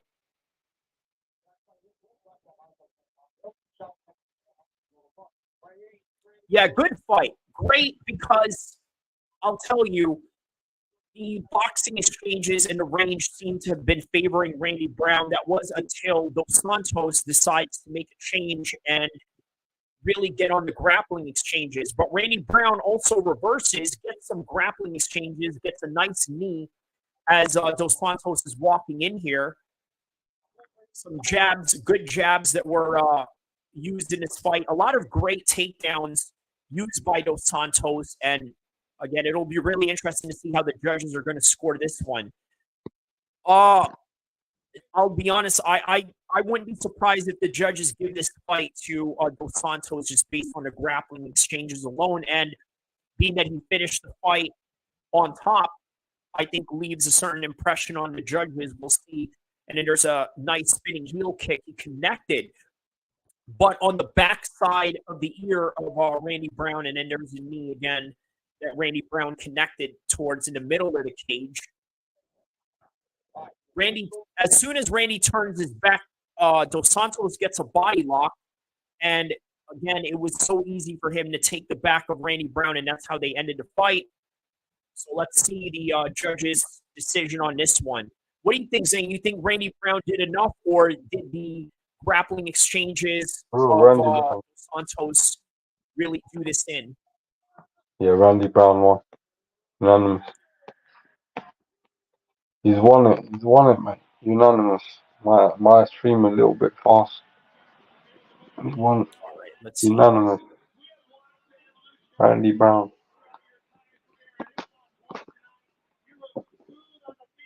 Randy Brown. All right. Rude Boy. Of course. Of course. Why would your nickname not be Rude Boy if you're Jamaican, right? You know, I'm sure there's a lot of Jamaican part of the world that's got a nickname attached to Rude Boy something, right?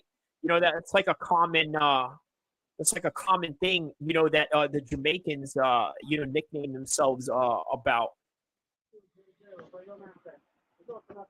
That's crazy, bro. That's good. I like that. He said, "Yeah, you know what? I won, but I'm not happy. I got work to do." That's good. That's a champion's mentality right there. You know, but great win for Randy Brown nonetheless.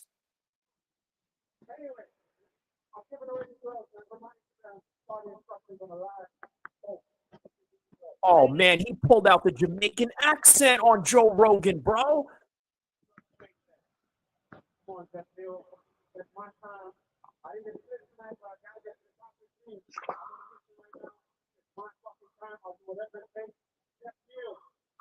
Hey, so Chris Eubank out of nowhere, Chris Eubank, as you know, has probably one of the most perfect English articulation I've ever heard anybody speak in combat sports, right?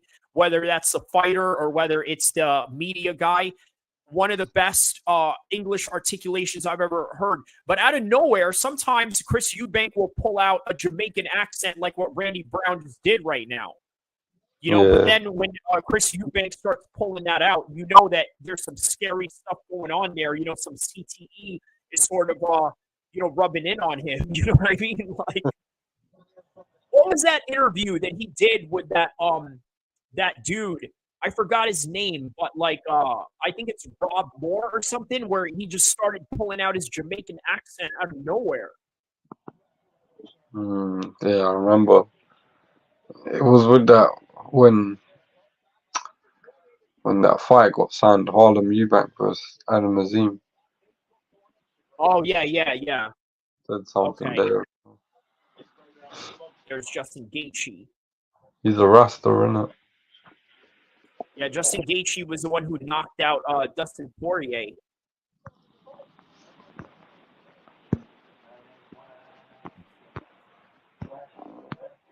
And then Justin Gaethje got knocked out recently at UFC 300 against Max Holloway. How about that, bro? He knocked him out with 1 second left. Like, so the official time was 4 minutes and 59 seconds of the fifth and final round. I think that is the latest finish ever.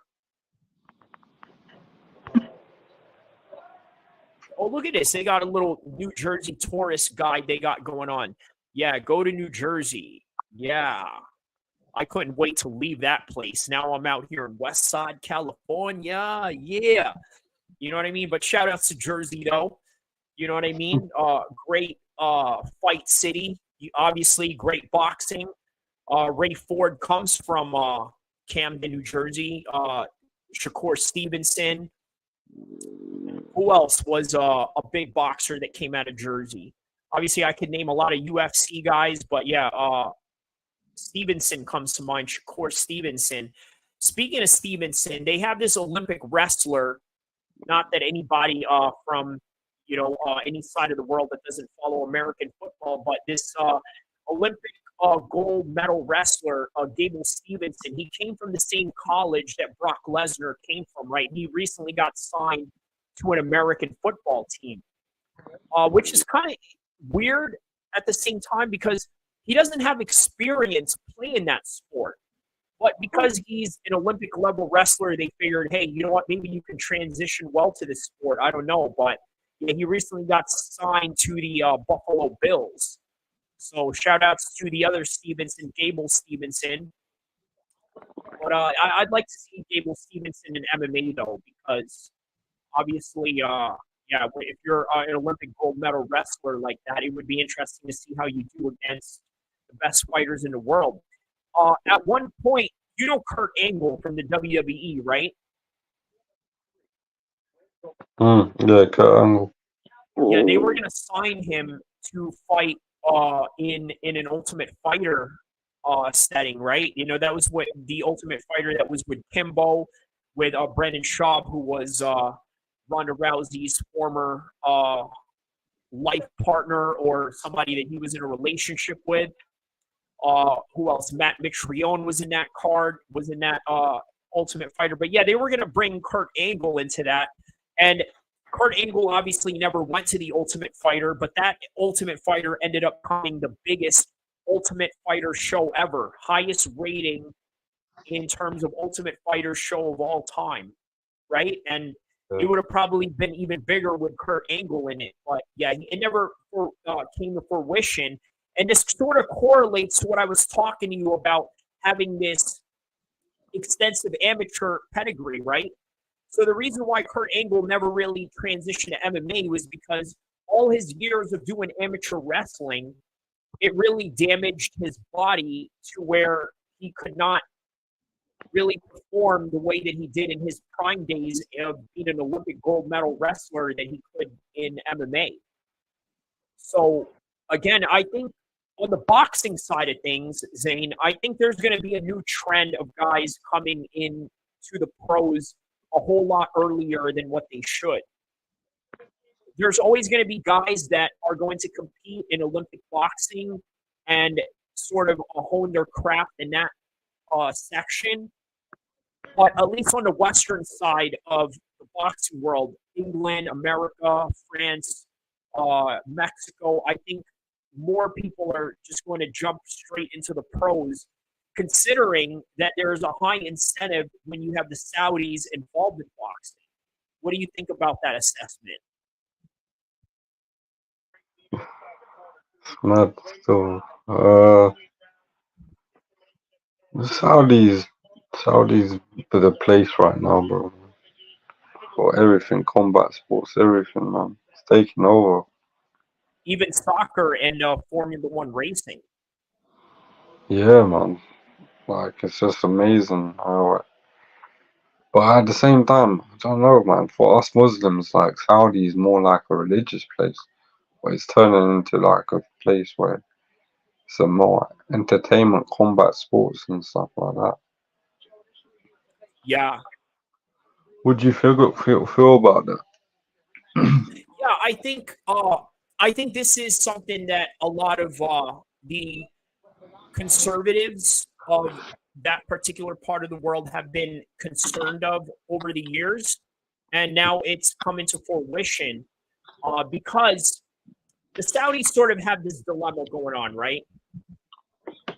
I think oil can't be used forever, and I think at some point they understand that, so they had to build different infrastructures, and entertainment and sports had to be a part of that in order for them to reach the world stage of economic prosperity outside of oil. Because you see, what I was saying earlier was that the Saudis could have done this boxing, this MMA a long time ago, 20 years ago. The only problem was that they already had a source of income that was lucrative enough, which is oil.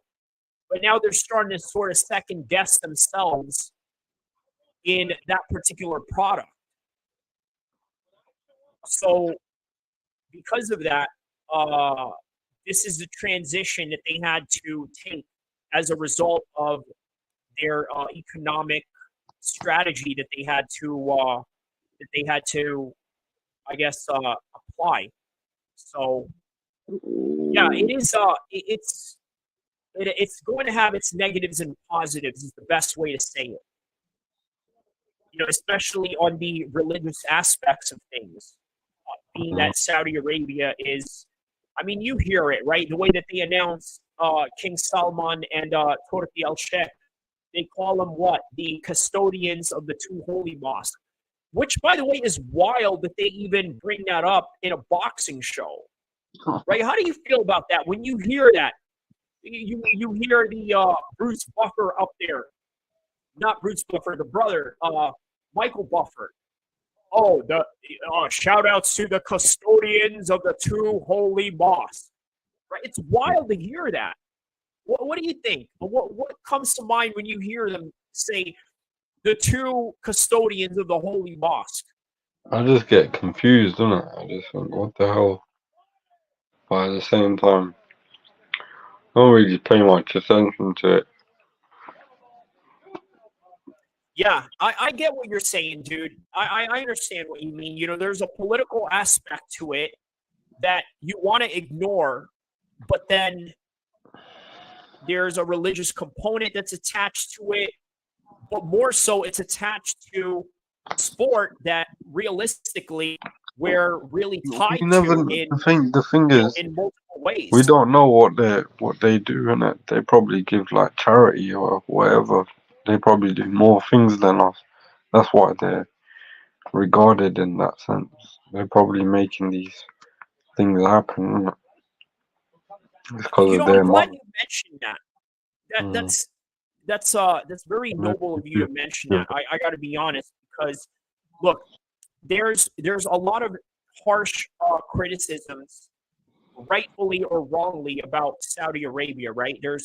I mean, look, we're not here to criticize them, obviously, because hey, at some point we want some press passes to these fights. You know what I mean? Turkey El-Sheikh, holla at your boy, excellent guy. You know what I mean? Like, but yeah, so the trip, you understand, but Bro, they're living there life, is man. we don't know what they do, and that's important that you brought that up, right? Because as Muslims, right, we don't really talk about our charity or what we do to help others, right? It's not what we do. You would think maybe the Saudis are in the same trajectory. We don't know what they do, but more importantly, here's another thing too, right? I think that's really important to understand whenever you criticize a government to any degree. There is a difference between the policy of the government versus what the people are like. And most Saudis that I've met, whether it was out here in California or whether it's out in Europe or in the Middle East or anywhere else you're going to find a Saudi, every single one of them have been very solid brothers, right? Very generous, very kind. Oh, okay. We are now witnessing Nico Price and Alex Morono, and Nico Price is now on top of Alex Morono as he rocked him in the first round. And we are now, oh, wow. Okay. He's going for Gogo Plata right there. Oh, wow. His arm is stuck in that position now. It's interesting to see how he gets out from here. See, this is the thing with grappling, right? Grappling is such an ocean. Just when you think you've learned every move there is to know in the grappling exchanges, look at this. Okay, he escapes that part. Okay, so he's clear on that.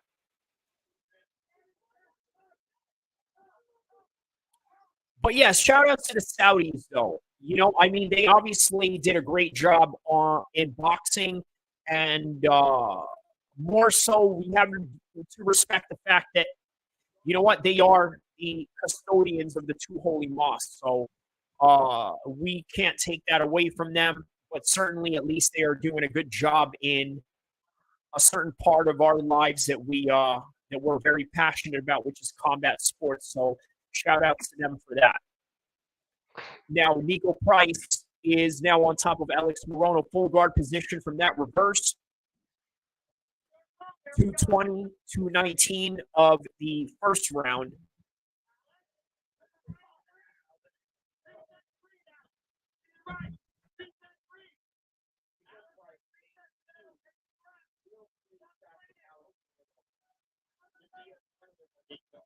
Oh, Oh shit, this is a good fight. oh yeah. These two guys are bangers, right? Nico Price. One thing about him that you'll always But guarantee out of Tanger, these fights is that he will always be in these wars, and he's absolutely proven that.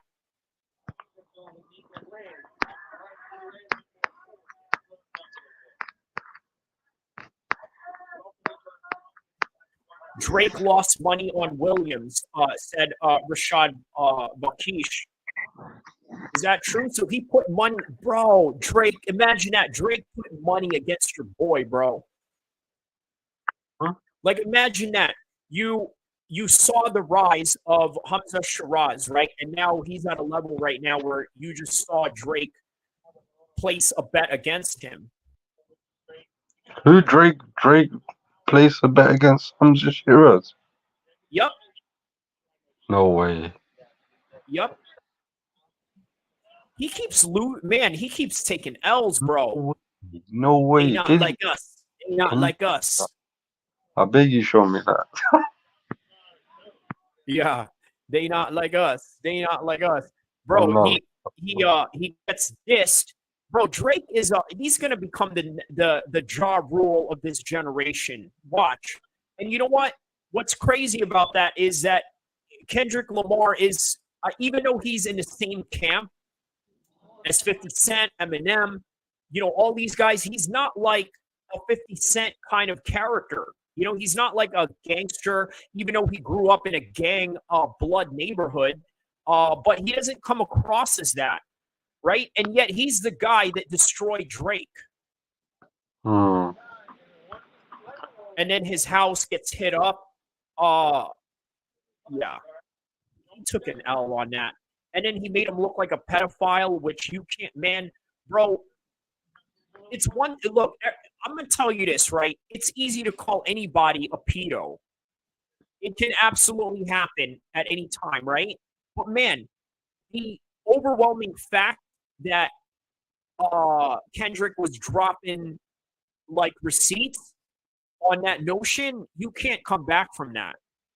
I mean, Drake looks like an absolute creep now, just based off of this battle. So, and now Drake lost money to because your boy beat Williams. So there you have it. Zane, you there? How much did you bet? Oh, there you are. Okay, yeah, you were cutting off for a bit. Yeah, man. So thoughts, man. Reaction. Drake betting against your man. How much did you bet? Oh, that I don't know. I got that information from my Facebook. Rashad Bakish had mentioned it in one of the posts that we were on, one of the threads that we were responding on. I think you were in it too. Yeah, he just mentioned. I just read it just a moment ago, but I'm sure he put up some money on it. I mean, Drake is he's no chump when it comes to putting places on bets. Man, he puts a lot, right? It kind of makes me wonder, like, I had that sort of money that he had, yeah, and I was betting I would make a killing, bro. Sorry, bro. I you had know, to. Drake bets out of emotion. He's not. Man, you know, Drake he's not a real hardcore like us. You know, he doesn't understand fighting the way we do, or you know, or any of these people and what they're capable of, or you know, understanding their daily occurrences and their daily evolution. Drake, yeah, he's not on that level, bro. You know, so yeah, it's not it wouldn't be lucrative. It's not lucrative for him because he bets out of emotion. He's like, well, I like this fighter, or I met this fighter, so he's my boy. I'm gonna bet on him. That's how he bets. Mm. No, man, you can't bet like that, man. Even though Hamza Shiraz was my boy, like I met him and I knew he was gonna. I had a big feeling he was gonna beat Hammer Williams, and that's why I did it. And that's why I give the predictions, make sure they're all correct, Yeah. That's all it's all about. But this is a good fight, though. Price, this is a banger. Oh, shit. He just got a takedown. So let's see. Andre Lima, I got correct. Alan Perez, I got correct. Basil Hafez was correct. Jake Matthews, I got correct. But that was more of an emotional pick because obviously he's a fellow Muslim brother. Grant Dawson, I got correct. Okay, so far I'm undefeated in my predictions so far for this card. Oh, good man. How about that? So for those of you that Tell been Drake. listening to my videos, I don't encourage none of this, but that just shows you what I know about this sport. You know what I mean? So I don't encourage none of this, but yeah, I'm sure there were some people that have used that information. I mean, yeah, it's undefeated so far. Not a bad track record for this for a top heavy card, right? Because it's one thing to predict just the main and co-main event of this card, which, by the way, is easy work for Sean Strickland and Islam Makhachev. But a lot of these fights in this card are very niche and very hardcore heavy, that you have to really be in the know of the sport to understand, how this is going to swing one way or another.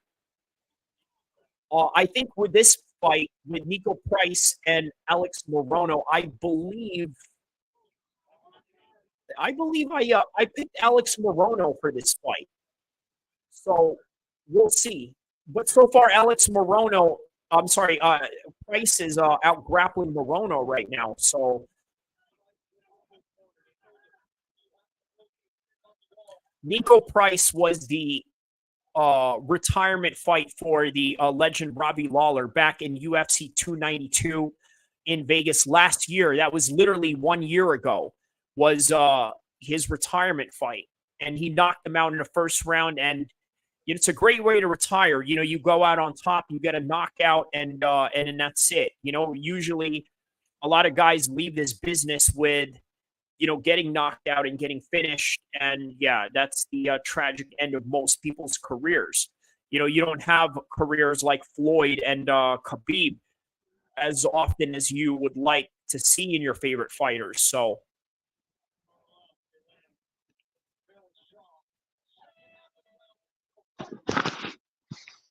yeah, you see this position that Alex Morono is in right now. You're going to see Dustin Poirier attempt a lot of these guillotine attempts, especially with Islam probably going to take a lot of the top position just based on those wrestling exchanges. I hope so, man.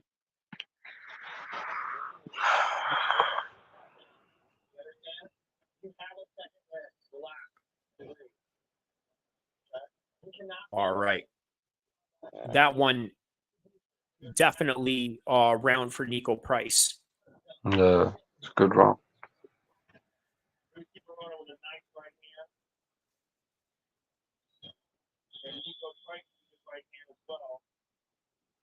Alex Morono, coached by the world famous Texas MMA coach Saif Al-Saud. That's his name, Saif Al-Saud. You know what Saif Al-Saud means in Arabic? It means that he is the sword of Saudi. That's his name. Or, I mean, obviously, Saud is a last name. That is why they name it Saudi Arabia, because the ruling family, or the lineage of the ruling family, is named Saud. But yeah, that's the meaning of Saif Saud's name. He's the sword of the Sauds, the Saudis. So if he corners any fights in Saudi Arabia, definitely they will love him over there. All right, here we go. Next round commences.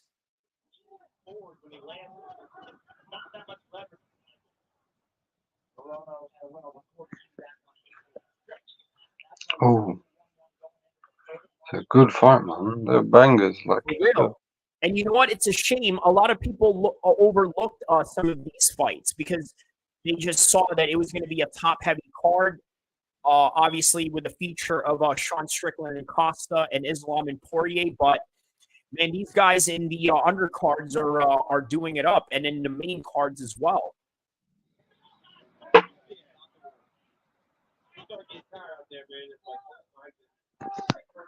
But this is typical. The typical setting of Nico Price. He's always in these types of fights. He's a killer be killed type of fighter to the max. You know, that's really the best way to describe him right here. And by the way, guys, for those of you that are tapping in live right now, don't forget to like and subscribe to my channel, but also our guest of honor, Zain Musa, Boxing Dosage, as he celebrates his homeboy's win. Hamza Shiraz coming off of a victory from Saudi Arabia. We covered that card on this particular stream. You can watch it back in the near future as we are now live witnessing UFC 302 with Nico Price and Alex Morono in the last round with 3:20, 3:19 left in the third round. Very interesting, very action-packed fight. And more to come after that, because after this fight, you have Kevin Holland taking on Mikhail Joshuk. Sorry for all my Polish fans out there if I slaughtered his name, but yeah, Mikhail taking on Kevin Holland. Entertaining fighter, a fighter that loves to talk while he's fighting. Right? He'll trash talk you and fight you at the same time while he's hitting you with jabs. It's going to be an interesting fight. Also, Kevin Holland was coming off of well, not coming off of, but he did fight Khamzat, and Khamzat smoked him in the first round. That was the fight where Nate Diaz was supposed to fight Khamzat, but Khamzat instead fought Kevin Holland because he couldn't make weight, was overweight, and they just decided to switch up opponents in the last minute. So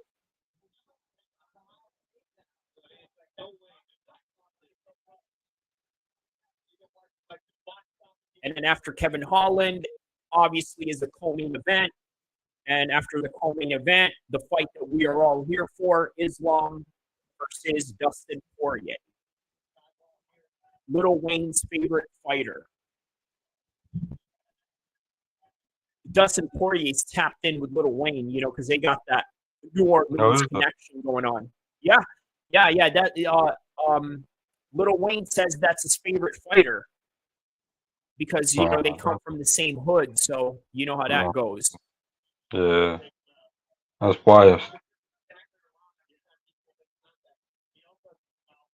But unlike Drake, Little Wayne doesn't bet with his emotions, because I guarantee you Little Wayne ain't putting bets on Dustin Poirier tonight. You know what I mean? He's like, hey, listen, you're the homie, but you're fighting Islam. I'm not putting any of my money on that. You know what I mean? So, yeah, man, it's but I tell you what, man, this is combat sports. You never know what's going to happen. Always remember Andy Ruiz and Anthony Joshua and a whole bunch of other upsets that I could name that would take me a long, long time and a few extra hours. But understand this. Anybody who put their money on Dustin Poirier tonight, I could imagine you would probably be breaking the bank tonight if there was an upset going on. But that's the reason why Islam Makhachev is a heavy favorite. 30 seconds left into this matchup with Alex Morono and Price. Here we go, a little nice uppercut. Look at this, now he's swinging for the fences. This is a little bit of a labored shot right here. Oh, spinning back fist by Alex Morono. You can tell at this point how they're throwing their technique in a sloppily manner that, yeah, they really emptied the tank on each other in this one. They really put up a high energy and expenditure in this fight, and they swing for the fences in the last seconds there. All right. What do you think? Who got that fight? I may have gotten this one wrong right here. I think Nico Price may have won this fight right here.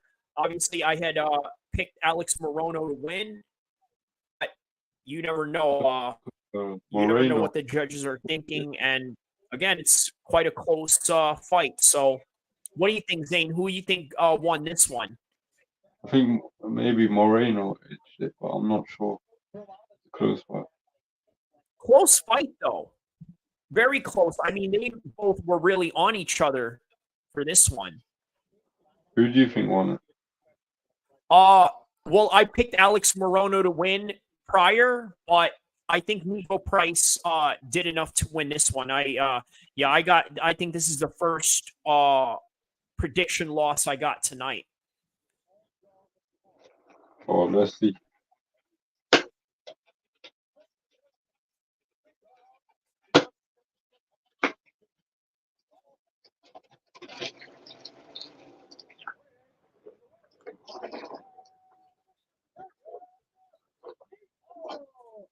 Oh, yeah. Joe Rogan said it's very rare to see a professional like Alex Morono gasp like that. Man, because they really put a lot of their energy into this fight. I mean, it was just a reason why it looked like the way that it did. All right, let's find out the decision right here and listen into the post-fight interview.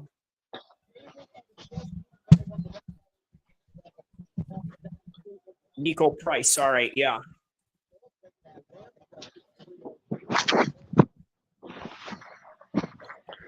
Yes, bro. All right, well done. Well done, Nico Price. Well done. Good job.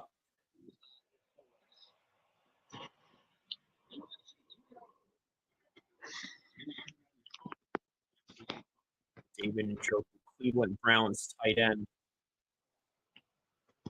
U.S. women's soccer team. Brendan Moreno. There's Frankie Edgar. He trained with Islam for this fight. He was in his camp, finished off his camp in New Jersey, where Frankie Edgar is based out of. Frankie Edgar's good friends with all the Jersey Shore. Is the Jersey Shore popular in England, by the way? I know there's sort of a different version of that. They call it the Geordie Shore, right? I think it's sort of an offshoot from the Jersey Shore or a knockoff from it. But do people watch the Jersey Shore in England? I would imagine they do, right? I mean, they have a fascination with Jersey to a certain degree. Yeah. But I don't really follow him. Jersey. All right. Yeah, I kind of figured, yeah. But this card's good, man. Oh yeah, man. And now it's getting even better because now Kevin Holland is up next. Oh, look at this. This is a Conor McGregor promo right here. Oh wow. And they had to show the Dustin Poirier fight. Dustin effing him up right here because they're like, hey, you know what? We're gonna first debut this video on the same day that Dustin Poirier is fighting, so it's a great way to promote Dustin Poirier. Seeing him F McGregor right here. Mm-hmm.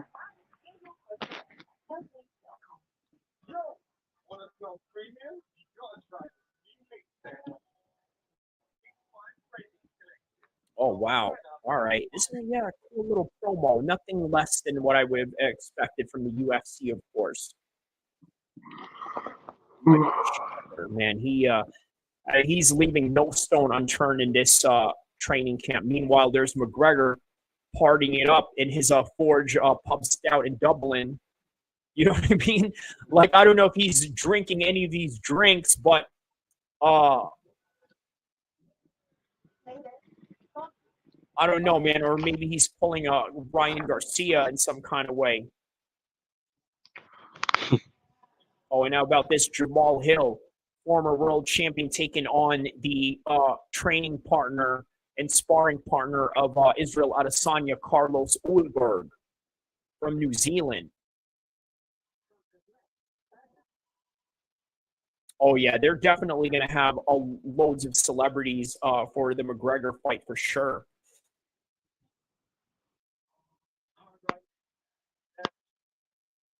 All right. 13-second knockout. Wow. Yeah, that's probably the second fastest knockout in UFC history. The latest I'm sorry, the fastest knockout, I believe, is owned by Jorge Masvidal, 8 seconds against Ben Askren.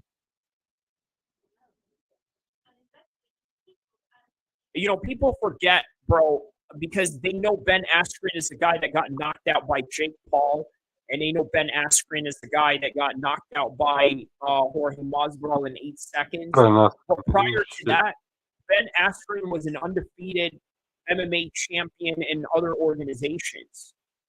Oh, yeah.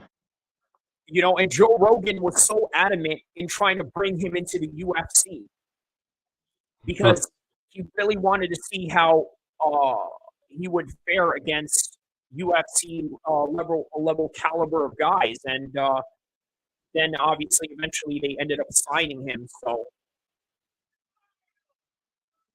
Yeah, that's right. I tell you what, this McGregor-Chandler fight, just because of the kind of style that Michael Chandler offers, it's gonna be a banger, bro. I'm telling you. Like, their styles really offer a banger because Michael Chandler is aggressive, but Conor McGregor is also a counter striker and hits hard. And if need be, he'll get in the pocket with you if need be. You know what I mean? And sometimes that's his own detriment. Obviously, he went to the pocket with Dustin Poirier, and that was a big mistake, going head up with him. But he will go head up depending on who he fights. And I don't know. It wouldn't be the smartest thing to go head up with Michael Chandler, but if he does, bro, I'm telling you, you're going to see an extremely entertaining fight.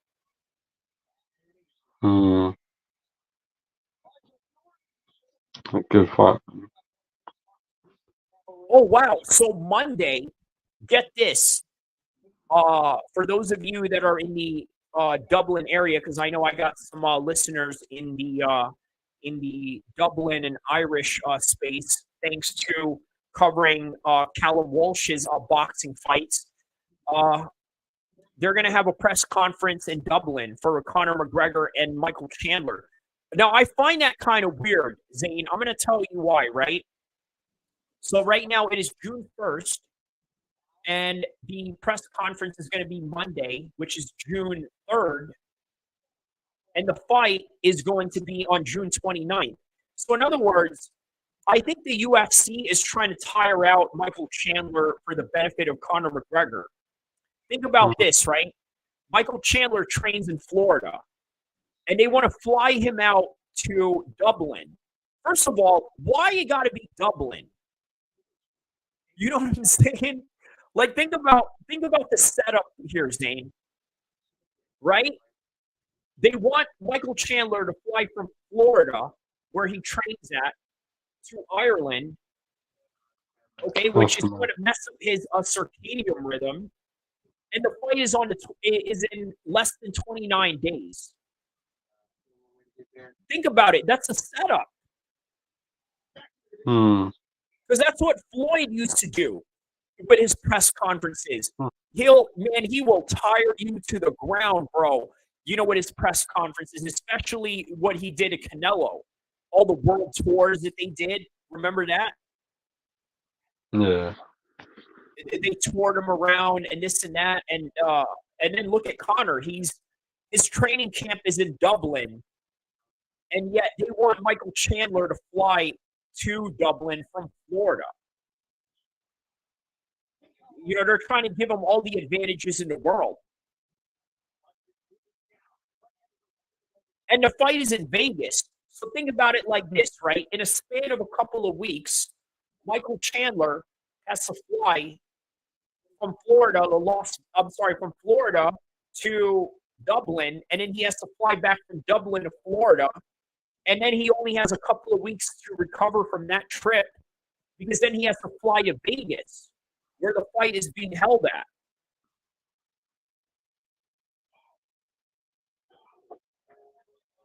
Like, they're trying to tire Michael Chandler out, and quite frankly, I don't blame them. They're like, man, listen, we need McGregor to win. But if you don't win, man, I don't know I don't know what to tell you. We gave you all the advantages. We done drained out Michael Chandler. You know what I mean? We gave you an extra weight because this isn't even a 155 fight, even though both of them are real 155ers. They're going to do it at 170. Man, they're giving all the advantages to McGregor. And then when you are in Dublin, guess what? All of McGregor's fans are going to abuse you. You know what I mean? You know how, man, you've seen it in the boxing side. You know how the Irish are, you know, when they back their guy, you know, and then this is Conor McGregor on top of it. So, you know, they're going to be up in there just dissing Michael Chandler.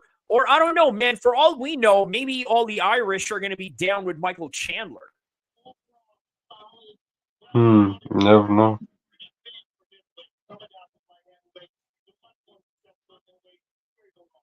Mikhail Olejniczuk from Poland.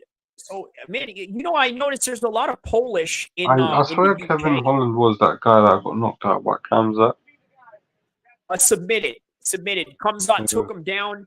And, you know, I mean, look, Kamzat could have probably banged him up on the feet also, but why take that risk? You know, I mean, Kevin Holland is a great striker. He could knock anybody out at any time. So, No. Kamzat was like, nah, we're just going to take you to the ground, finish you off, and we'll call it a day. And that's exactly what he did. You know, he took him down, out wrestled him, and next thing you know, he got him a choke. It was less than 2 minutes he got him.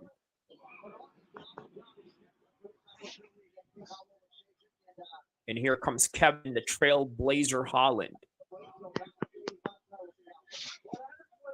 Travis Lutter, BJJ black belt. For those of you that don't know Travis Lutter, this guy was a former 185 title contender against Anderson Silva back in the earlier title runs of Anderson Silva.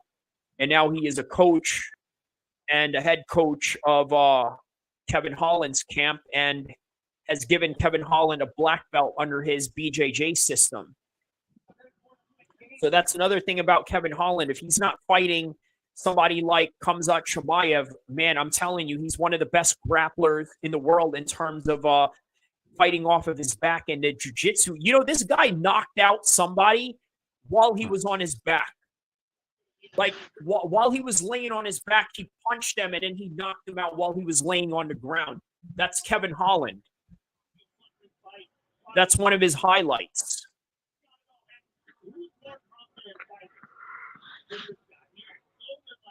He's a decent fighter, man. Yep.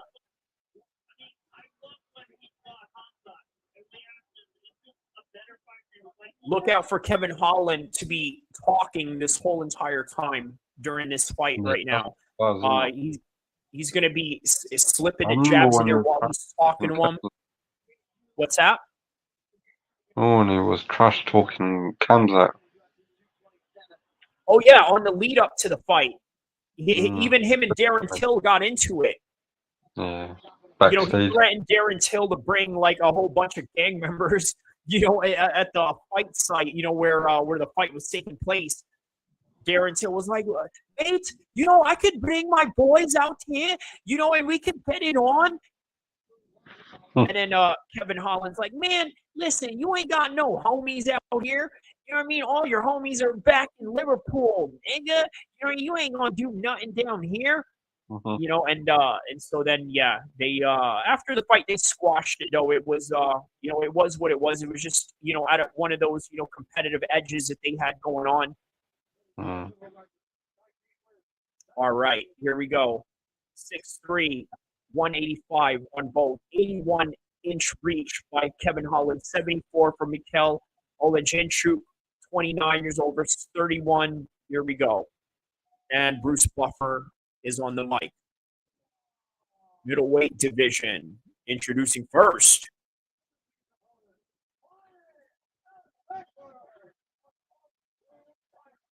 Yeah, Poland got themselves a nice staple of top fighters in the MMA world, even in the boxing world as well.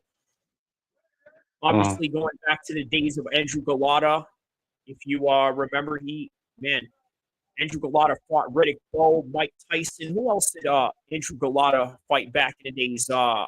he fought some big names. The good fighter, Yeah. man. Shout out to the Polish. Even Tom Aspinall, he's half Polish. So I think they have a stake to claim in that as well. You know, I saw Tom Aspinall, he fought a Polish fighter, right? I believe it was a London card, a London fight card. And I remember he was speaking Polish to him. I was like, what? And then that's when I realized, like, yo, Tom Aspinall really is half Polish. He was, spitting that, like full blown at him, you know? All right, here we go. Round one. Kevin Holland versus Mikhail Olejniczuk. Here we go. Round one.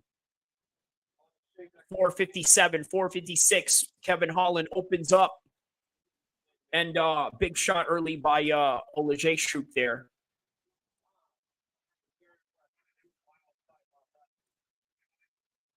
So we're going to see how Kevin Holland deals with the forward pressure of Mikhail while he jabs away. And Holland's on the floor. He got dropped. Oh, shit. Oh, shit. Oh, shit. He's done. Oh. Oh. Wow. Okay, that's that Polish power this dude got going on. Karl Froch is also Polish, too. I was surprised to find it. I don't know why. I always thought he was like an Anglo. I don't know why. But, yeah, apparently he's Polish. Oh, wow. Armbar. Oh, wow. He got him. He's not giving up. He's not tapping. He's going to break his arm. He's going to break your arm. You need to tap. No, he ain't tapping. He's like, I didn't fly all the way out here to New Jersey to get finished in like 1 minute and 20 seconds.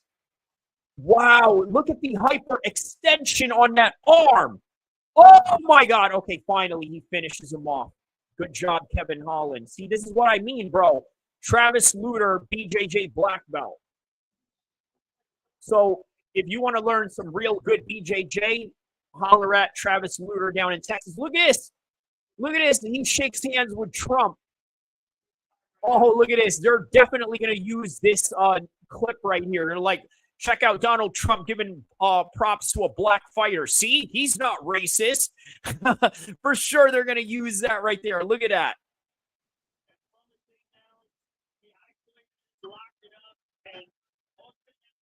And the crowd's yelling USA, of course.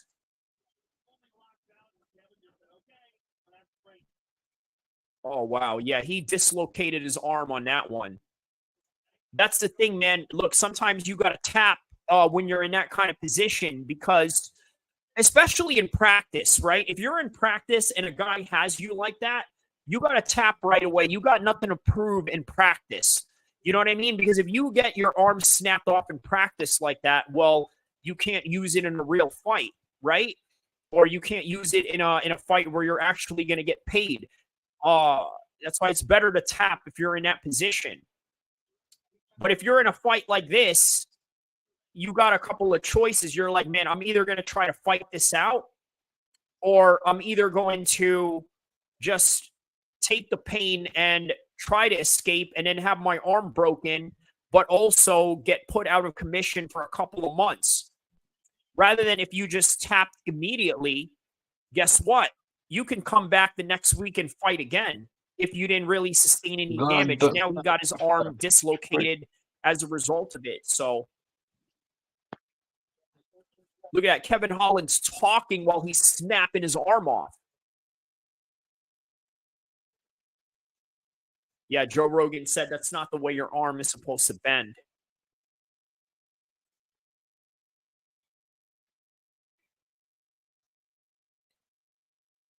Wait, so you know what? He didn't even tap.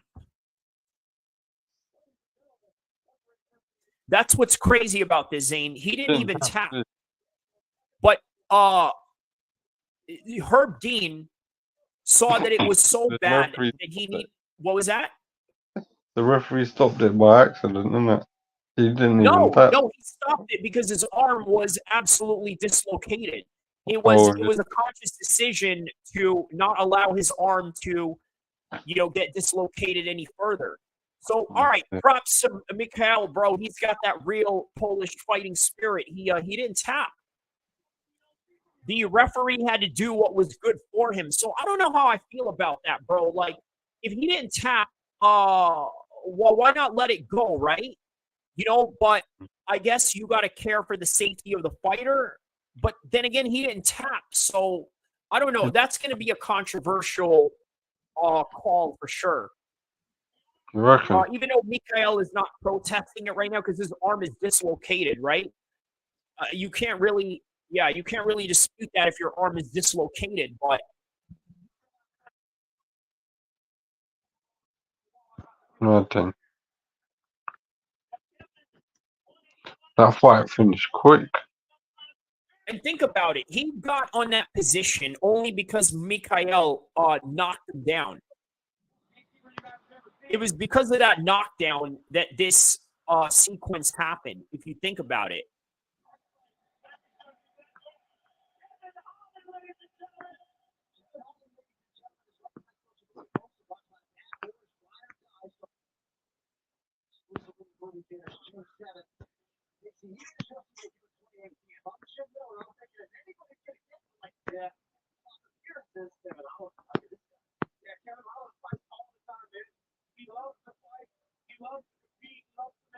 He'll fight anybody up. He'll fight anybody down. I'll fight anybody. Just keep Kevin around. That's brilliant. Oh, how about that? They got another Bad Boys coming out. Another Bad Boys movie.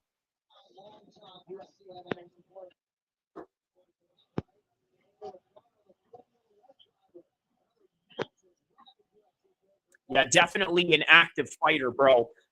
Very active fighter. I tell you what, this is one thing that I think is going to be very beneficial for the Saudis to be part of the UFC, or I'm sorry, boxing.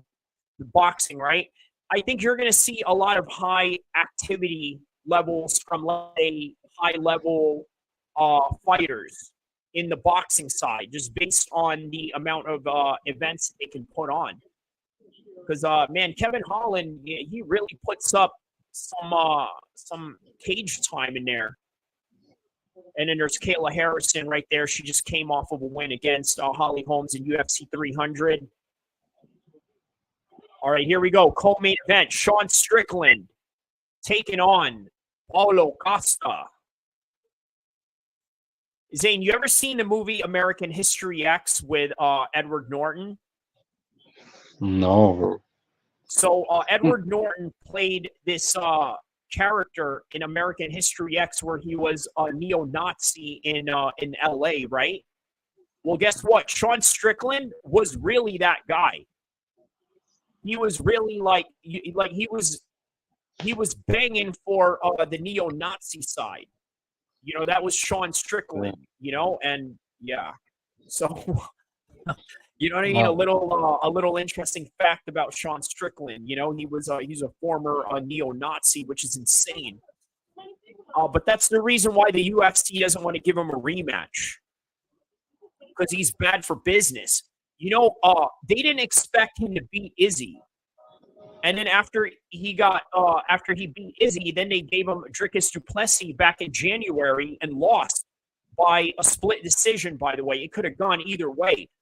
So literally, Sean should realistically, in any universe you want to claim it, could potentially be still the 185 undisputed champion of the world. It's just that you had one judge that disagreed in his last fight. So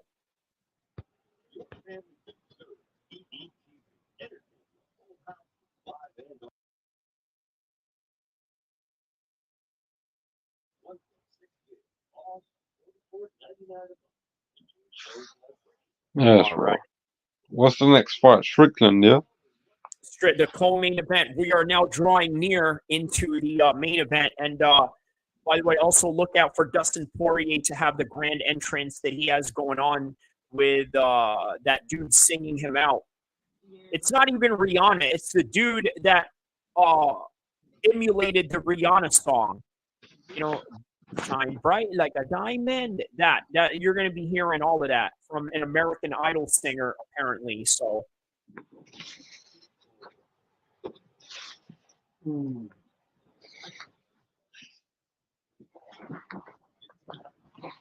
Crazy, How about man. this? Is this big in England? What do y'all think about this slap fighting league right here? I'm not really a big fan of it, but apparently this is a big endeavor that Dana White has going on the side. What's that? The slap fighting. The slap fighting. It's weird because it's like Oh, you what? gotta wait. It's a Defend defenseless themselves, fight. If you really want to think about it. Sorry for these people. You got to sit there and wait for somebody to slap you, and then you get slapped back, and yeah. Fucked. Hang in there, man. 2 more fights left. Yeah, fucking bro.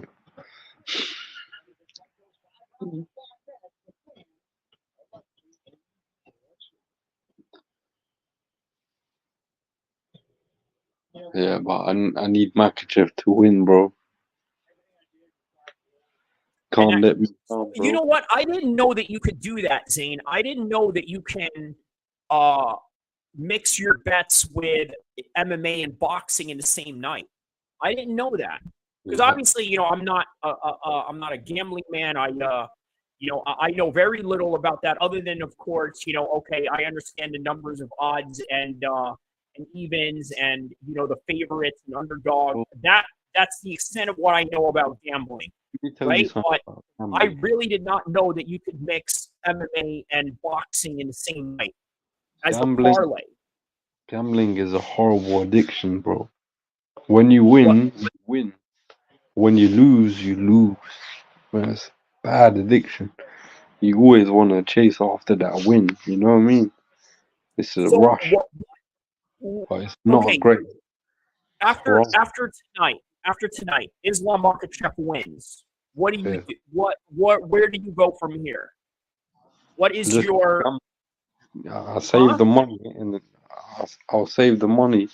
I'll put it away for a rainy day, and I'll just keep gambling after that. But I want to stop. I'll tell you what. Look, I think it's a lot harder for you, considering that you know boxing so much, and that is basically the staple of where you put it all on the line. So, yeah, because you know so much, and you know these guys, and you know their habits, yeah, I would imagine why it would be very difficult for you to stop. I'll be honest with you, bro. Yeah, if I didn't know Hamza Shiraz, and I didn't know what he was doing outside the ring, like, he just dedicates himself to the sport. And bro, if I didn't think that he was something special, I wouldn't say it. People think, oh, because he comes from the same race as me or the same culture or something, Muslims, that I backed him because he's just Muslim. But that's not the case. The thing about my channel is, bro, if you're good, then I will make sure that I put my money on you. Because if I'm promoting you, then you have to be good. Otherwise, there's no point me giving you that sort of platform for me to promote you on. But Hamza, he's always made me money all the time. Like, never lets me down. But and you've said you've also made money over the years with Canelo too, right? Yeah, Canelo as well. Canelo, because obviously when he was coming up, there was like a stream of fights where he was undefeated, about a 20-fight run. All them fights I used to bet on. He used to make me money. But when he lost. You know, I lost money on that time. So boxing is a cruel sport, because sometimes you just get too greedy. You know what I mean? Not boxing, I mean gambling. Yeah. You just get greedy, and then, you know what I mean? Once you think sometimes upsets happen, you know. So you can't always win all the time. Yeah, look, here's the thing too that I think is I do really want to worth stop it. I understanding about don't the like promoting or the anything. gambling aspect of fighting, right? You know what you know in terms of the science, in terms of the capabilities, and in terms of the past occurrences of these fighters. What it is, So in what other it is, words, bro. What like it for is, bro. example, Yeah, what go was on. that? What it is, bro. Yeah, what I was saying is, there's always a possibility something may go wrong when you're gambling, and like we saw tonight, yeah. The second round, Hamza Shiraz took a good shot, but obviously he was a bit like on wobbly legs. You know, he did have a reaction to the shot, but you know, certain people would have taken that shot and would have gone down. Do you understand? So that's where the gambling aspect comes from it, you know? So it's like Hamza was meant to win that fight, you know? It But definitely seemed like it, man. And we're over the moon about it. We've already seen several fights after that one, and we're just still that was buzzing crazy. off of Hamza Shiraz, bro. Even all the way up to the Islam Makhachev fight, we're gonna be buzzing off of that, and even more so added to that after, inshallah, Islam Makhachev wins. So, if you guys are watching this right now, Paulo Costa is now inside the cage, and we are awaiting the arrival of Sean Strickland as he is going to enter the cage. And Paulo Costa has now made it to his blue corner. So what I was saying was the other elements of the gambling aspect is that you don't know what these guys are doing in their camp, right? Yeah, Like, for example, on paper with the Conor McGregor fight, we know that Conor is elusive. We know that he's a dangerous striker. The only problem is that we don't know if Conor McGregor is doing the right things outside of the cage. So even though we know that he has the accolades of a double champion, somebody who's a dangerous striker, somebody who's very elusive, we don't know if that's going to come out on the Michael Chandler fight, and that's the absolute dangers of gambling. Sometimes, what you know on paper may not always matter in the reality of the fight night. I'll be honest Which with you. is what was I that? don't really gamble on UFC fights. But tonight was I guess a little bit different, right? You know what I mean? I guess it was a good parlay for you to go into the Makhachev and the Hamza fight. So Yeah. Well, to be honest, they are reliable, you know? They always win majority of the time. I mean, Islam has only lost once, so I'm pretty yeah, that confident. was a long time ago. Like, Yeah, bro.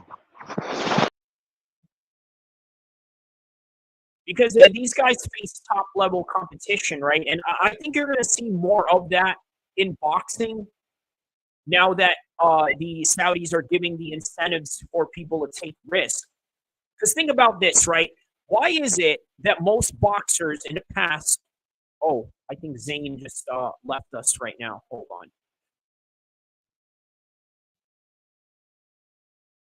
Let's.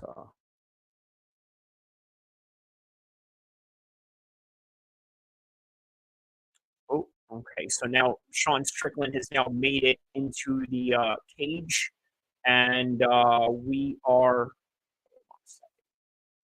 going to invite Zane back into the. I don't know. I think his looks like his thing may have gone off, but okay. All right, call main event of the evening. Here we go.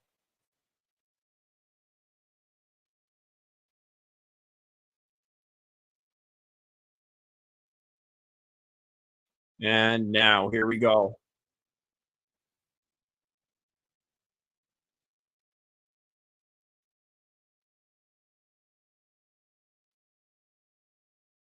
All right. We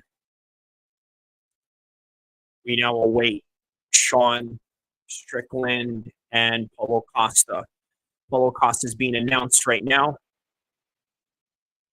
I believe Zane may have had his batteries ran out, but we will wait for Zane to come right back. Hopefully, he'll come back and join us. So just await his arrival right now. But in the meantime, okay, here we go. Add to the stage. Here we go. Sure, All right, Zane, you're back. There we go. All right, yeah. just in time. So Sean Strickland is now Strickland's being about announced.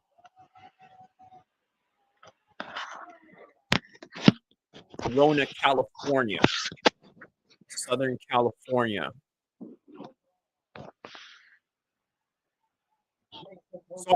So this sort of correlates with Hamza Shiraz, Zane. I'll tell you this, right? One of the main reasons why Sean Strickland is so underrated. Think of it like this, right? Just like Hamza Shiraz, they train in LA, right? Sean Strickland is from LA. Hamza Shiraz visits LA and goes out there for training camps. As a result, they get different looks and different bodies that really improve their game. And this is why I say that, hey, listen, if you want to camp anywhere in the world, I think California is the best place in the world to camp, whether it's MMA or boxing. I mean, even Islam and Khabib are out here. You know what I mean? Like Khabib and Islam only train 20 minutes away from where I'm at. So it says a lot about this state. So here we go. Look out for Sean Strickland's little Philly shell that he does, which he really specializes in and really uses, you know, a ton of efficient boxing to sort of beat a lot of his opponents either by points or either by a slow, steady TKO. But the one thing about Sean Strickland, he's never really like a knockout artist in that kind of sense, right? He's he's a bit of a boxer's boxer is the best way to really put it.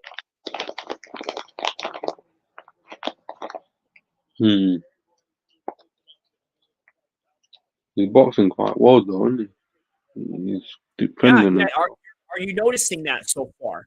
Yeah. He's tucking his elbows in. Oh, a little hook by Costa there. But look out for Costa to throw kicks if he gets in the right range to do so.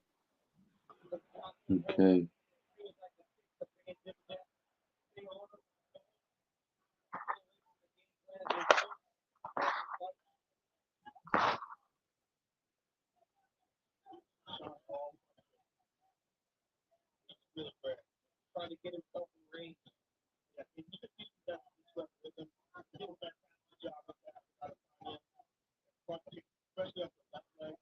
If Sean Strickland wins this, I'd be curious to see if he goes up to Trump. That would be because I don't know, man. You know, they say that he's a Republican, but then he says he doesn't like Trump. So I'm curious to see how his interaction with Trump is going to develop in this one. Now, I wouldn't be surprised if he just gave Trump the middle finger. Imagine that. Like most people that see Trump at UFC, especially with the fighters, are all nice and cordial to him. If there's one guy that would give Trump the middle finger, it would probably be Sean Strickland. All right. But so far, yeah, he's walking him down just like Zhang earlier did to, man, bro, I'm still stunned by that Wilder fight. Like, I know that this was a long time coming. At the same time, bro, I told you Zhang was gonna knock him out, bro. Huh? As soon as I saw him like go into the corner of the first round, I was like, nah, Zhang's knocking him out. It's only a matter of time. Bro, you called it. I was like, man, you know, I don't know what's going to happen at this point, right? But yeah, you dead on called it. You were like, yeah, he's getting slapped at some point, and yeah, he definitely did.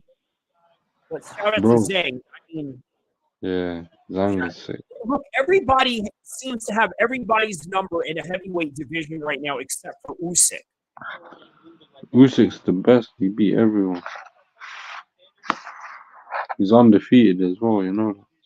Crazy. Probably the only undefeated heavyweight boxer left in the high levels, right? Yeah, So I 100%, bro. thought at some point Frank He Sanchez even beat was going Whoa. to get up there, and obviously you've seen the recent loss he had. So,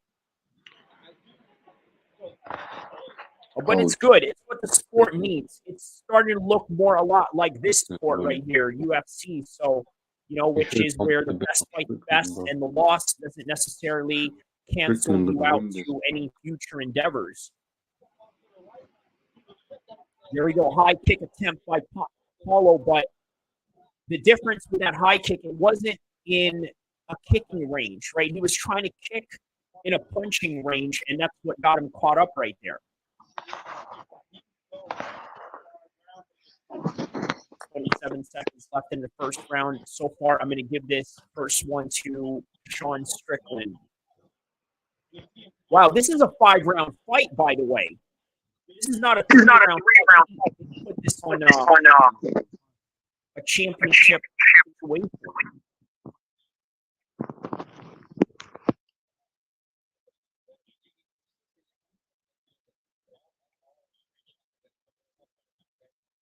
Wow, yeah, he was walking him down, bro. Zhang Wilder style.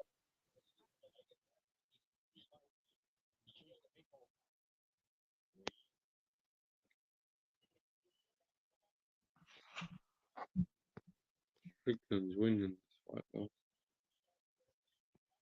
His corner's telling him to stay away from the straight shots that Sean is hitting him with.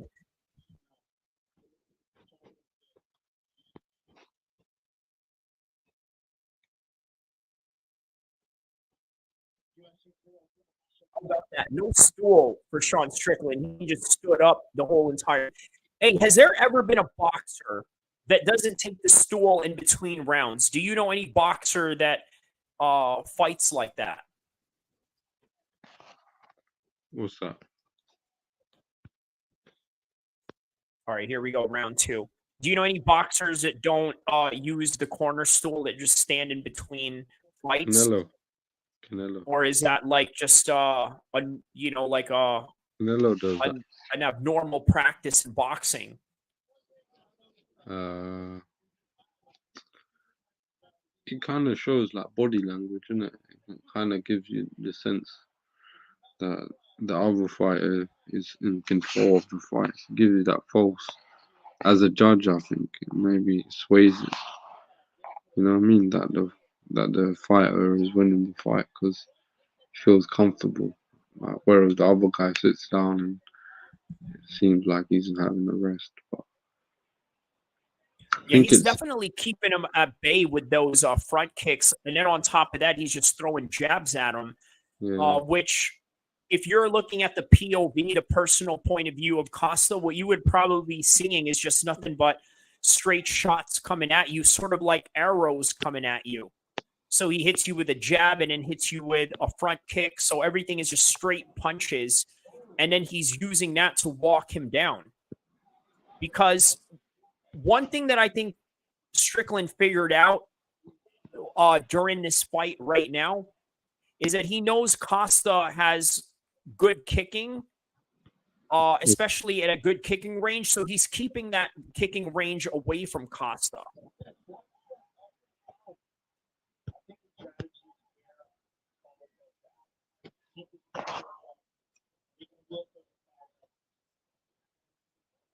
yeah, Strickland's winning this fight. You should have told me to bet on Strickland as well. Oh, bro, I had that on my prediction. That was one of my picks.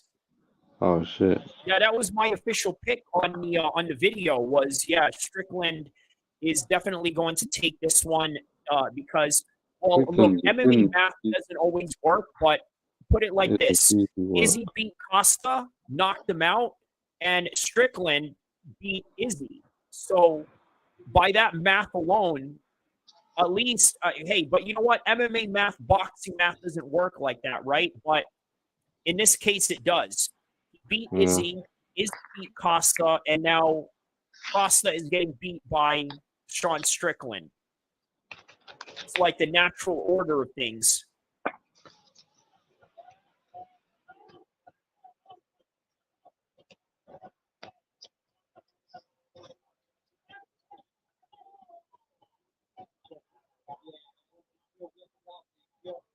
I'll tell you what's also crazy about Costa, right?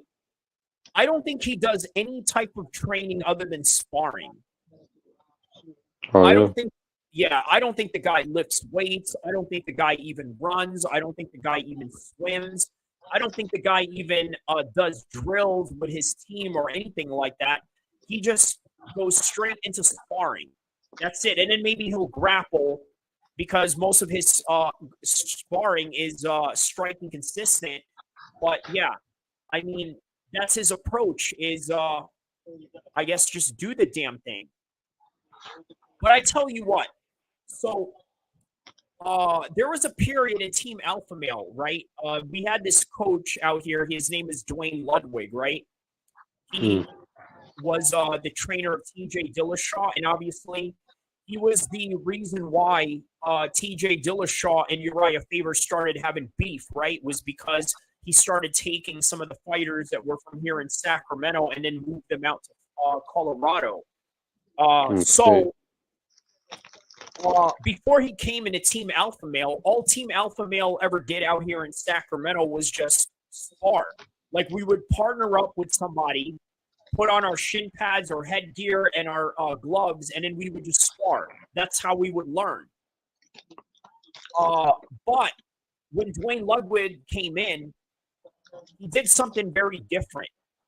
He became more of like a driller, right? We started drilling moves, repetitions. There is a lot of benefits in doing that. I think that's he's awesome right now. Knocked him down. First knockdown of the fight.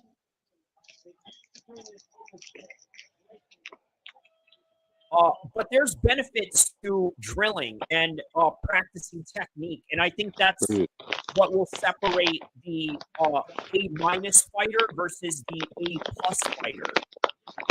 Doing these small, Strickland's winning this easy work. But he's certainly winning this for sure, right? And showing you the benefits of just doing nothing but sparring all day. So, what time is your local time right now in London? It's fucking 5 o'clock, bro.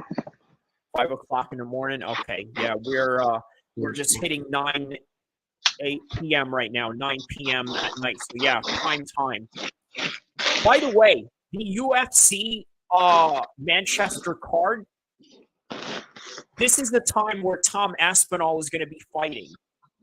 Because they're fighting on U.S. time. So can you imagine there's going to be a party all night in Manchester? If I were the restaurants that were existing in Manchester right now where this fight is going to take place at UFC 304, I would open my restaurant all night long. You imagine the business that you get with all the UFC fans that are going to be in the area, right? Think about that. If I was a restaurant owner in Manchester, I would have my restaurant open. But I don't know. Do you guys have laws in England where you have to close a certain time, or you can open, for as long as you want? Like, can you have a 24-hour restaurant in the UK if you wanted? Does the law there allow that? Yeah, of course. There are a few, but just not the pubs, right? I mean, obviously, because here there's a 2 a.m. Non-serving time. Like, obviously, I don't drink alcohol or anything like that, but yeah, that's what they do. If you club out here, they stop at 2 a.m. to serve drinks, and then they just close down the club at that time. So, yeah, if I was a Manchester restaurant owner, that's exactly what I would do for UFC 304. Just open the restaurant all night long. You know, it's good business, you know? So right now, round 2, Strickland has rocked Costa twice now. So for those of you that are tapping in right now, shout outs to Zain Musa Boxing Dosage. He is the official guest for this live stream right now. Check out his page on Zain Musa Boxing Dosage for all your boxing news coverage, predictions, and also the coverage of Hamza Shiraz's career. This guy's tapped in heavily in that camp, and we are over the moon of Hamza Shiraz's victory tonight as we are witnessing Sean Strickland putting it on Paulo Costa, walking him down the same way that Deontay Wilder got walked down by Zhang tonight. That's awesome. Oh, his leg got hurt by checking it. Yeah, he hurt his right leg after checking one of Sean Strickland's kicks. See, that's the thing with kicks. Even if you check the kick, it can still hurt you.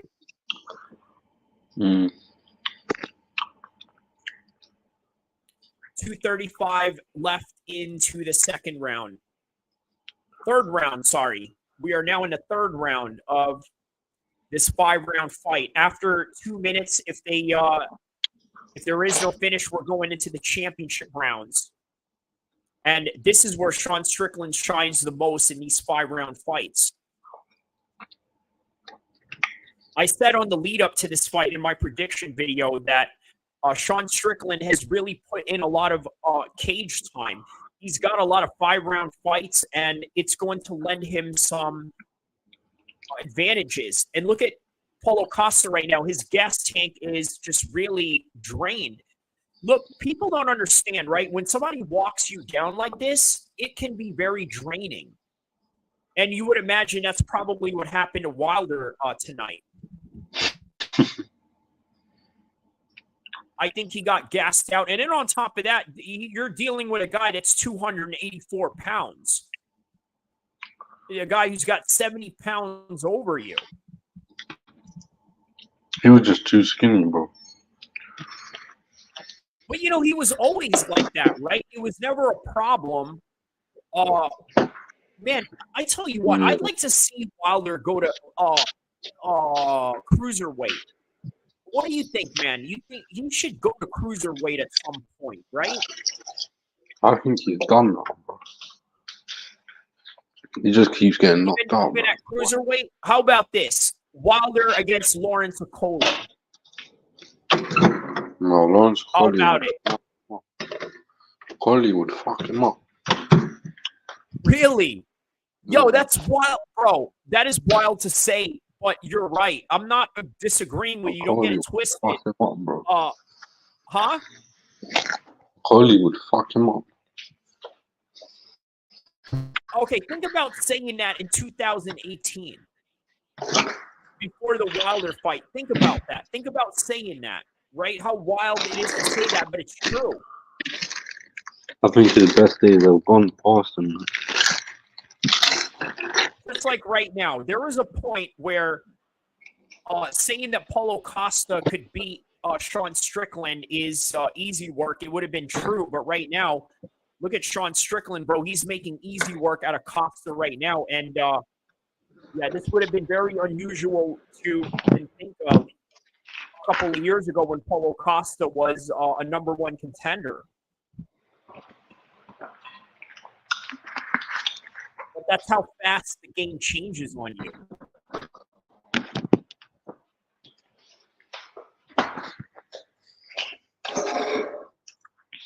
The corner of Costa is saying it's 2-1 on them right now.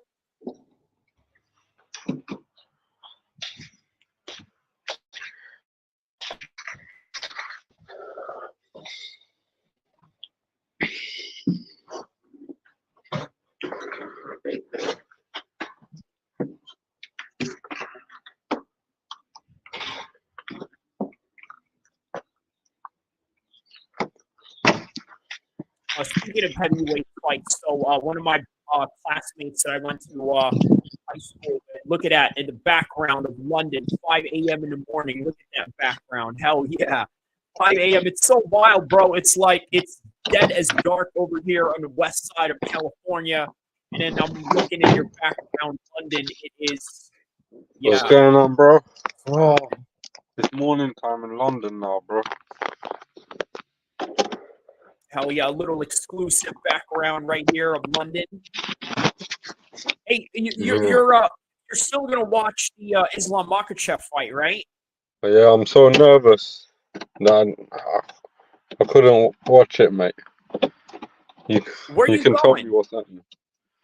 I'm here. Oh, you're not gonna watch the fight? I watch it, but you can report to me, mate. I'm nervous, All man. right, all right. Fair enough. I'll Fair come enough. back. I just want to smoke this quickly, and then I'll come back. Oh yeah. Go ahead, bro. Do your thing on do your thing on live stream, bro. It's all good. Kind of cold right now, so I'm putting the heating on. Man, it was 80 degrees today in Cali, 84. Really? Yeah, real hot, man, 84. So here we go. Okay. Oh wow, this little exchange here by now the Philly shell is coming out with Sean Strickland. He's sort of daring Costa to come in, sort of like a Mayweather counter that he's looking for right here. But still with the volume of jabs that he's throwing at Costa right now. 327, 326, 325 of the fourth round. We are now in the championship rounds of Strickland versus Costa, awaiting the main event of Islam Makhachev versus Dustin the Diamond Poirier. And that right there, they're going to have a long entrance for that one. So shout outs to the 400 people around the world who have tapped in this channel tonight. And shout outs to Zain Musa Boxing. Don't forget to like and subscribe to his channel for all your boxing needs and also for all your MMA needs right here on this side, which is the west side of Big up to you, Kyrie, man. Big up to Kyrie. Make sure you follow him up. He's a great sort of MMA journalist, you know, knows what he's doing, covers the sport, and he's a great guy, man. Salute all the way to London, UK to USA, man. That's right, California, London connection as we are live witnessing Sean Strickland and Paulo Costa right now in the fourth round with 2:20 left, 2:19, 2:18.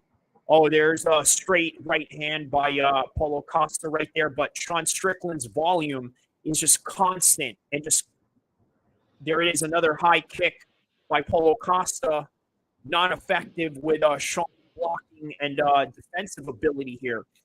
So one thing about Sean Strickland that I think you're noticing in this fight in terms of his training habits, he feels that he can spar all day long because he doesn't get hit, and you see why. He uses the Philly shell.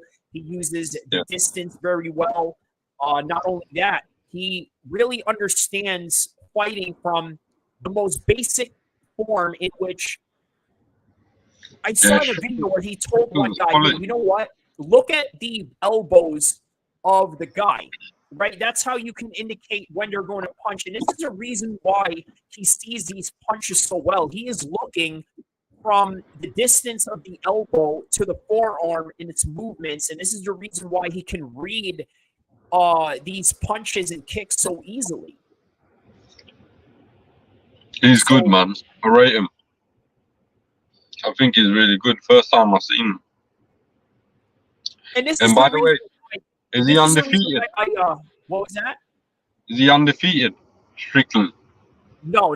He's he got knocked out by his first loss was against Usman. This was when they were both prospects. Okay. Okay, and then he lost to Alex Pereira, knocked him out. But then he beat Izzy for the 185 title. And then he fought Dricus du Plessis. See, here's the thing.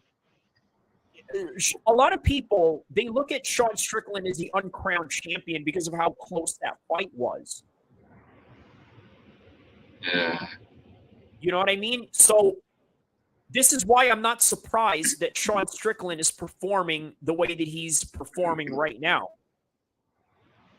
Because literally you're looking at a champion level fighter. It just so happens that those judges in Toronto didn't think so. But it doesn't mean that, it's not going to translate into this fight. And it obviously is, because Strickland right now is showing levels above Paulo Costa. There's Eric Nixick right there, also the head coach of Francis Ngannou. By the way, Francis Ngannou sparred Sean Strickland, which is crazy to think with the size difference that they have, that Sean Strickland went in there with him. Okay. That's crazy. So you know how they have the 4 kings in the UFC, right? It was Izzy, the 3 African kings, Izzy, Usman, and Francis. Sean Strickland fought all of them, and he sparred one of them, which is Francis Ngannou. He fought Usman to a decision. He fought Izzy to a decision. And he fought all 5 rounds in a sparring session with Francis Ngannou. So this is a reason why you're seeing this fight play out the way that it is right now. So here we go. 5th and final round with its co-main event. Strickland on points. Strickland looks like he's winning on points so far. And I can't see the judges giving this to Paulo Costa. Even if Sean Strickland was to lose this round, let's say if Paulo Costa decides to shoot in on Sean Strickland and take him down. Strickland's winning this fight, no? He's definitely winning this fight. I think he's 4 rounds up. Yeah. And he's winning the 5th round so far just within the first 30 seconds of these exchanges. So he's using good jab, using that good, Philly shell, using his shoulders to block the shots. And he's not walking him down as much. I think now Costa is now starting to be a little bit more light on his feet in terms of not allowing Sean Strickland to walk him down so easily. But still, even with that, Sean Strickland is outstriking him.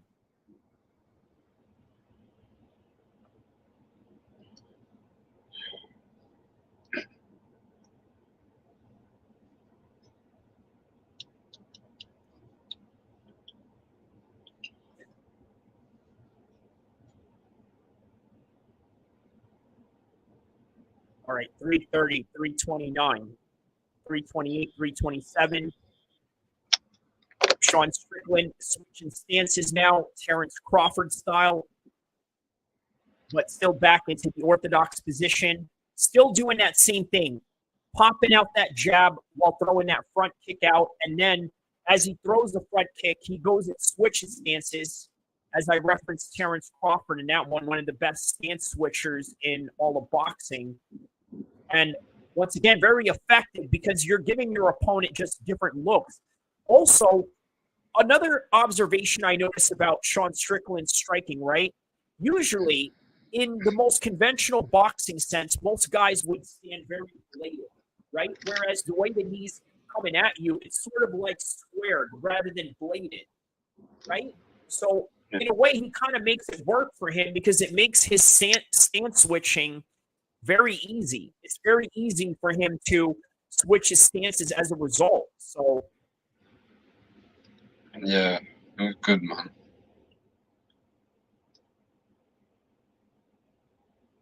Yeah, more kicks by Strickland to the body.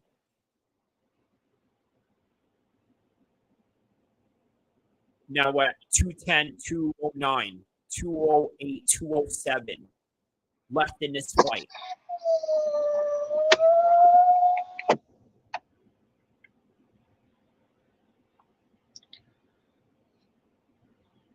Go jab, front kick.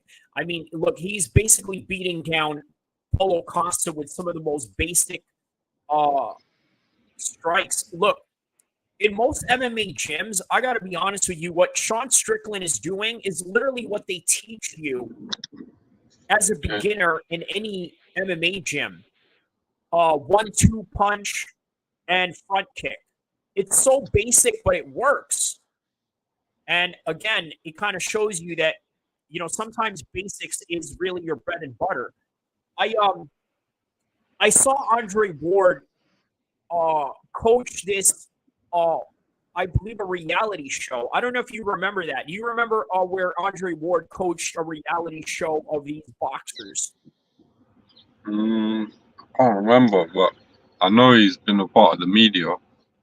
Oh, yeah, of course. Yeah, off top, we know that. Yeah, he's an ESPN analysis, but I think before that he did, I believe, a show where he was a reality host with these boxers. It's kind of like the Ultimate Fighter version of boxing. Well, anyways, in one of the training sessions, I remember he said something to the fighters that really stuck to me, right? He said, keep that jab going, right? It's your bread and butter. Don't let go of it, but also don't get bored of it. And I understood exactly what he meant by that. You see, when you learn different moves, whether it's boxing or MMA, you always want to do the fancy stuff, right? But sometimes it's the basic stuff that works. Yeah, 100%. Oh, wow, he just rocked Costa. Oh, he just rocked Costa right now with a head kick. Costa goes down, and Costa gets right back up with 4 seconds left. Sean Strickland, in the last 20 to 30 seconds of the fight, is always dangerous. And obviously, he rocked him in that one, but Costa got up.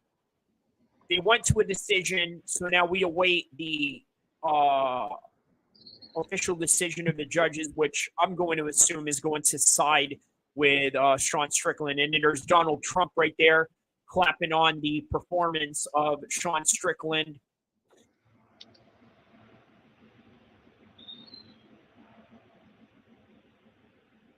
And now we await the decision for the judges, as we are now on the verge of witnessing the main event of Islam Makhachev versus Dustin Poirier. So here we go.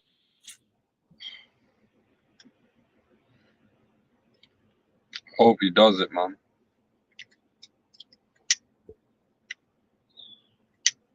Oh, Islam? Yeah.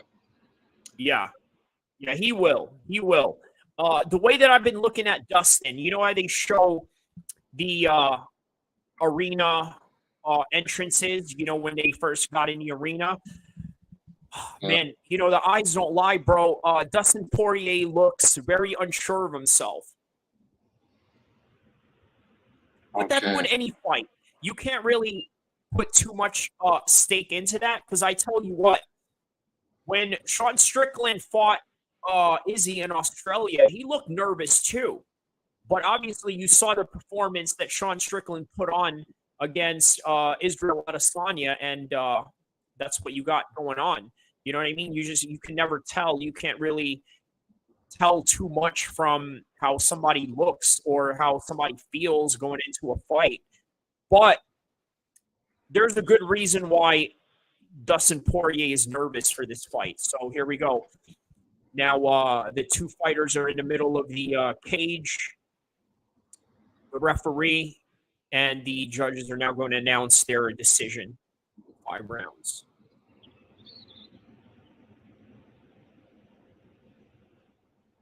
(49-46). Costa. Strickland. 50-45 Strickland. 49-46. Split decision. Sean Strickland. Split decision, bro. Come on, bro. One of those judges were just absolutely okay. Now Sean Strickland walks out into the cage. I'm assuming he's going to go towards Trump. This is like one of those the Caesar and the Roman emperor stuff, right? Oh, look, he's going to take a selfie with Trump. There you go. All right. Yeah, this is one of those, Roman emperor stuff, in the Roman gladiator days, right? Where the gladiators sort of like, ask for the approval of the emperor. You know what I mean? Like one of those type of situations. All right, so now Sean Strickland is talking to Joe Rogan, and let's listen into this interview. Joe said the rightful decision was made. Says it was a good fight. Sean said I was a boring fight. Sorry, guys. He says I'm not known for being athletic, but I tried. Yeah, you know what? He's right about that. But you know what? He definitely has technique. And that's the thing about technique, right? You don't got to be the most athletic guy, but man, if you got technique, you can do a lot. And he did a lot in this fight in terms of walking him down, jabbing him up, stabbing him with front kicks.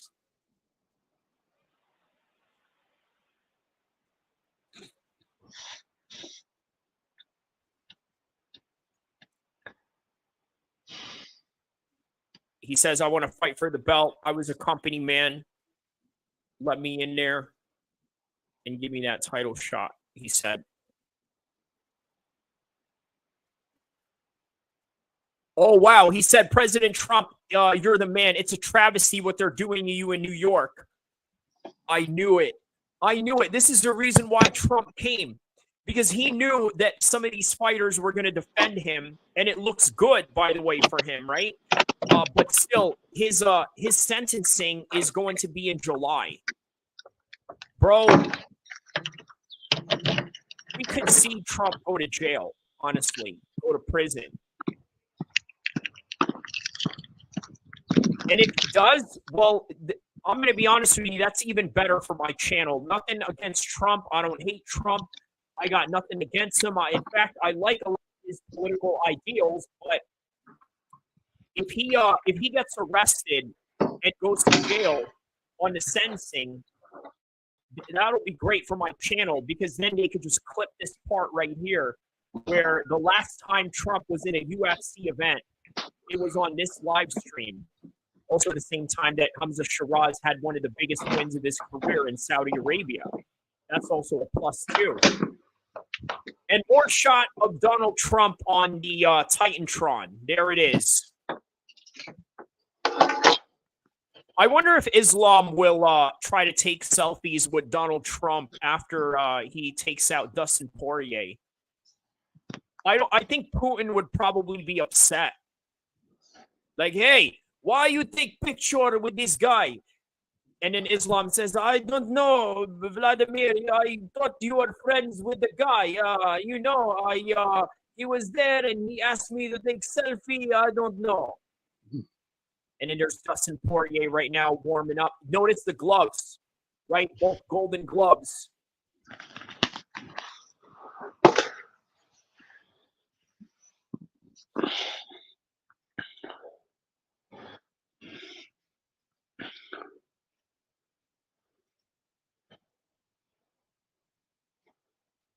All right. A little promo for the Bad Boys trailer right here. I mean, yeah, this is like one of their ways of bringing back all these 90s movies, I suppose, right? Oh, you know what? There is a UK cop show that is similar to Bad Boys. I believe it's called Bulletproof. It's with, I'm not sure if it's Kano or that's not Kano. I'm sorry. That's somebody else. I keep mixing him up. The Kano guy and the Bulletproof guy. Because I know Kano, it's the guy from Top Boy, right? And then there's, what is that guy's name? He was on, Bulletproof, right? Where, those UK cops. It's a cop show. Yeah, what's his name? The other guy that Ashley is in there with. What's that guy's name? There's Ashley, who was also in Top Boy, and then in Bulletproof, there's another guy, another light-skinned black brother that is his co-star of that particular show. He had like some Me Too scandals going on. What's his name? Let me look this up. Let's see. I think it's Ashley talking.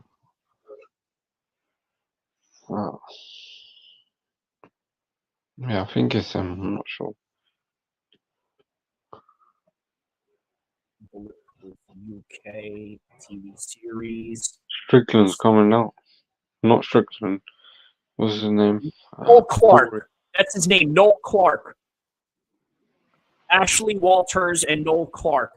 There was a point where I mixed up Noel Clark with Kano the rapper. Okay. But yeah, no, that the Bulletproof show, that I think that is a knockoff from Bad Boy. They sort of made it like the UK version of it.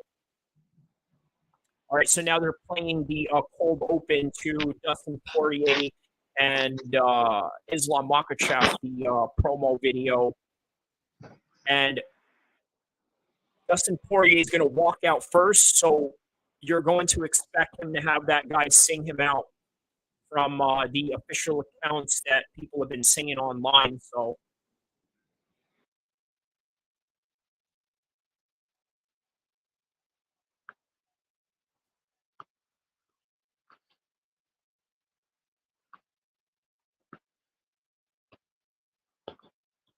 Zayn right now is experiencing the life of a hardcore UK MMA fan. For those of you that are watching right now live, what you are seeing is what UK MMA fans go through on a weekly basis. Okay, this is what you will look like if you are a UK MMA fan. 5 a.m. in the morning just to watch a main event. Bro, this is what it's going to feel. What you're feeling right now, Zane, is what all those people in Manchester are going to feel in July. Yeah. Yo, how long is what is the what is the travel time between Manchester and London? Just driving. 3-4 hours. So, is there a possible world where you can make the Derek Chisora fight and the UFC card in the same day?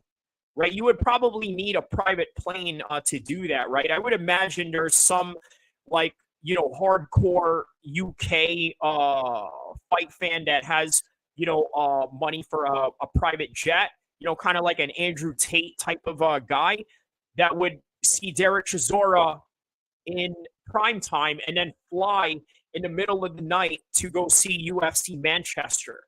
Like, I'm sure there's people that are planning to do something like that, right?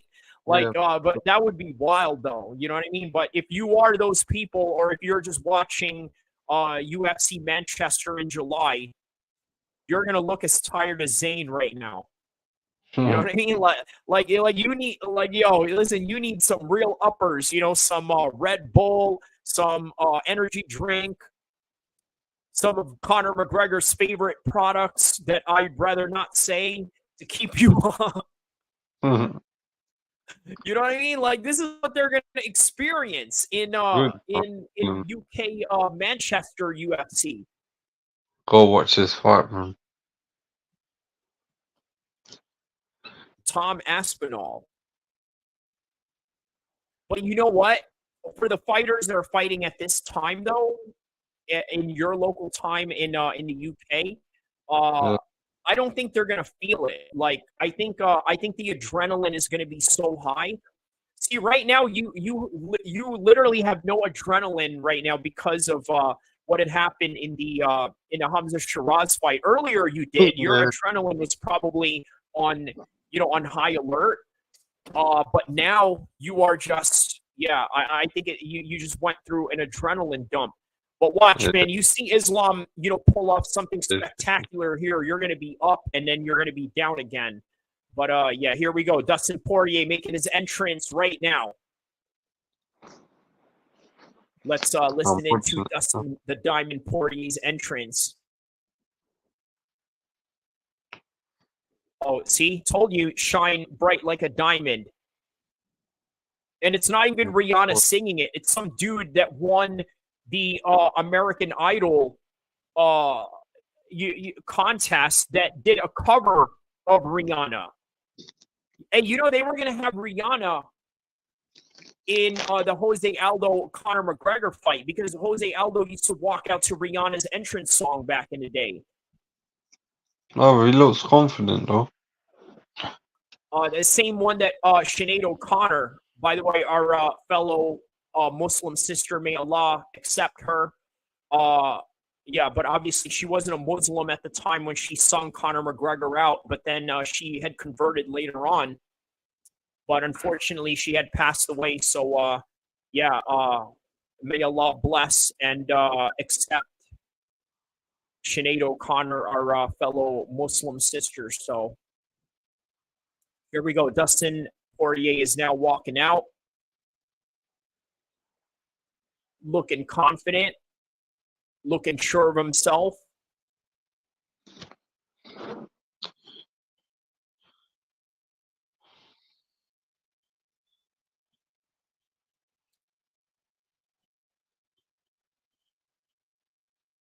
And now Dustin Poirier is now taking off his top gear. And the song had transitioned to his traditional walkout song, Get Down, Get Down. You know that song that he comes out to, that little funk song that he comes out to. Tom Aspinall walks out to a very funky type of song too. What's that song by Curtis Mayfield? Move on up, move on up. I like that he used that song, right? I swear a lot of the old school BT Sport, Sky Sports, video packages they always use those, old school 1970s funk American songs to like feature in their highlights. So it's quite brilliant of Tom Aspinall to do that. Mm.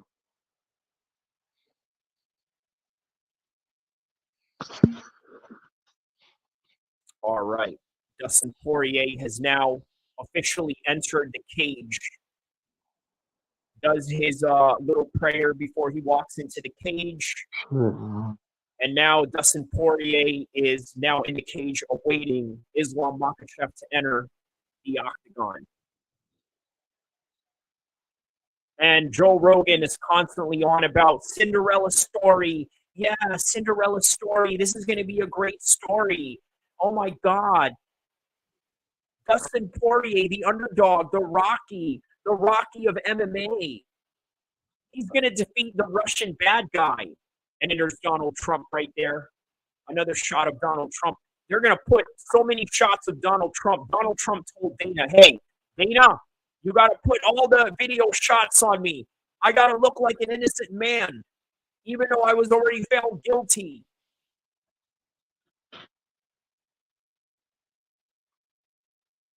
All right, here we go. Now the entire arena's lights are darkened as we Islam Makhachev's entrance into the cage. The final fight of the evening. And Zayn, as he's looking on, is saying to himself, Islam, please finish him off early so I can get out of here. Does he? I feel like that. You're nervous, bro. Hey, straight up, bro, I've watched some overseas fight cards where I was up in the morning and I was like, man, look, I hope this guy finishes him, early on so I can, get this over with. One fight that I saw that was like that, Michael Bisping, right? He fought in China. He got knocked out early in the first round, right? I was like, listen, he came off of a George St. Pierre fight 2 weeks before and lost his title and came into fill in for Anderson Silva at a UFC Chinese card in 2017, which was literally his last fight. I said, man, George St. Pierre slept him a couple of weeks ago. Now here he is in China. He's definitely going to get slept early. And lo and behold, he did. First round knockout by Kelvin Gastelum, and the rest is history. And now there's Khabib. There's Javier Mendez. There's all of Islam and Khabib's cousins. And of course, the Golden Gloves that is now going to be used by all championship fights now moving forward. And Islam Makhachev and Dustin Poirier are the first fight with the Golden Gloves in the UFC. Same colored gloves as Deontay Wilder had on, but obviously in the boxing version.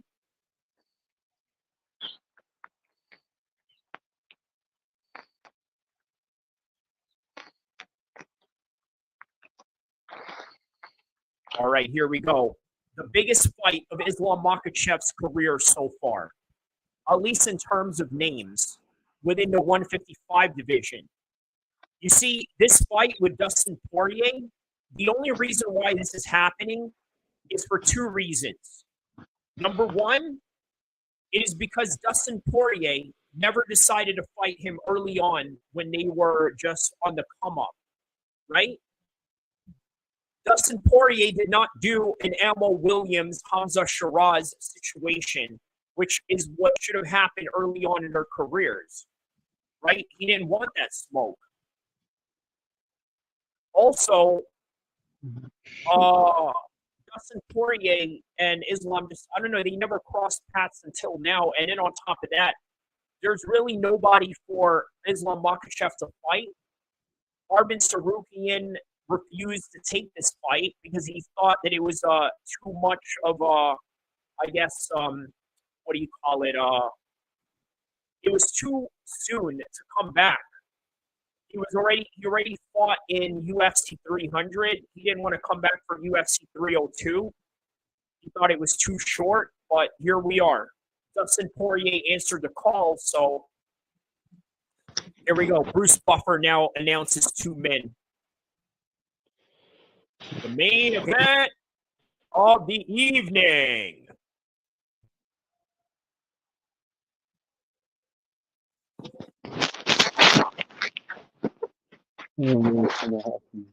Nervous. Come on, Makhachev. Hey, say it with me. Easy money. Easy money, hopefully. Easy money. Easy money. Because you already got the first part down tonight. You know, now it's this is it. This is where all of that accumulates into your parlay. And now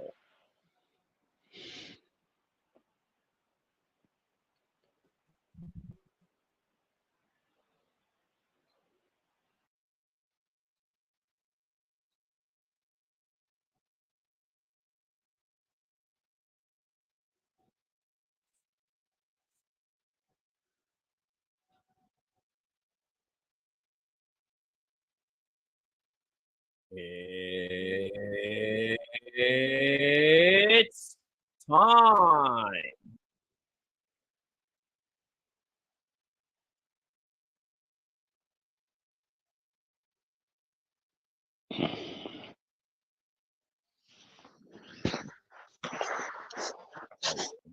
Out of the blue corner.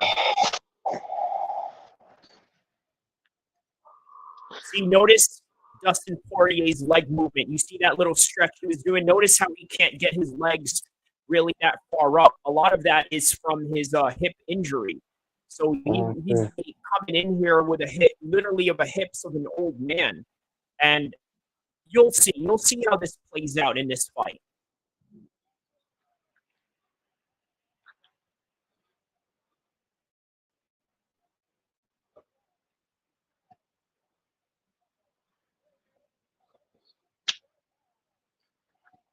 Yes, do it, man. All right, here we go. Islam is now being announced to the world.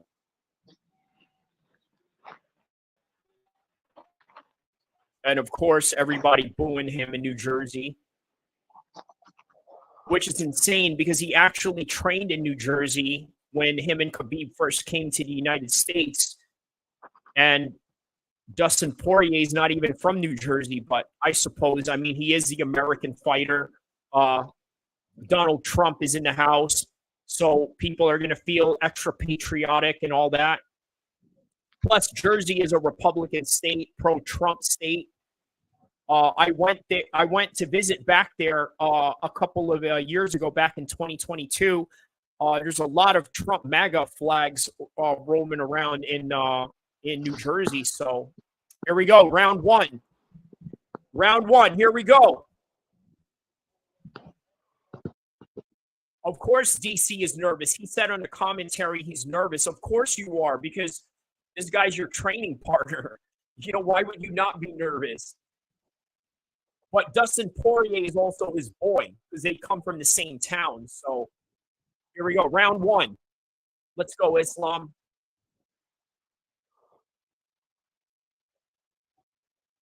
See, there it is, low kick. That's what I'm saying. He likes to go for that low kick. It's effective for him, but he goes for it again. Watch Islam catch him with an ankle kick. Yes.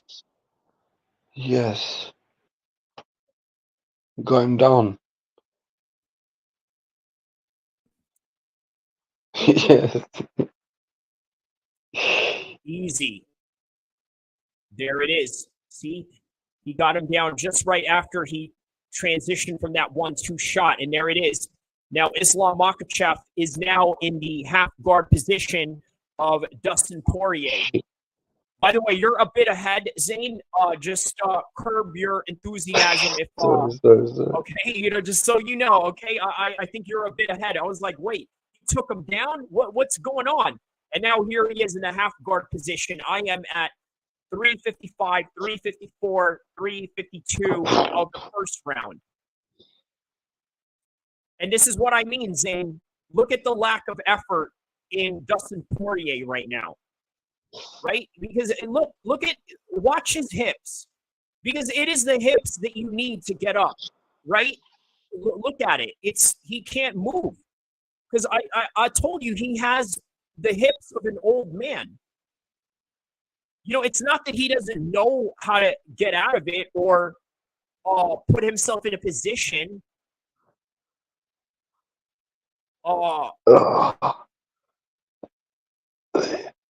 There it is. Yeah, easy work. Told you. Oh.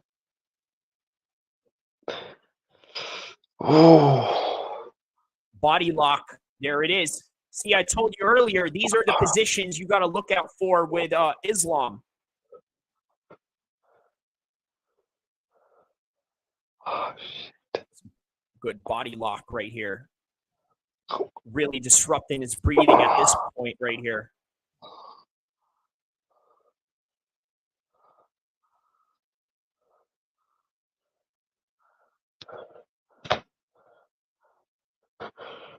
Oh, he's almost got him. He's almost got him. Oh, come on, Makhachev. Oh, come on, Makhachev. Get him out. Oh. What is this? He's got a wrist control here. Oh, shit. Covering his mouth. Oh my God! Covering his mouth as he has the body lock on.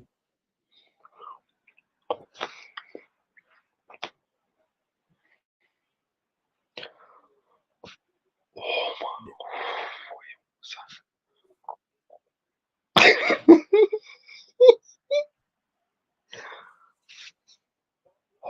Real good back control by Islam Makhachev. On top of that, the body lock that he has on Dustin, you just imagine the tightness that he's putting on him in that figure 4 leg lock right now towards his body. And Dustin Poirier is really doing a good job of defending his neck and his ears here. But eventually, yeah, he's really trying to go for that setup right here.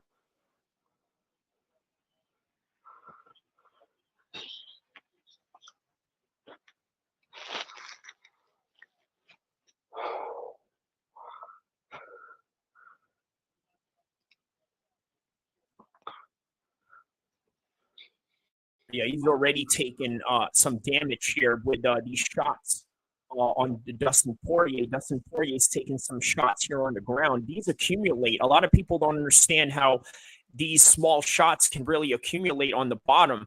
And then on top of that, he's really disrupting his breathing patterns, as what I've mentioned in the previous fights with this figure 4 body lock. And eventually, Dustin Poirier is going to have to make a decision of whether to breathe properly or to give up a position. And that is where Islam Makhachev is really trying to put Dustin. So the ground control time that, yeah, Islam Makhachev is putting on here. I mean, there it is, round 1. That's the end of round 1 right here. But Dustin's fighting back. So that whole time, I mean, it was just absolute ground control on Dustin on Islam Makhachev's part.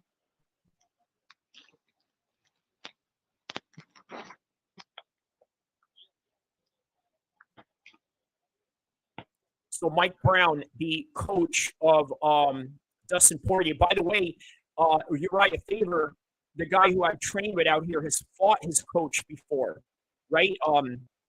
So I urge you guys to take a look at that fight, one of Uriah Faber's legendary fights and whatnot. Mike Brown says, get away from the cage, fight him in the center. Because once you are anywhere near the wall, that is where the Dagestanis are really like real assassins in, right? They really know how to grind you up into that spot. Look at that. See, even the boxing portion of this fight, as I told you, right? People said that Dustin was a better boxer on paper, but look at the replay. Look at who outboxed who. So here we go. Second round is about to commence.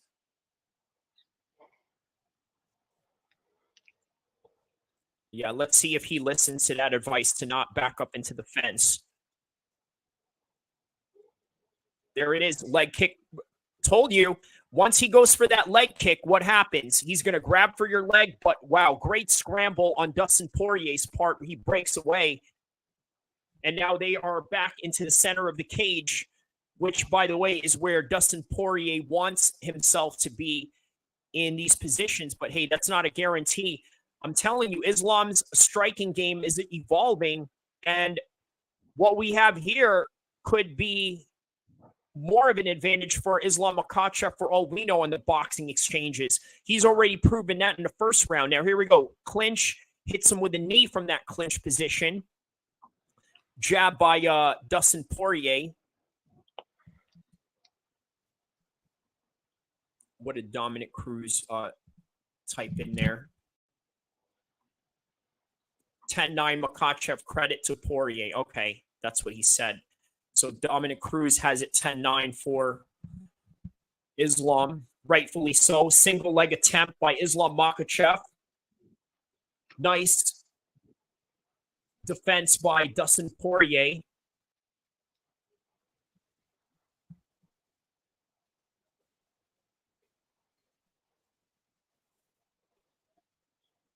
Yeah, I tell you what, yeah, Dustin is so far doing a very good job of stuffing the takedowns, but he has been taken down. He's doing a good job of keeping the fight in the center of the cage. But I think Islam Makhachev is trying to get comfortable fighting him in the middle of the cage while also comfortable in the boxing range. But idealistically, Islam Makhachev is going to be a lot stronger in the clinch positions near the cage. But like I told you previous to the fight, that I really believe that whatever Islam wishes to do, whether it's box range or wrestling range, look at this. He's walking him down. Look at that. He's walking down with that jab. As I was saying, he's more of the well-rounded fighter in this, and I think as this fight develops, we're going to start seeing that.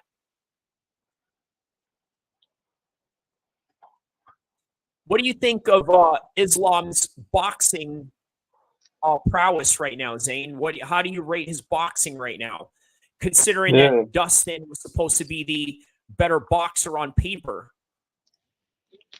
Yes, man. Oh, there we go. Single leg attempt. Now he pushes him right into the fence where he wants him to be. And like I said, this is where their bread and butter is, right near the cage. Dustin Poirier is spreading his legs to try and stuff these takedowns, defend these takedowns. And now Dustin Poirier reversed his on towards Islam Makhachev. Islam Makhachev now has a Muay Thai plum position right on the top of, right on the back of Dustin Poirier's head. Dustin Poirier's going for a dirty box clinch position as Islam Makhachev is going. Okay, they break away. Now they're back into a boxing range. 1 minute left into the second round, 1:11 to be exact.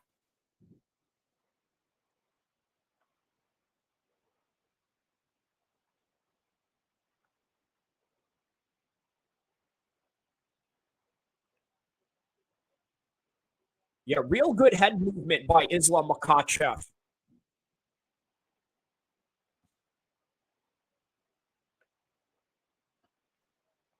DC said he's got to be careful with dipping his head there as Dustin Poirier enters. 40 seconds left. Muay Thai clinch attempt by Islam. Dustin breaks it off. 35 seconds left. Significant strikes, 18 and I believe 6 for Dustin Poirier. Dustin Poirier is trying to brawl with Islam Makhachev, but Islam Makhachev is having none of it, continues to stay disciplined and focused in fighting this in a methodical way, gets the takedown, goes from the single leg transitions to a double. Now he is on full guard position.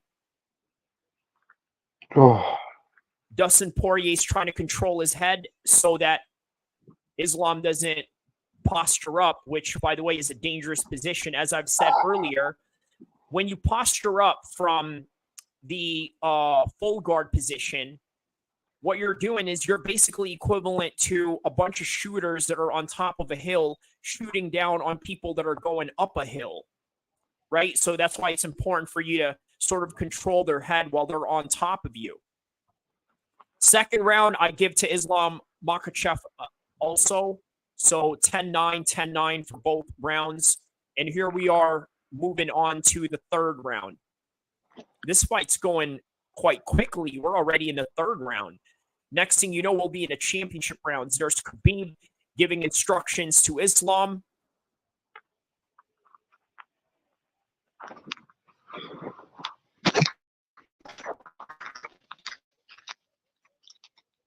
Business. Okay, so he said, do the business, show him your hands, and take him down. So in other words, what we're going to see out of Islam in this round, he's going to try to enter the range with 1-2 shots, jabs, 1-2s, and then he's going to close the distance and go for a single or double leg.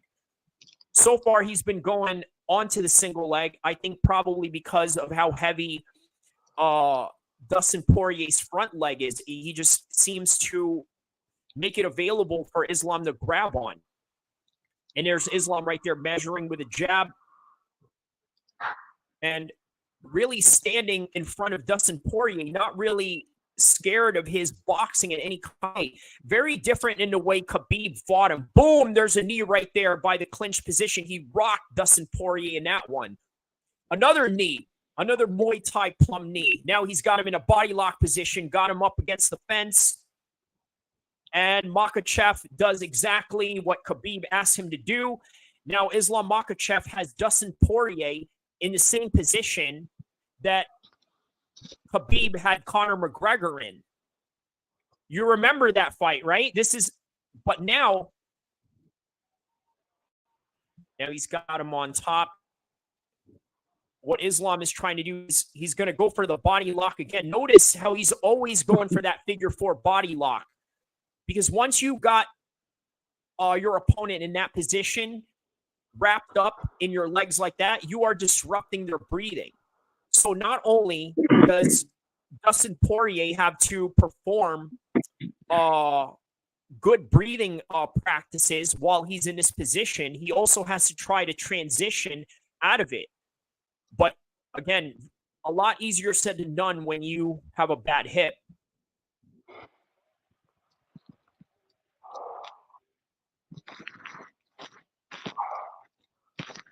Dustin Poirier's trying to fight it off.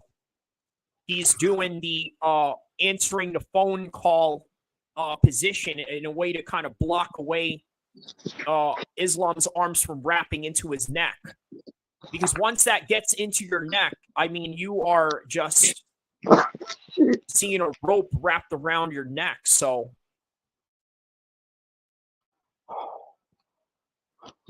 and the facial expression of Zayn says it all right now.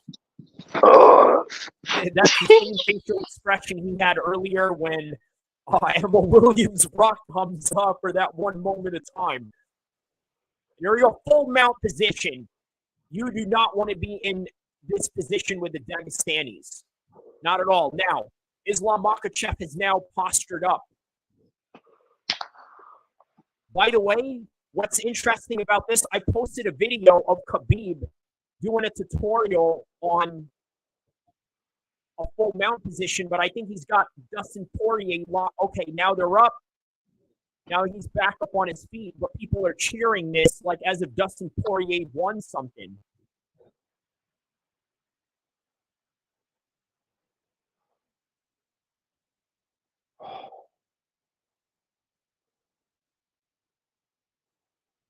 $145, $144.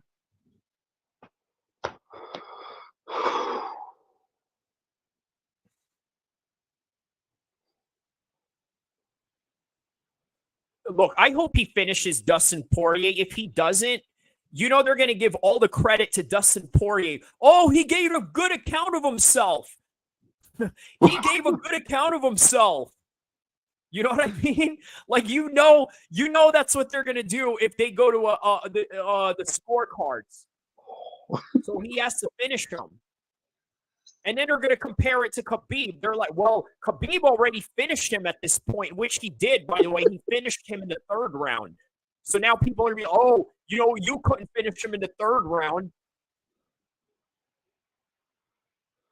And even worse, if he does go to a judge's scorecards, it'll feel like as if Dustin won, even though he was grinded the entire time, ground and pounded, mounted, taken down several times, and even outboxed. And yet they're going to say, oh, he gave a good account of himself. When he didn't even give a good account of what he's good at. He's not even outboxing Makhachev right now. When you say, what do you rank his striking right now in comparison to Dustin?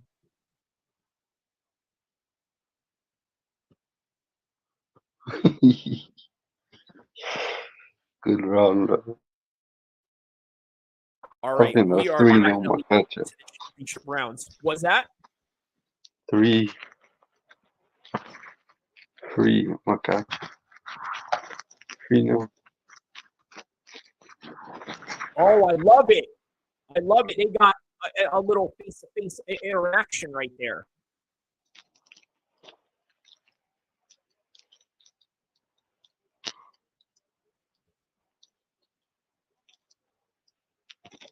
Oh, look at Dustin's face busted up. And I you wish know what? this was a 3-round fight, man. You wish it was a 3-round fight? Yeah. Well, yeah, it can't be a 3-round fight if they're wearing golden gloves, and that's going to be the new standard now. So, and plus it's for the belt, so it's for the undisputed strap. So,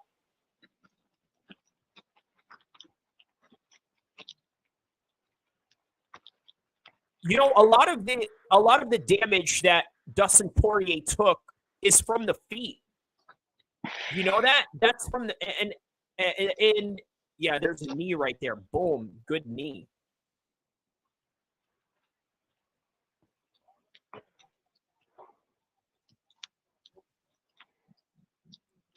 So you see in that one sequence right there, right? He didn't know whether to grab his nose and wipe his blood or defend the choke from the arm position.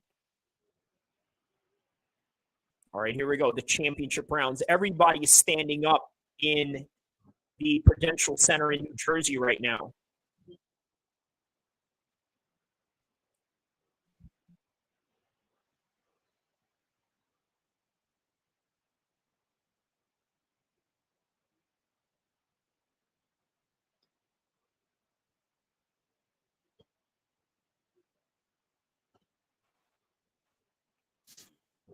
There we go.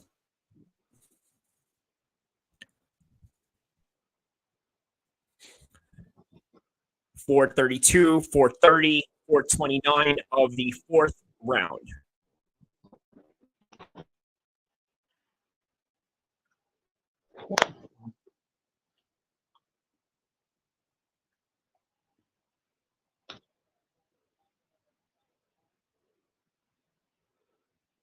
And by the way, guys, for all of those that are tapping in right now, don't forget to like and subscribe to my channel, but also to Zain Musa Boxing Dosage channel, which I will leave a link on the description below at the end of the stream. And by the way, after the end of this fight, stay tuned for a post-fight show that I will do a review in.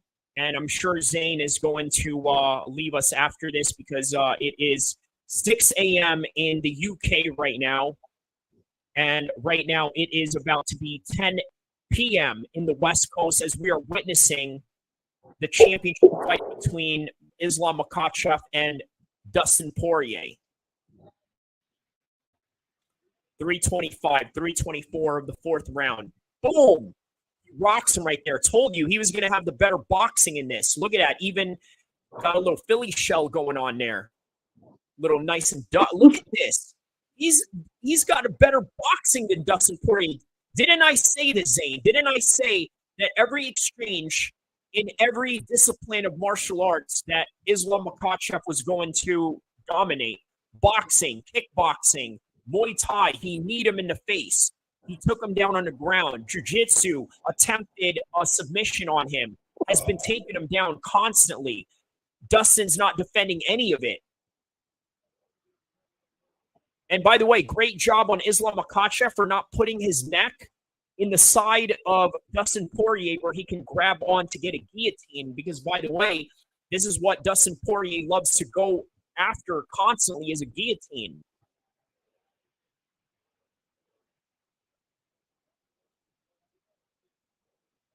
Oh, wow. Dustin said he hurt his leg, and now Islam Makhachev is about to take his back.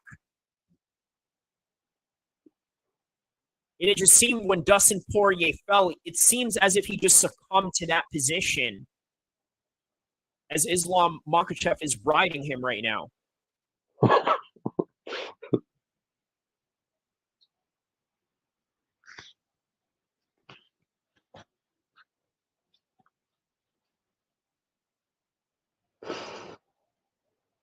All right, round 4, 145, 144, 143, 142, 140.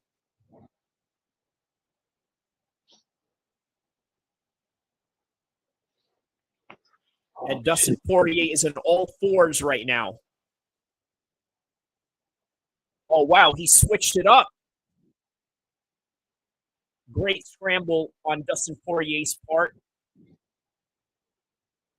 And now he's going body. He's going on the body right now. The fighting spirit of Dustin Poirier, you can't deny that. Nice uppercut.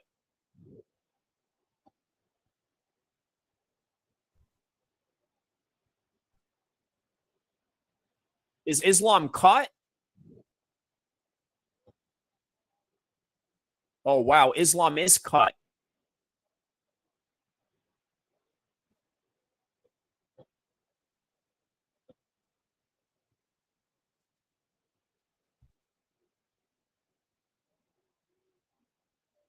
He's talking to Joe Rogan as he's getting grinded on by Islam Makhachev.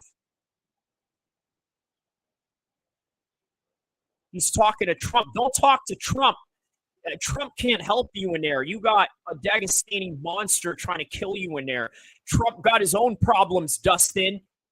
He got his own fight with the New York state government. And you got your own fight right there with Islam. Trump can't do anything for you.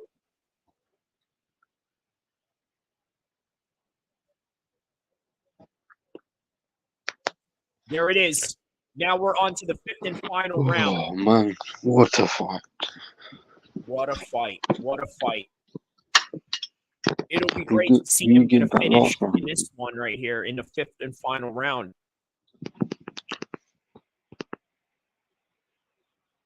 Trump is saying to Dustin Poirier right now, Dustin, I can't help you. I got my own fight going on with the U.S. government. You got your own fight against that Russian in there. Leave me alone.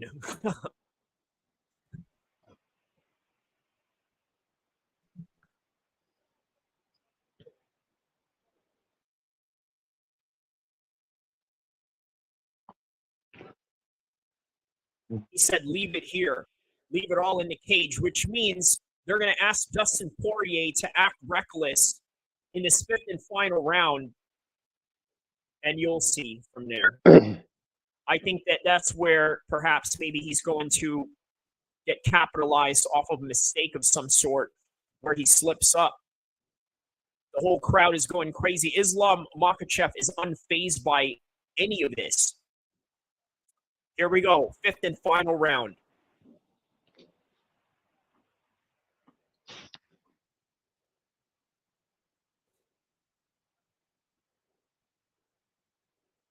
I tell you what, I really underestimated Dustin Poirier, though. Even though Islam Makhachev is dominating all 5 rounds, I must say that the preparation of Dustin Poirier is top notch for him to make it to this championship round right now. Single leg attempt by Islam Makhachev, stuffed by Dustin Poirier.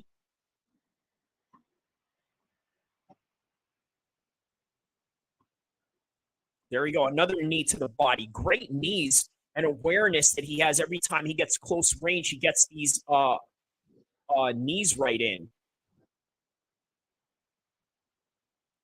But Dustin Poirier still dangerous. I tell you what, Dustin Poirier might just retire tonight, and he might just retire again, giving a good account of himself, right? Better to retire like this than to retire going out on your back.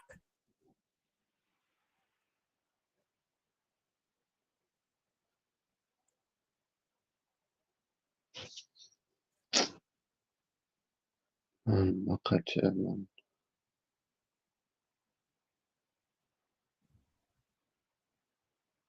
The whole crowd is yelling, "Let's go, Dustin."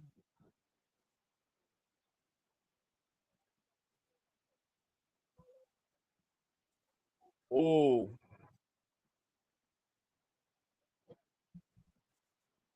People getting all excited every time Dustin Poirier has every little moment going on. Guillotine. There. No. Got him. Oh. Wow, man. Still on the single leg. Diving for that leg. He got him. There you go. Good job.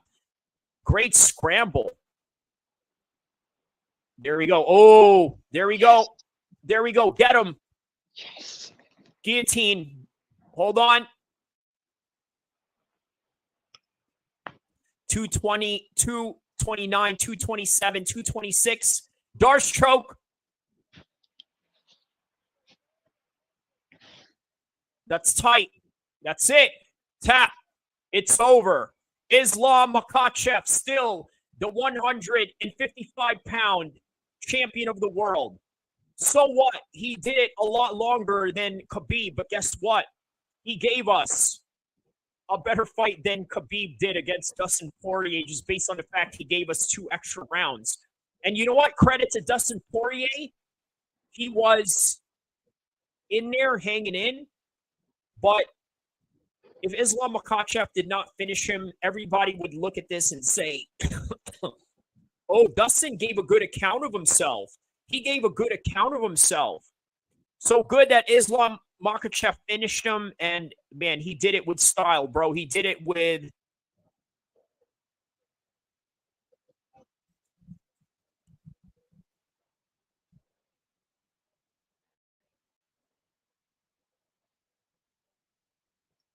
There it is, Khabib and Dustin Poirier.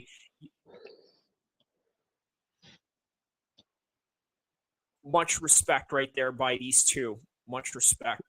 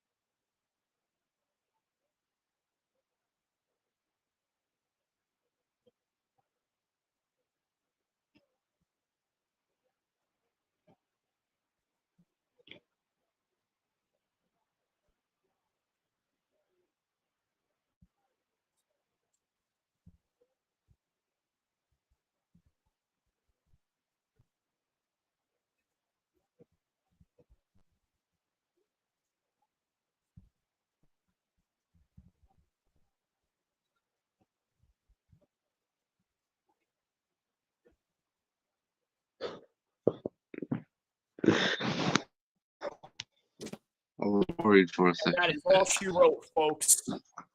By the way, everybody in New Jersey, I want to send a big F you to all of you because I used to live there and you did nothing but give me nothing but trauma my whole entire life. So F you, New Jersey. I'm glad that you took this loss. That was your freaking hero that you wanted to win so bad. And I'm glad Islam finished him because if Islam didn't finish him, all you morons out there would be going, oh, he did a good account of himself. Oh, he did great. And then some of you would probably say Islam would have lost that fight, or it was a close fight, or Dustin really won that fight, even though Dustin had no takedowns. But hey, no disrespect to Dustin Poirier. He is a warrior. He's a great fighter. He deserves your respect. I just don't respect the people in New Jersey for rooting against our fellow Muslim brother, and that's how it is. Still,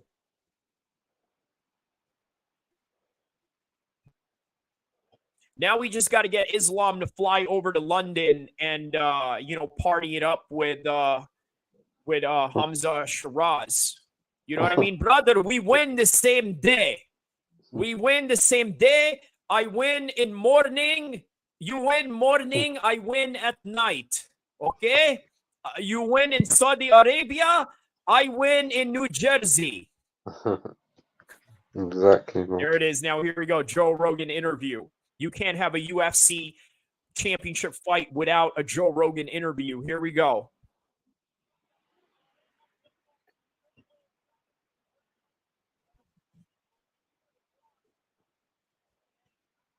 Wait, that's a nasty cut he's got on him. Oh, he did. Yeah. What did what I think it was an elbow that Dustin Poirier caught him with. Nasty.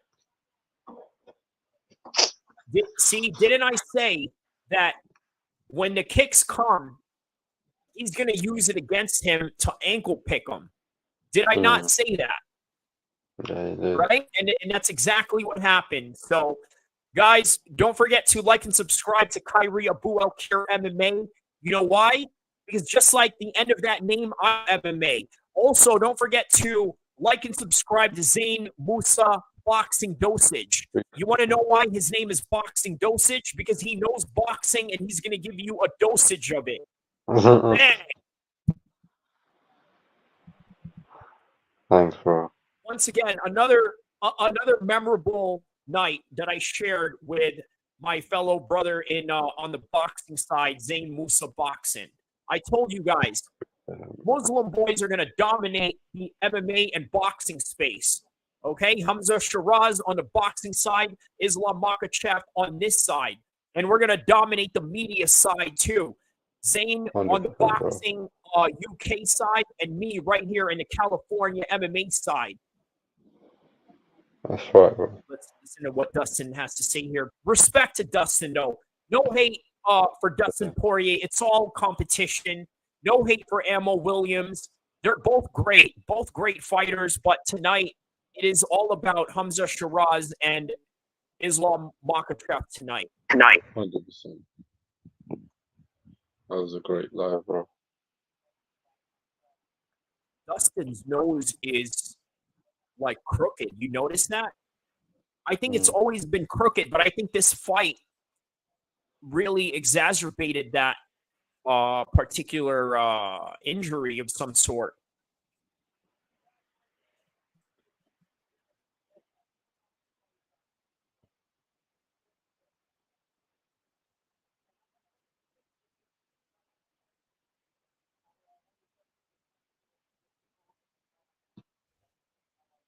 He just retired. Yeah. Well, he seems unsure. I tell you what. I'm going to tell you right now where I think Dustin Poirier is going to fight next.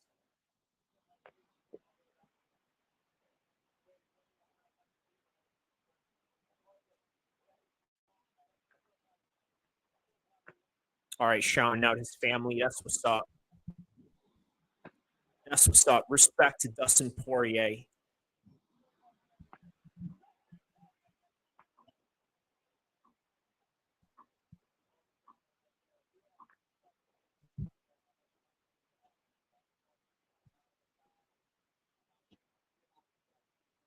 All right.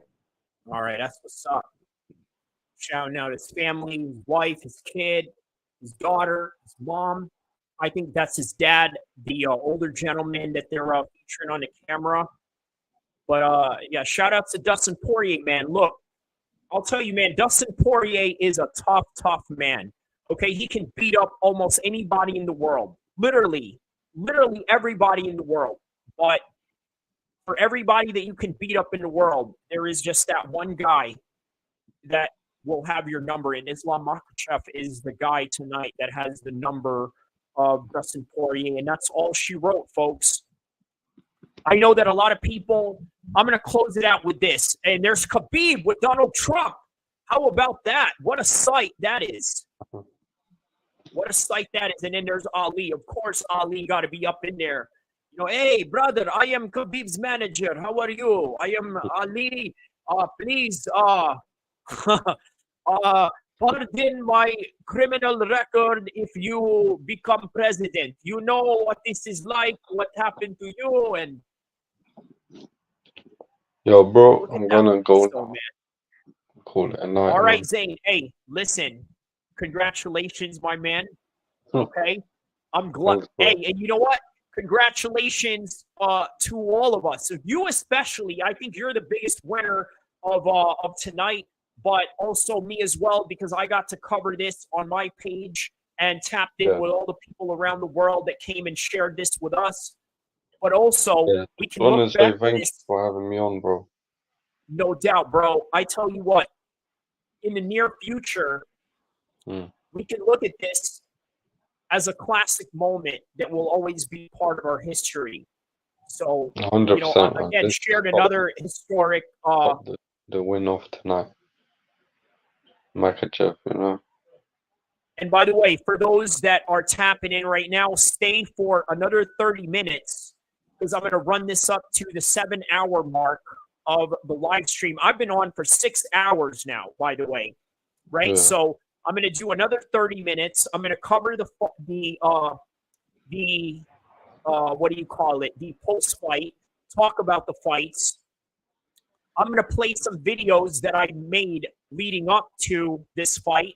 In particular, the video that I shot yesterday after the weigh-in, the live stream called Why Everybody Wanted Dustin Poirier to Win. And again, it's sort of related to this. And shout outs to Zane Musa Boxing. Thank you for joining us. And we are now going to wait on for the next portion of this. So guys, I will be right back.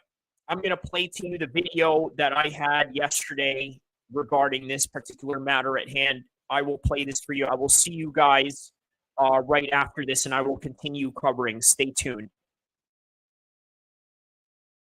Before we get to the weigh-ins, I really wanted to get to sort of conveying a little bit of a message as to why people want Dustin Poirier to win so badly.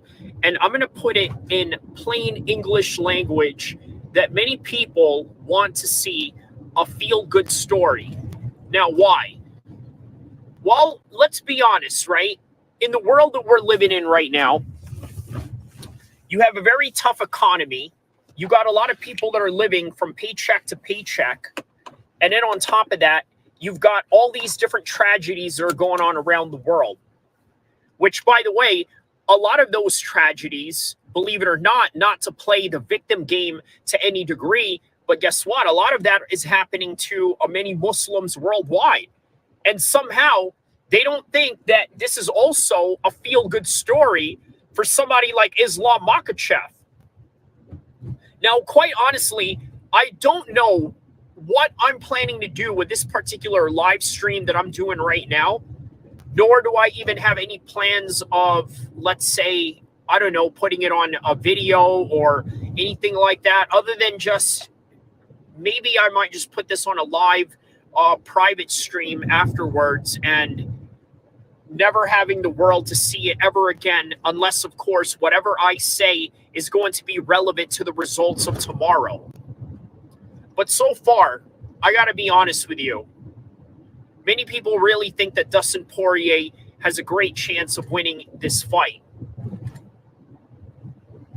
And the reason why you think that is because they want to look at the numbers with all the odds that are stacked up against Dustin Poirier. 35 years old. A lot of people at that weight class, past 35, don't win in that weight class, and with good reason, because it's a weight class that emphasizes on speed. It emphasizes on quickness, explosiveness, ring generalship, and ring awareness or cage awareness in this particular matter. All these factors matter as to why people want to see Dustin Poirier win. On top of that, you also got to remember he's coming off of a loss against Justin Gaethje, and then only to come off of a win against a guy who, by the way, a lot of people really thought could beat Dustin Poirier. You see, people thought going into the Benoit Saint-Denis fight that Dustin Poirier was going to get smoked by Benoit Saint-Denis. All indications prove that Benoit Saint-Denis is an up-and-coming guy. He's a special forces guy. On top of that, he's a lot younger. He's unknown, which only means he's unproven. So there were people that sort of rooted for Dustin Poirier into the Benoit Saint-Denis fight, and as well as they are rooting for him in the Islam Makhachev fight. Now, why is this different? Because unlike Benoit Saint-Denis, Dustin Poirier is taking on somebody that is way more proven than Benoit Saint-Denis in Islam Makhachev. Sion Liu says, shh, I don't know what the hell that means. Shh. Are you trying to tell me to be quiet? Are you trying to tell me that because you think that Islam Makhachev is going to Dustin Poirier is going to shut Islam Makhachev up? Let me know. Let me know exactly what you mean by shh with the context. But thank you for your engagement. And yeah. Anyways, I think the vast majority of the world who are not Muslim honestly want to see Dustin Poirier win, because of all these factors that I had just mentioned to you about the fact that he is the underdog. He's 35 years old. On top of that, he's got one last chance of finally becoming undisputed. And here's another thing I want to address, right? Why is it that every time Dustin Poirier loses the big one, he cries and wants the world to fall into his emotional fallacy? I need you to explain that to me. Why is it that we should go out and cry for this guy or cheer for him as if dude's risking his life and everyone else's lives on the road by live streaming and driving to one viewer? Braden says, well, risking my life, really? So while live streaming, bro, I got to be honest with you, man.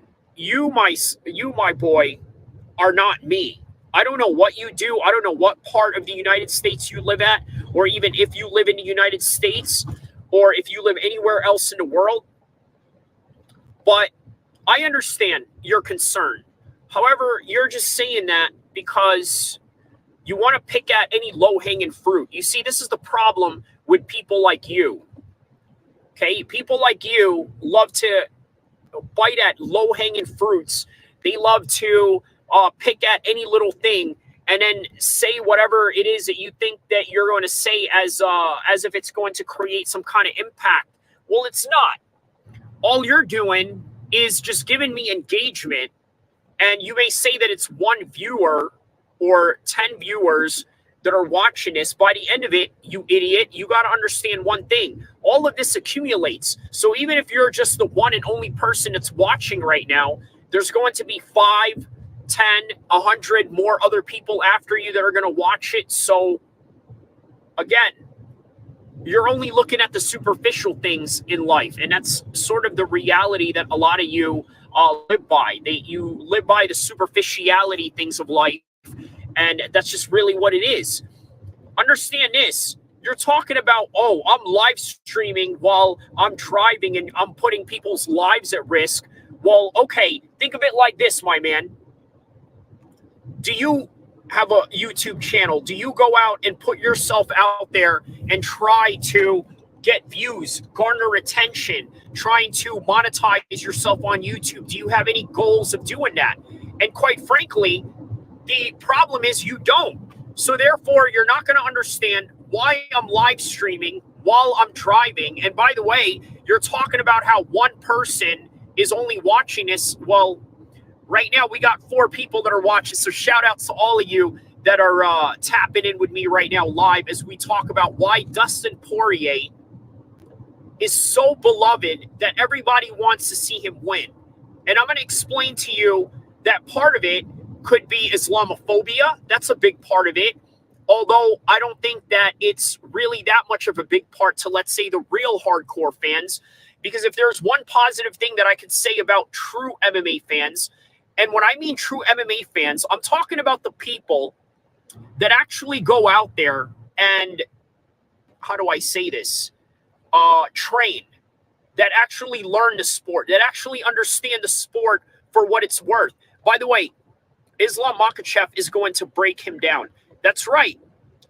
El-Kheer, the screen name that had just said that right there, just said that. He said he's going to break him down. Correct. By the way, guys, if you're tapping into this live stream right now, let me know when the weigh-ins are going to happen. I'm going to sign out right after the weigh-ins. I just wanted to hop on a real quick live and do this. Hopefully, it's not starting right now, but I believe it's 2 o'clock right now. So what we'll do is we will go for, let's say, another 5 to 7 minutes, and then we're going to call it a stream after that, right? So for those of you that are tapping in, Dustin is a one-dimensional fighter, El-Kheer says. So is he one-dimensional because he only boxes, but he also has great jiu-jitsu? Now, here's the problem with a great jiu-jitsu and good boxing. You see, he doesn't have good wrestling against a good wrestler. So it's going to be very difficult. I got to tell you guys, before I leave this stream, except Khabib versus the McGregor outcome. Okay, so before I leave the stream, I want to tell you some of the top reasons why people want to see Dustin Poirier win. And this wasn't meant to necessarily be about, let's say, a fight breakdown, because I have other videos to do that. This is more of a sociological experience, a sociological understanding of why people want to see Dustin Poirier win. And here it is. Because people want to feel better about themselves. Many people don't like the fact that their lives are in miserable shambles. So when they see somebody that is an underdog like Dustin Poirier, it makes them feel good about themselves. And as a result, well, it gives them hope for their lives.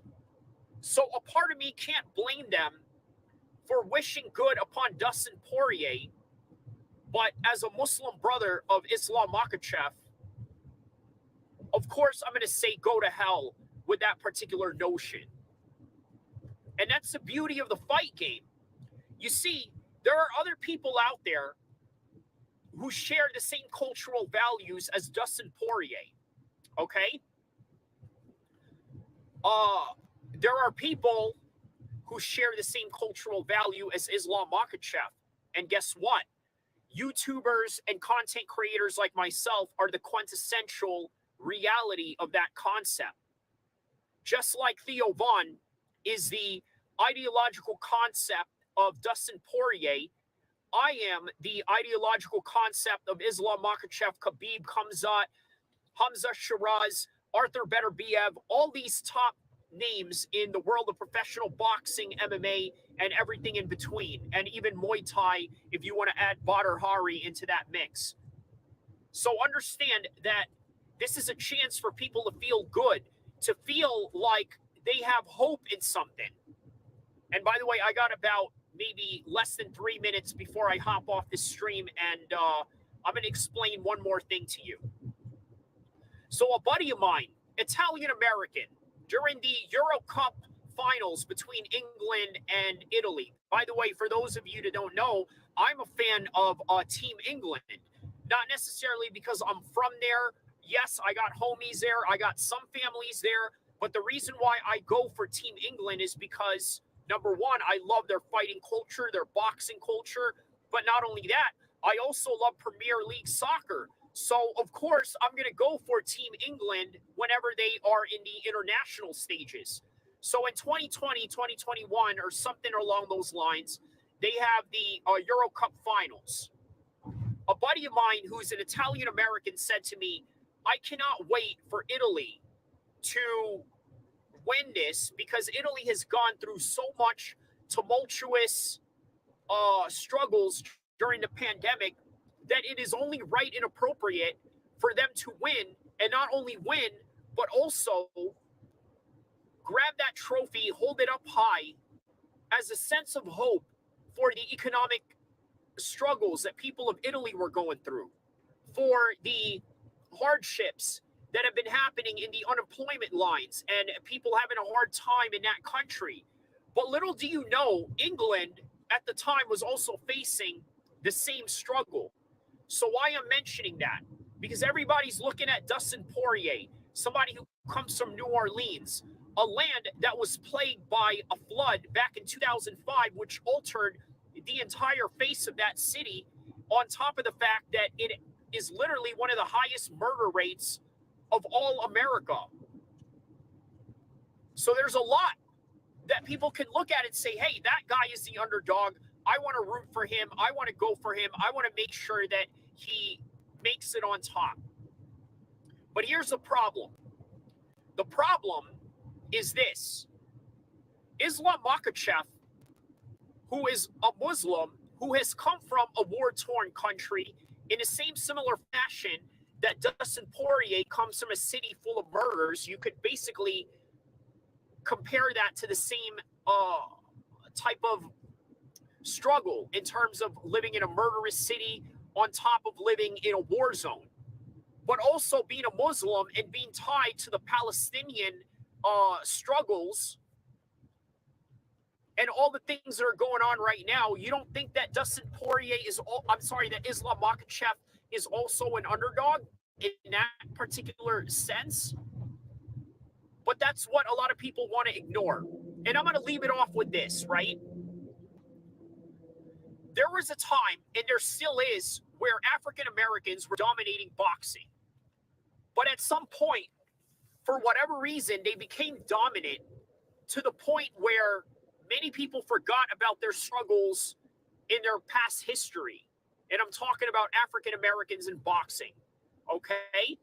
But whenever they take on somebody who is an underdog of any kind, let's say it be like a Rocky Italian-American type of fighter, all of a sudden, a lot of people want to root for this guy. Why? Well, for the simple fact that they are now looking at the dominant champion as somebody who doesn't have real struggles in real life. So understand that. People are rooting against Islam Makhachev because they don't understand the struggles that he has going on outside of his life. They only understand the struggle that Dustin Poirier is experiencing. So that is the reality that we are facing right now when it comes to why people want Dustin Poirier to win so bad. So that is all that I have for this particular content in this time. I believe that the UFC weigh-ins are about to start right now, and I will see you guys in the next content. Don't forget to like and subscribe, inshallah. Oh, and before you do, let's take a look at this view of the river that I am driving at right now. The Sacramento River.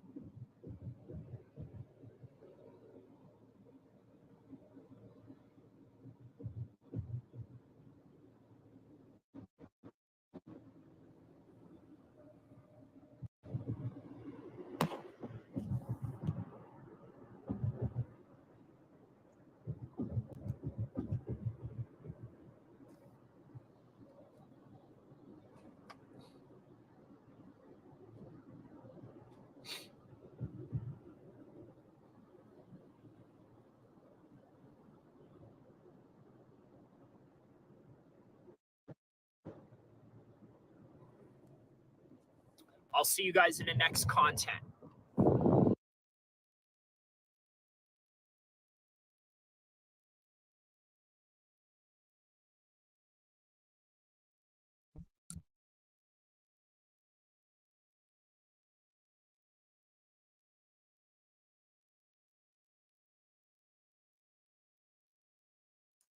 All right.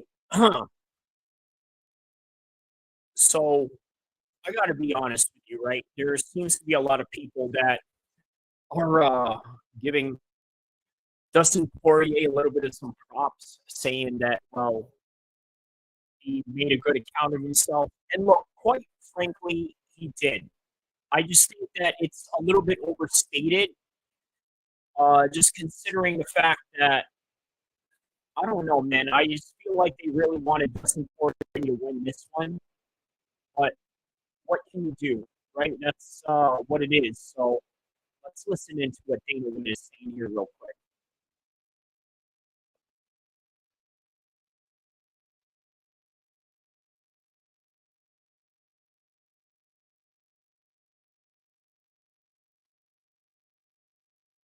Hold on a second. Let me get some things going here real quick. Hold on just a second.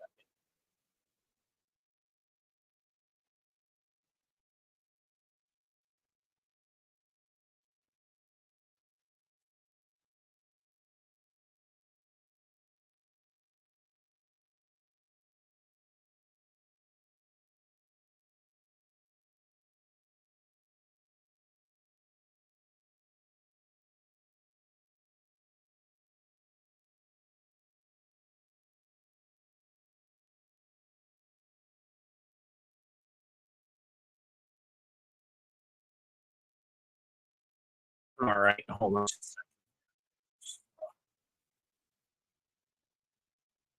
Mic check 1 2. Mic check 1 2. Mic check 1 2. Okay, we're good. All right, so we're now reacting to the live press conference of Dana White right now. While we're also watching the post-fight review on ESPN. Dana White said something to the effect of, I think that Dustin Poirier's camp wanted to turn it into a street fight, and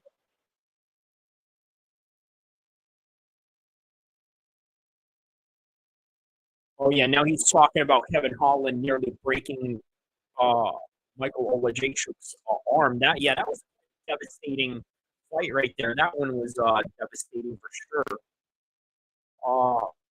That was one of the first times I've seen somebody call a submission without really tapping. Now, usually, if that was the case, it would be a situation where, let's say, the guy is laid out, just choked out, and all that, right? By the way, forgive me if I'm a little slow right now. I mean, it's literally like my 7th hour into the stream, and it is around 11, almost 11 o'clock here in the West Coast. Shout out to Zane Moose of Boxing, who was here with me all throughout the UFC fights while we were watching the Deontay Wilder main event as well. So we're recapping all of this right now. So as we are watching Dana White speak on the press conference right now. So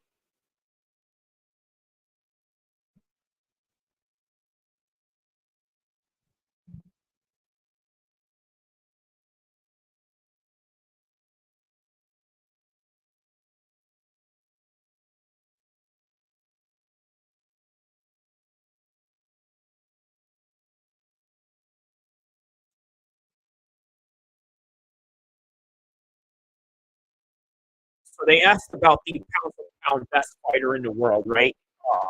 John Jones is the pick for Dana White simply because he beat everybody at the 205 division, and Islam Makhachev is coming off beating a 145 right now, just beating Dustin Poirier.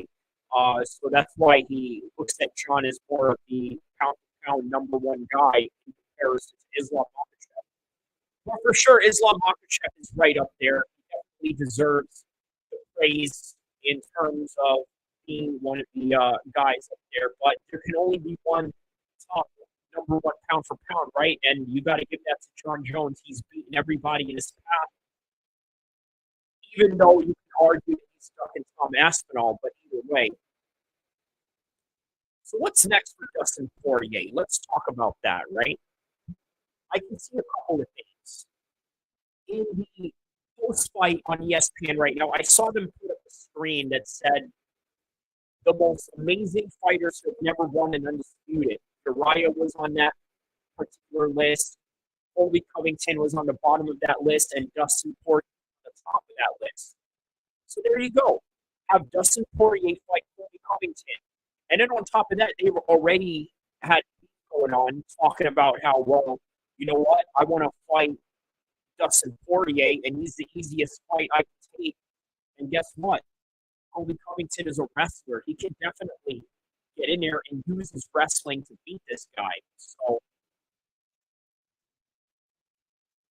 what else is Chael Sonnen talking about here? Yeah, he's basically talking about what's next for Dustin Poirier.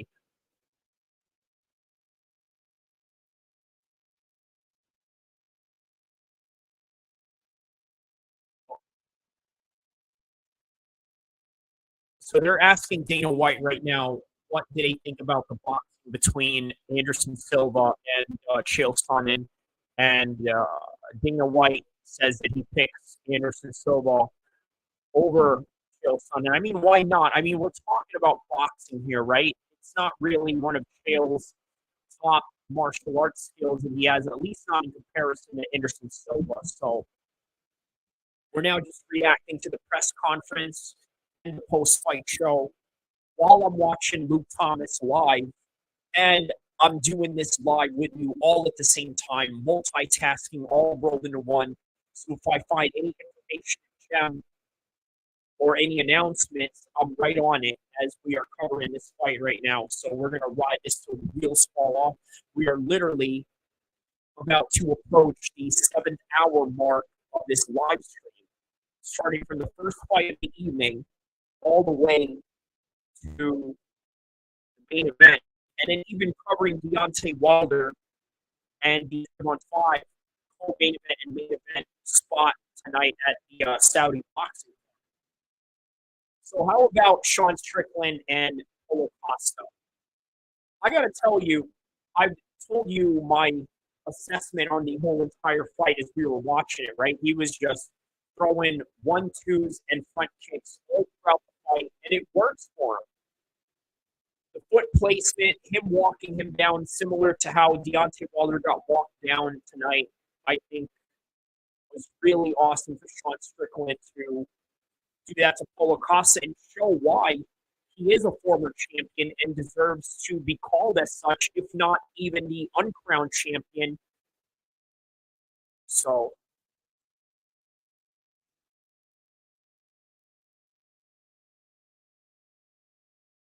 yeah, they asked Dana about Dustin Poirier. He said, yeah, he's accomplished a lot in his division. We'll talk to him later and see what he says. So,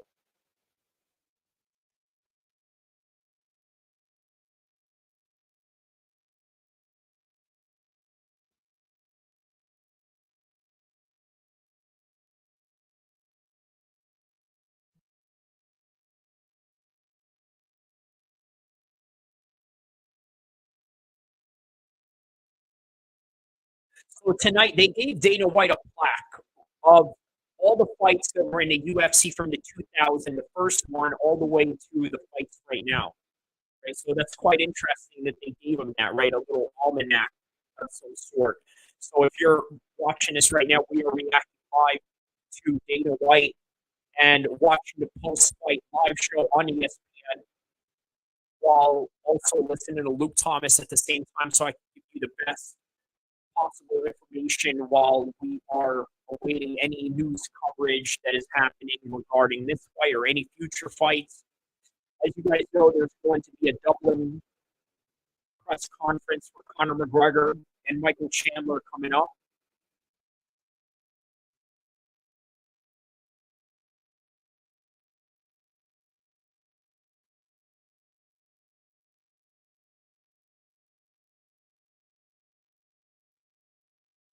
Now they're asking Dana about the heavyweight division and what's next for the heavyweight division.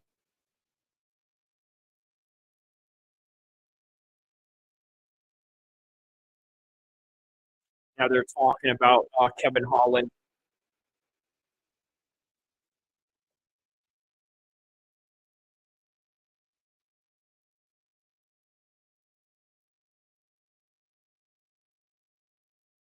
Dana White just complimented Holland right now, saying that he's very entertaining. I mean, obviously he is. He goes out there and takes all the fights that nobody is willing to take, including Kamzat.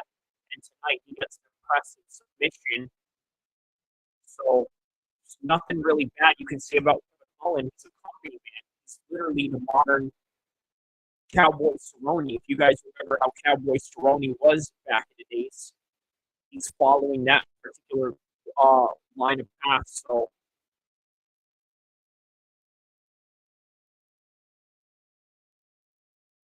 yeah, the ring generalship for Sean Strickland was absolutely amazing. I mean, just being able to walk him down forward like that, while also knowing that he's not really the most powerful puncher there is, right? And it takes a lot of technical skills to do that.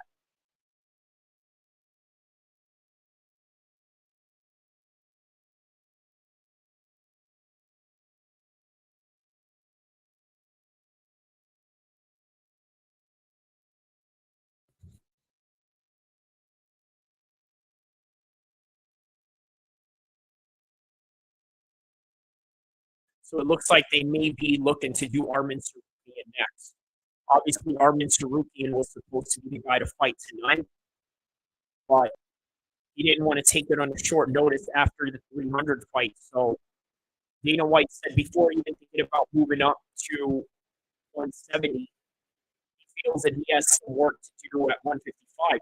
Right now, Islam has four title defenses, four title fights altogether in the lightweight division. And he's tied with BJ Penn, tied with Henderson, also tied with who else was in that card? Who else was? He's tied with a lot of people that have had four title defenses. Khabib is one of them. So one more win, he becomes the best lightweight of all time in terms of numbers. So that's something worth looking at and worth motivating Islam to not move up to 170. So still a lot of work ahead of him. What is this? What is this media member asking Dana White right now?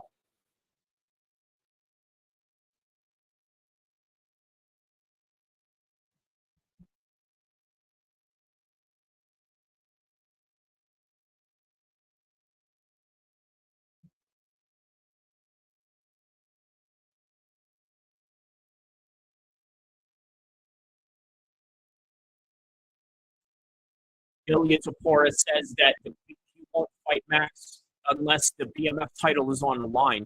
Now, I don't know how that works, considering that the BMF belt that Max Holloway won was at 155, and you're asking him to defend it at 145. But I guess that works. I guess that works in some kind of strange way.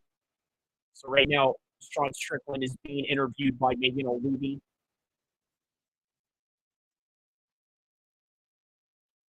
So O'Leary asked, "Would you expect to go all 5 rounds?"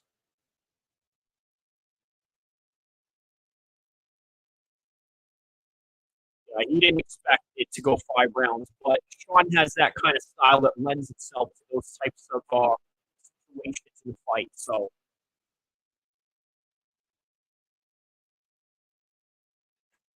Dana White's talking about what is real and what is not real on the internet.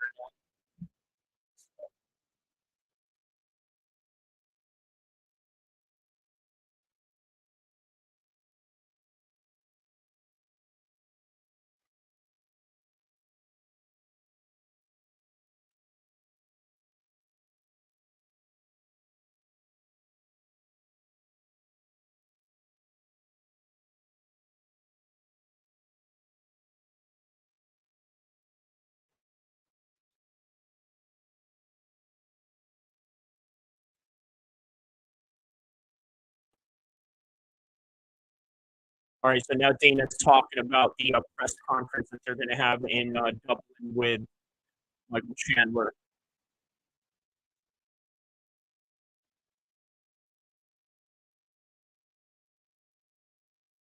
Most significant strikes landed in UFC history. Sean Strickland at 2,000 and Max at 3,000 right now.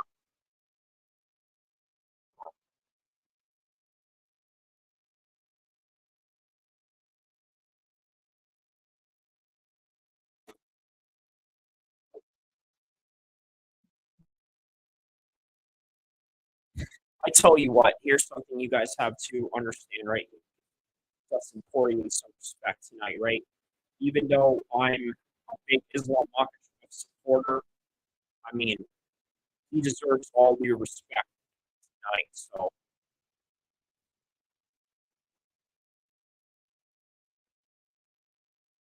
and not only that, look, he shows a lot of vulnerability in terms of crying and letting people know how he feels about the downfalls of his losses. Obviously, he did this in a Khabib fight. He did this tonight in the Islam fight, and he'll do this every fight that he has lost, even the Justin Gaethje fight that he lost by a head kick. It's just how Dustin Poirier is. He just allows himself to be vulnerable and is not shy of letting the world know about what he feels about certain situations. So much respect for him. He gave Islam a good account of himself, and not only that, he was respectful all the way through, even though him and Islam had some sort of misunderstanding going on. So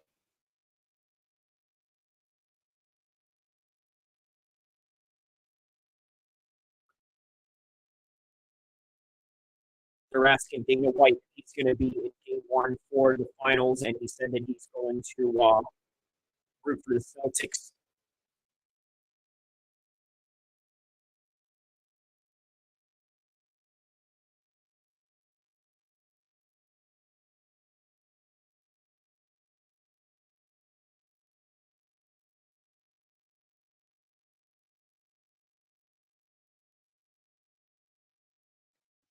Yeah. Sean Strickland was ranked number one in his fight, and Paulo Costa was at number seven.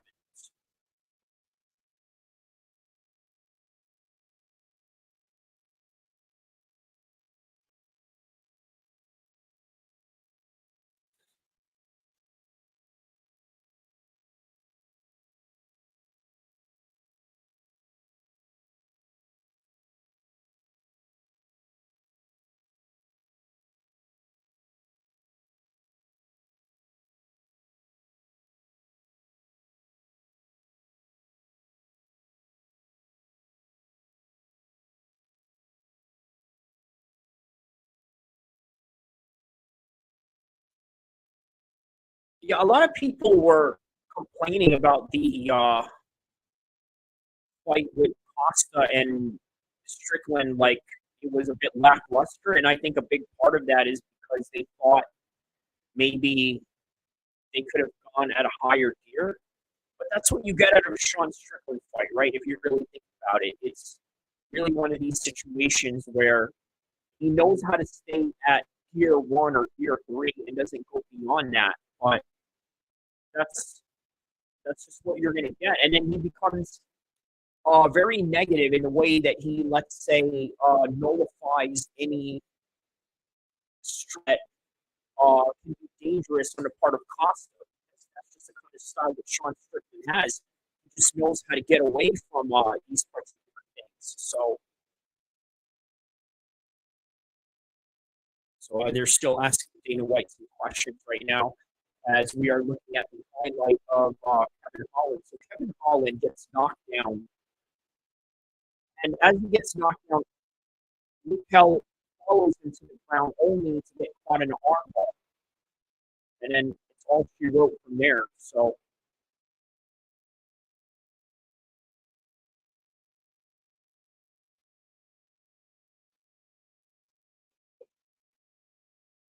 now they're asking me about uh, Trump.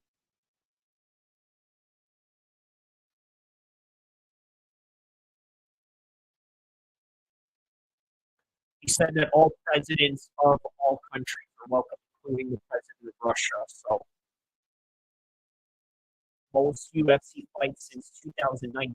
Kevin Holland has had 22 fights UFC since 2018. Angela Hill had 19. Bobby Green and Derek Lewis are at 17. Now Kevin Holland is being interviewed by Megan O'Leary.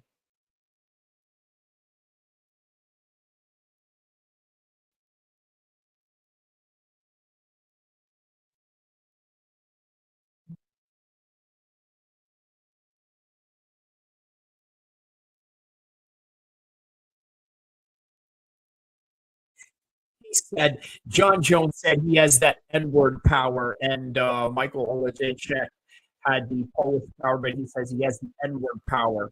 Shout out to Kevin Holland for his insane, awesome takes right there.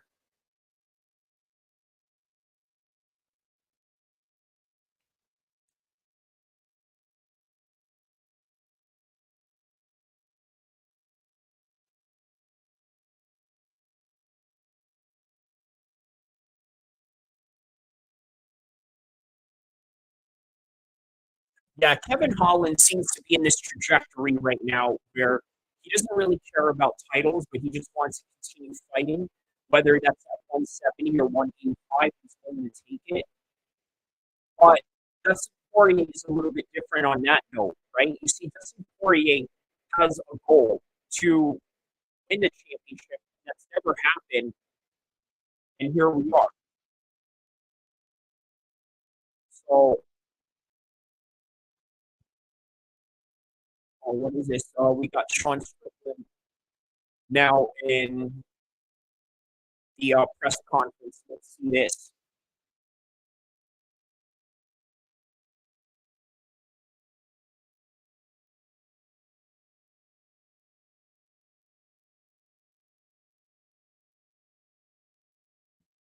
See what Sean Strickland is saying here.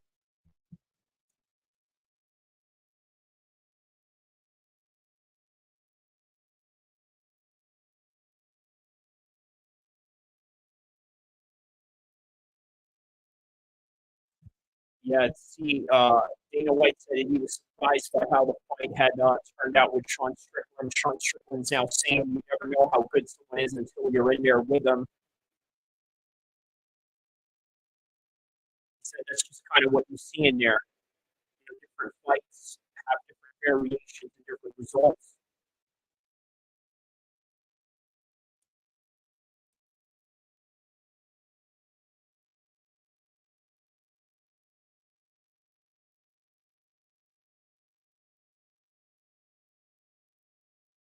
He said Trump is here. We're here to put on a show for this convicted felon.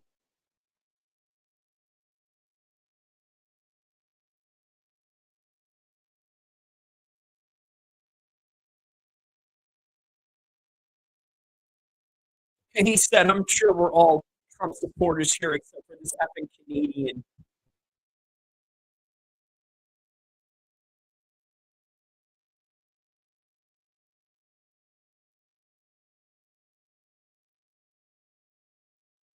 He said he thought he didn't like Trump because he's has a little bit of money. He said he's a little bit jealous. And so the rest of the card results looking at as we're watching Sean Strickland on the presser. Nico Price defeats Alex Moreno. Brown defeats Alinzu. Dos Santos. Dawson gets a decision over Joe Zaleski. Jake Matthews gets a decision over Philip Rowe. Basil Hoffis gets a decision over Mickey Gall. Ellen Perez gets a decision over Jocelyn Edwards. Archer gets a split decision over Mitch. The first fight of the night. So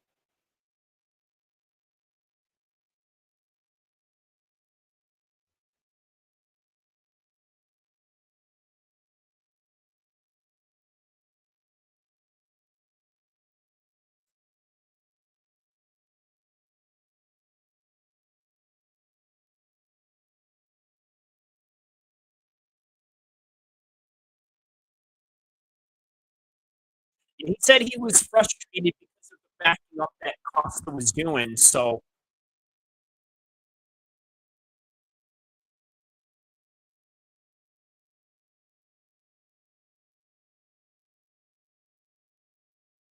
He said he's willing to pay his dues and wait his turn to get the title shot. Sean Strickland said right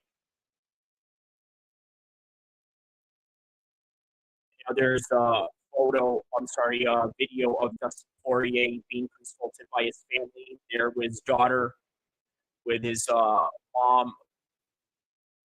His daughter looks distraught. I gotta be honest with you guys. I don't like the idea of bringing your kids into a fight. You know what? I think I'm gonna do a video on that. Right? Yeah, I think I'm gonna do a video. That's gonna be my next video for Dustin Poirier bringing his daughter, and among others that have done that before. I just not something I would highly recommend.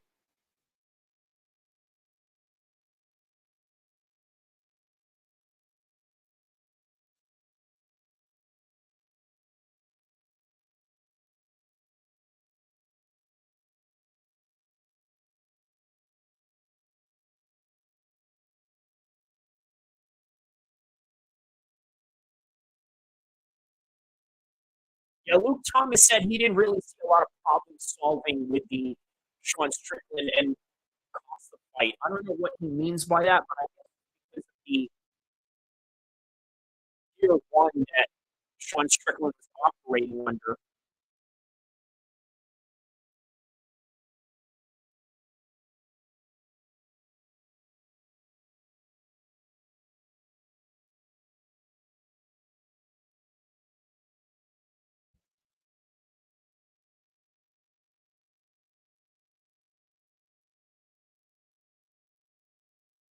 he said that was the only time that he's ever thrown a head kick was after he dropped him. He said he should do that more often.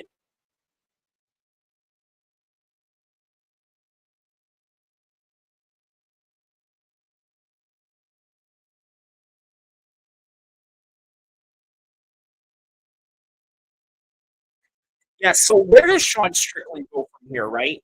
It seems that he could be in a position where he might get the loser of, let's say, Israel Adesanya and Dricus du Plessis, because he beat Izzy, but he lost to Dricus. And let's say if Izzy wins the title for the third time, he can rematch Dricus again, or maybe even rematch Adesanya.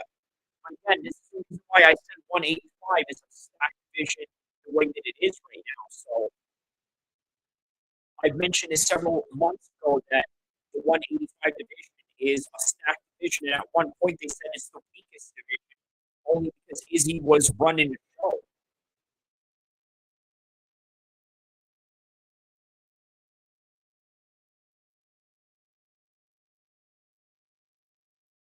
He said Sean Strickland said he doesn't really care about the belt, but at the same time, he said that you get more money with the belt, so that's the only reason why he doesn't really care about the identity as a champion, rather it's the monetary gain. It gets basically like this: "Give me the money and the fame," is basically what he's saying.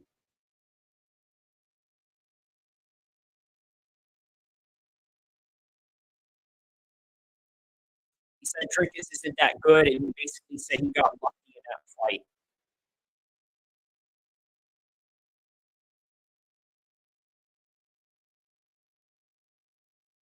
Now the ESPN panel is doing their final takeaways for UFC 302, and now Megan O'Leary is now being interviewed by Megan O'Leary. Let's listen to this.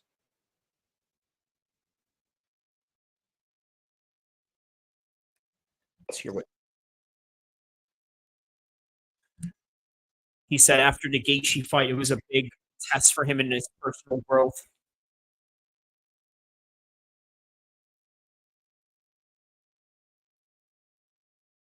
He said, "Without gratitude, nothing's ever enough." That he has his health, his family has his.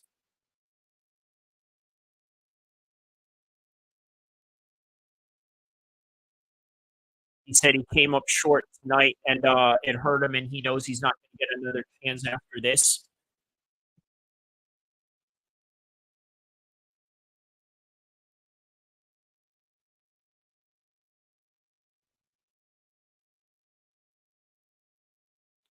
He said Every time he got off the stool, he felt like he was going to find a way to win. So this is why you are who you are in your love.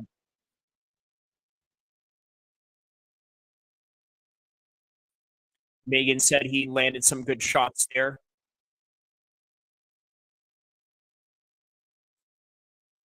He said that I think his nose was shattered, and he said that something happened to his knee.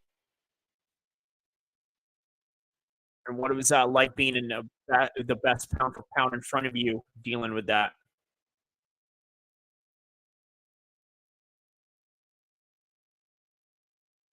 He said it was everything that he thought it was going to be. He said he felt like he could have done more and take more chances on the feet.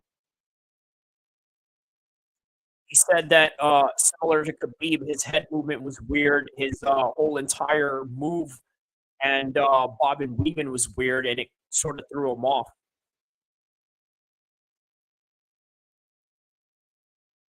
He said he felt his knee and his shin slide over each other as soon as he got him in defense. He said he could feel it, but it wasn't anything too serious. He says he doesn't know if his nose got crushed by a headbutt or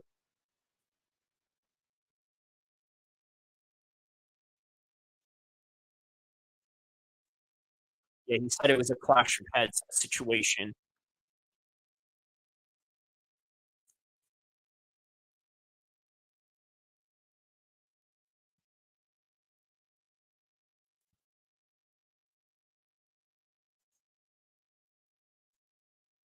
He said his takedown defense was great leading up to it.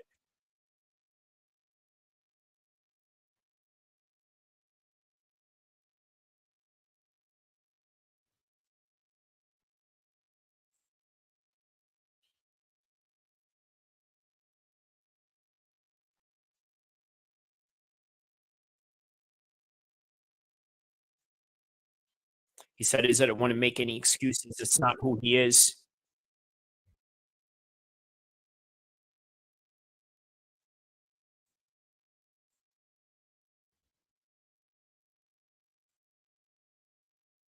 He said the last takedown was sort of an ankle pick. And he said that's literally what led to the end. And he said that he was talking to Theo Vaughn and Joey Diaz.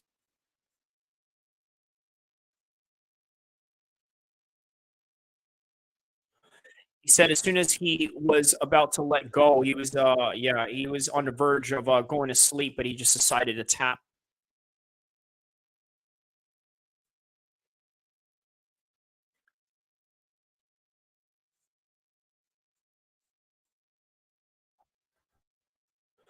Megan's basically saying he's not going to ask him about his fighting decisions in the future.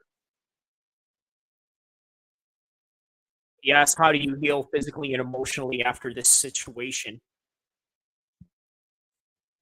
Said he's already had 2 nasal fraction in his surgery. And then he had another surgery. And he said he crushed it pretty good tonight. Okay, that's interesting. Yeah, he definitely crushed his nose on that one.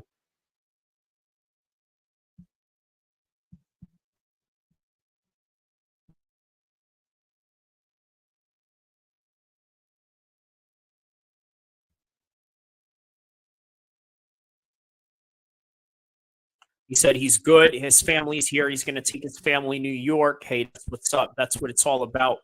The things that are more important in life.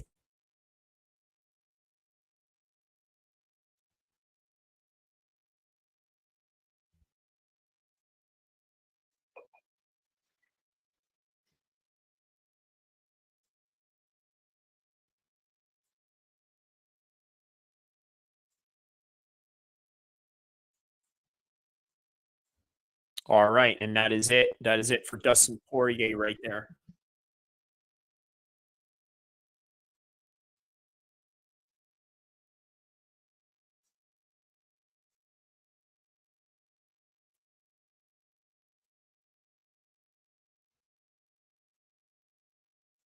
Chael said It's kind of corny to say you're proud of another guy, but I'm older than him, so I'll say it. I'm proud of you. Huh. I mean, yeah, there's a lot for Dustin Poirier to be proud about, but once again, you've seen the video that I had earlier. Why people want Dustin Poirier to win.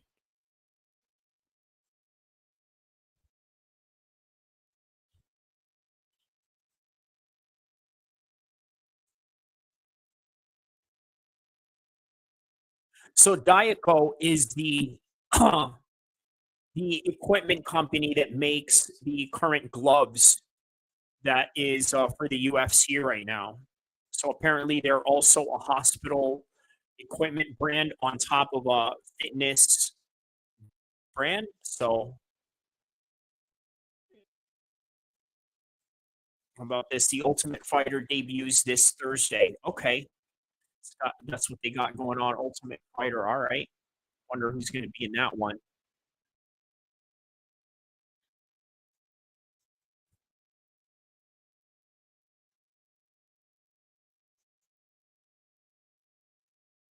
All right. UFC 303 coming about to preview it for the Conor McGregor fight.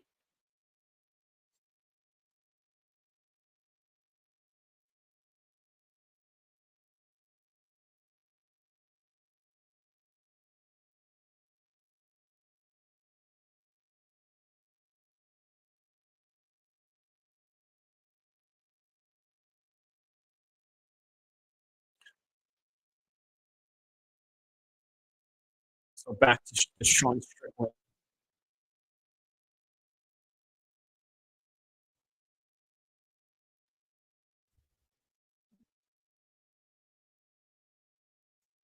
All right, so that's it for Sean Strickland right there.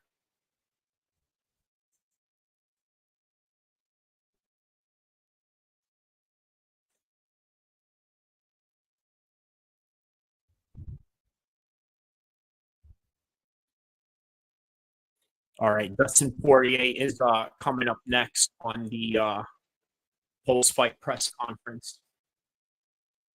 And then obviously Islam is going to be the last one after that. So there's Dustin right now with his Louisiana hot sauce.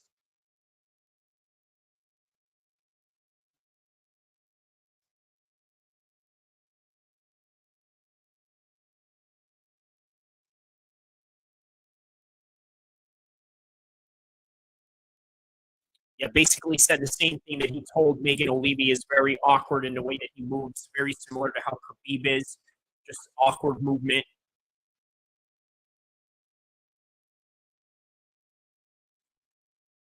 Well, next week, there's Imavov and Cannonier.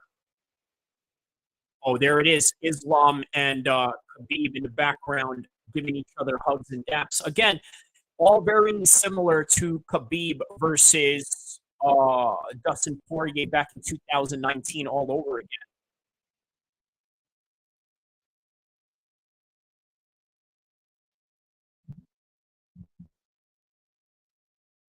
All right. So that ends the portion of the ESPN post show. So now let's just concentrate on the post fight press conference right now and see what this is about.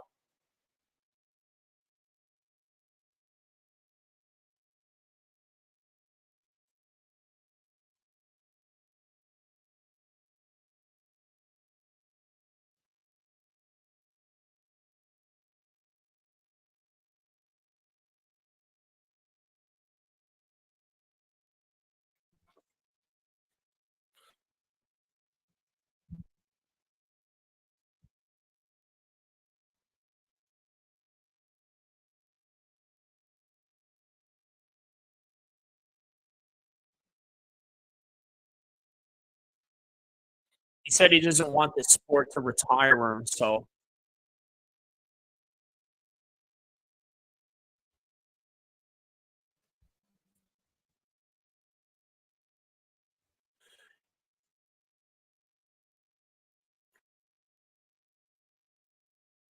how about this? 34 times that Donald Trump has been at a UFC event. 34 times.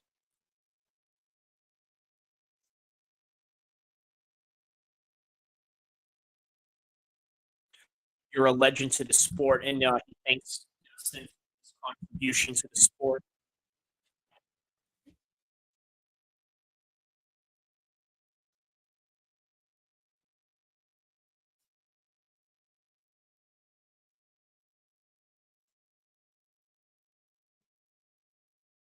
He said he enjoys the rush and he's going to miss that. So this is one of those things that's really going to prevent him from, I guess, retiring at some point. He said if he would have won that belt tonight, Dustin Poirier would have been content with everything in the sport and probably retired, which means that he's going to stay for a much longer time and pursue something, whether it's one more win or perhaps maybe another shot at the title of some sort.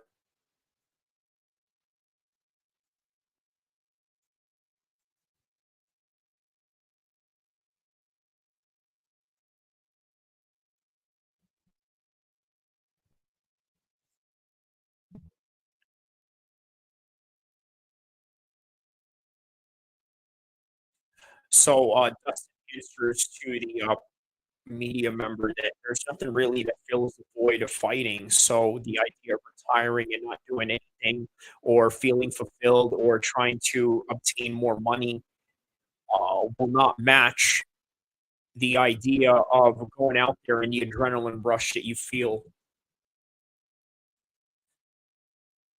But he said that he's also taking a lot from the people that he loves by focusing on himself, and he wants to just concentrate on watching out for his family.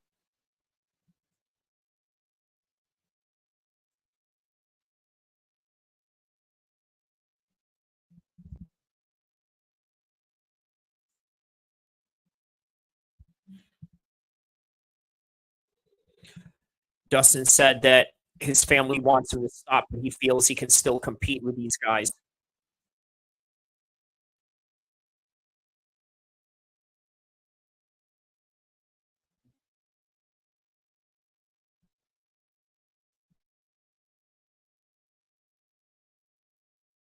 The media member asked, "Do you want a purpose of, let's say, having a title fight or having some sort of schedule, or are you just going to do one offs and do special fights with like big names or something like that?"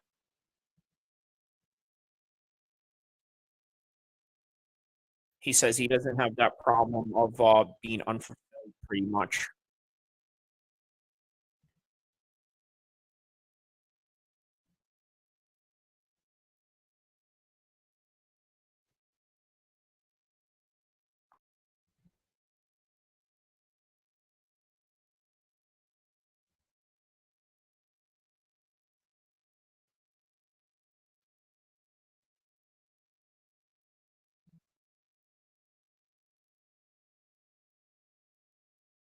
He said that things that he learned from Khabib, he saw in Islam, like the foot sweeps and things of that nature.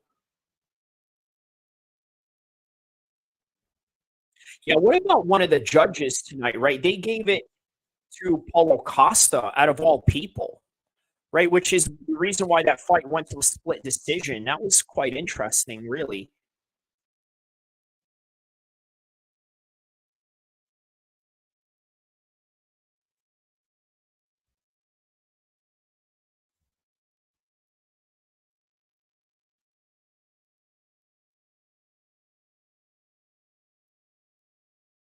Dustin Poirier said that he can learn to climb back and rise up again in any losses that he has. He said he knows that about himself and he can do it again.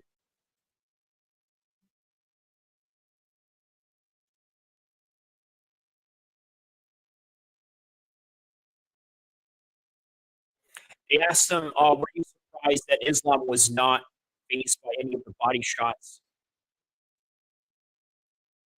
He said that those shots weren't really putting like they needed him to be.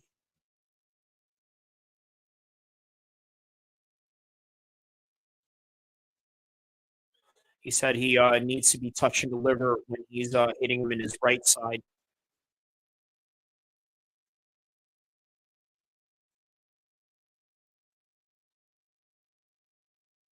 The The media member asked, "Are these sports starting to catch up on you?"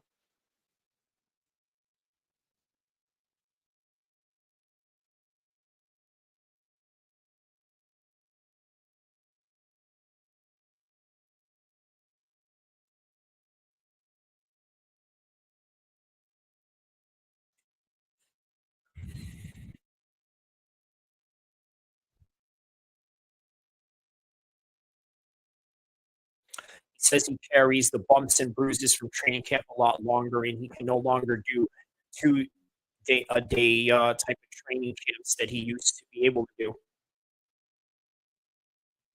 He said, "Congrats to the champ, you earned this." They're asking him what he was saying to Joe Rogan and DC while he was up against the fence.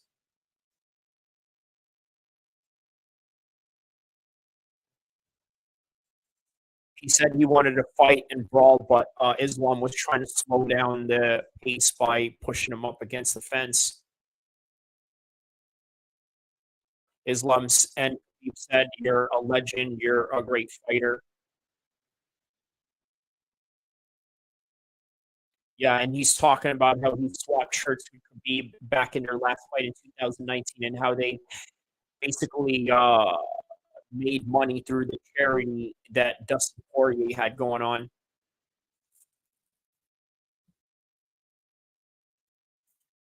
They're asking what flavors they have on the table with his hot sauce that he has on stage right now.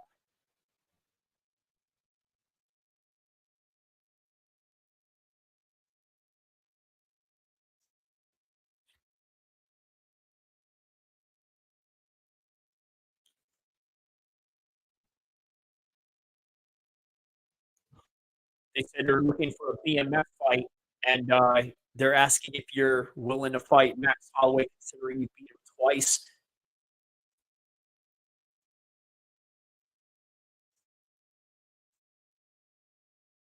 They're asking him their thoughts on McGregor and Chandler.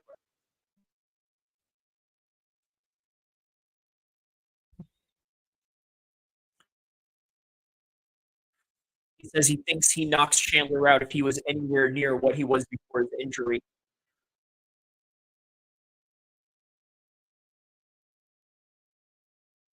says you're going to run into something big when you fight somebody like Connor with sniper shots that he has going on.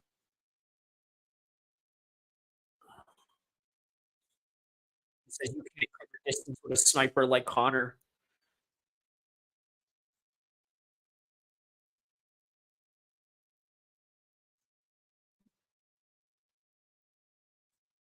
They're asking him about those little exchanges that they had going on.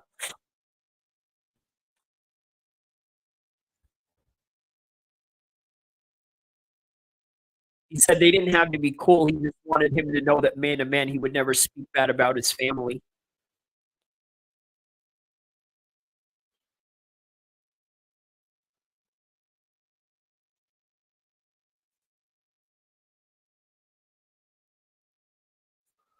Yeah, he said that in Dagestan, they take the literal meaning of mother effer.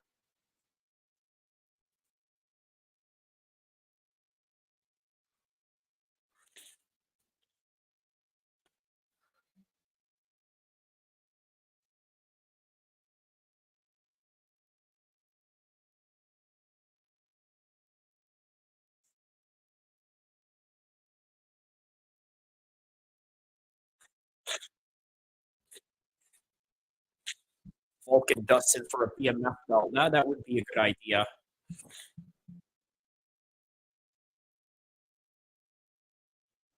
I'll tell you what, Dustin's head movement seemed a lot slower tonight. I think that may be a factor of just Islam him out and tiring him out.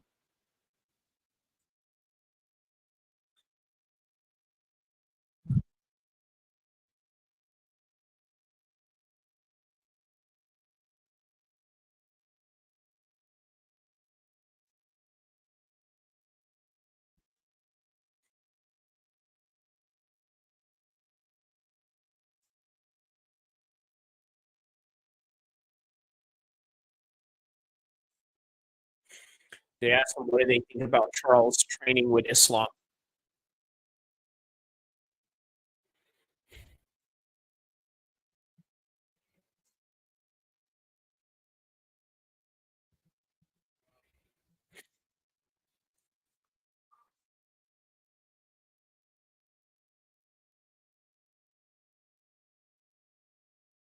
They said that Khabib, Joe Rogan, and DC called him a legend. Do you feel you're a legend? He asked Dustin. He said he still feels like he wants to be a world champion. So in that case, I mean, how long is he going to go and pursue this?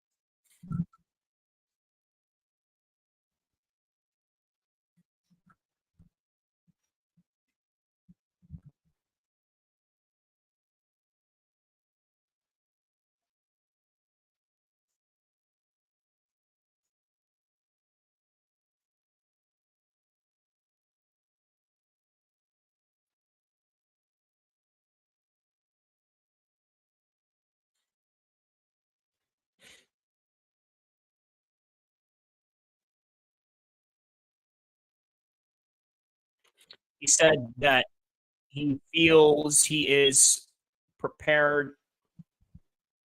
Uh, feels a whole lot better when he's preparing for a fight. Pretty much, that's what Dustin Poirier is saying. So we are now going to await the arrival of Islam Makhachev. And as we await the arrival of Islam Makhachev, well, I'm going to react to that too live as we are doing this. But in the meantime, I'm going to play you guys a video, a little workout session I did this morning. So let's take a look and see if I can show you a bit of some footage of that. It's a private footage, by the way, so I figured I'll play it while we wait for Islam Makhachev to step on the stage right now. So let's play this in the meantime. See if I can find this right here. All right, here we go.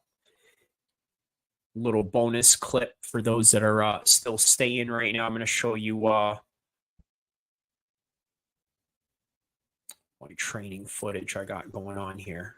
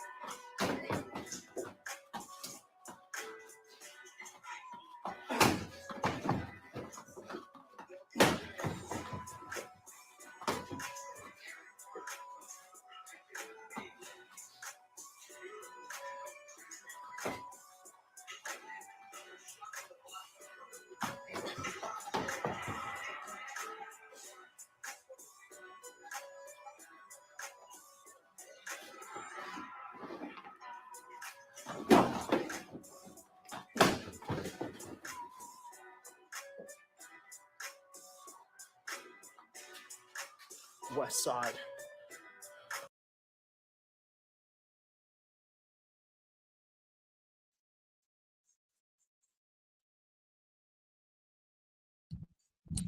All right, so We are now back and reacting to Islam Makhachev and his post press conference fight presser right now. He said that he is feeling a lot of pain that he's going to feel tomorrow. He also said that as he told Dustin in the weigh-ins, he's either going to tap or sleep, and he decided he was not going to sleep tonight, so he tapped instead. So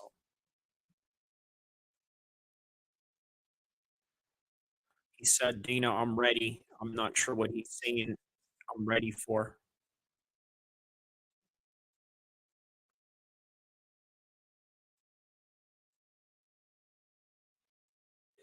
He said that it wouldn't make sense for him to have a rematch with Oliveira. He wants something new.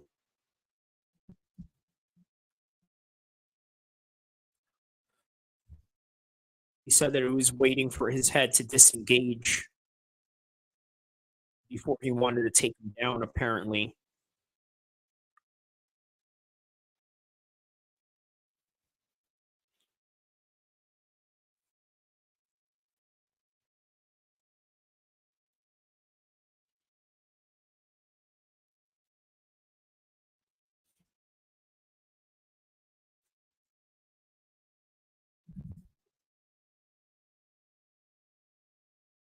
He said this is one of his favorite chokes right here that he does in training.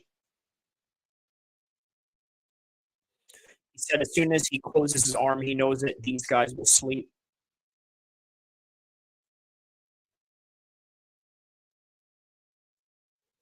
He said when he took him down, he had reared his hands to try and punch him.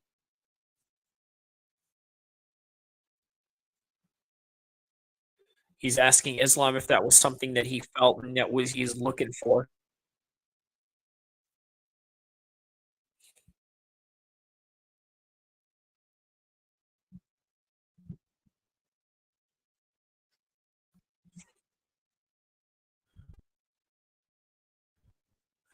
Yeah, this is a drill that he said that he works on. When you catch one leg, he goes and tries to drag him down.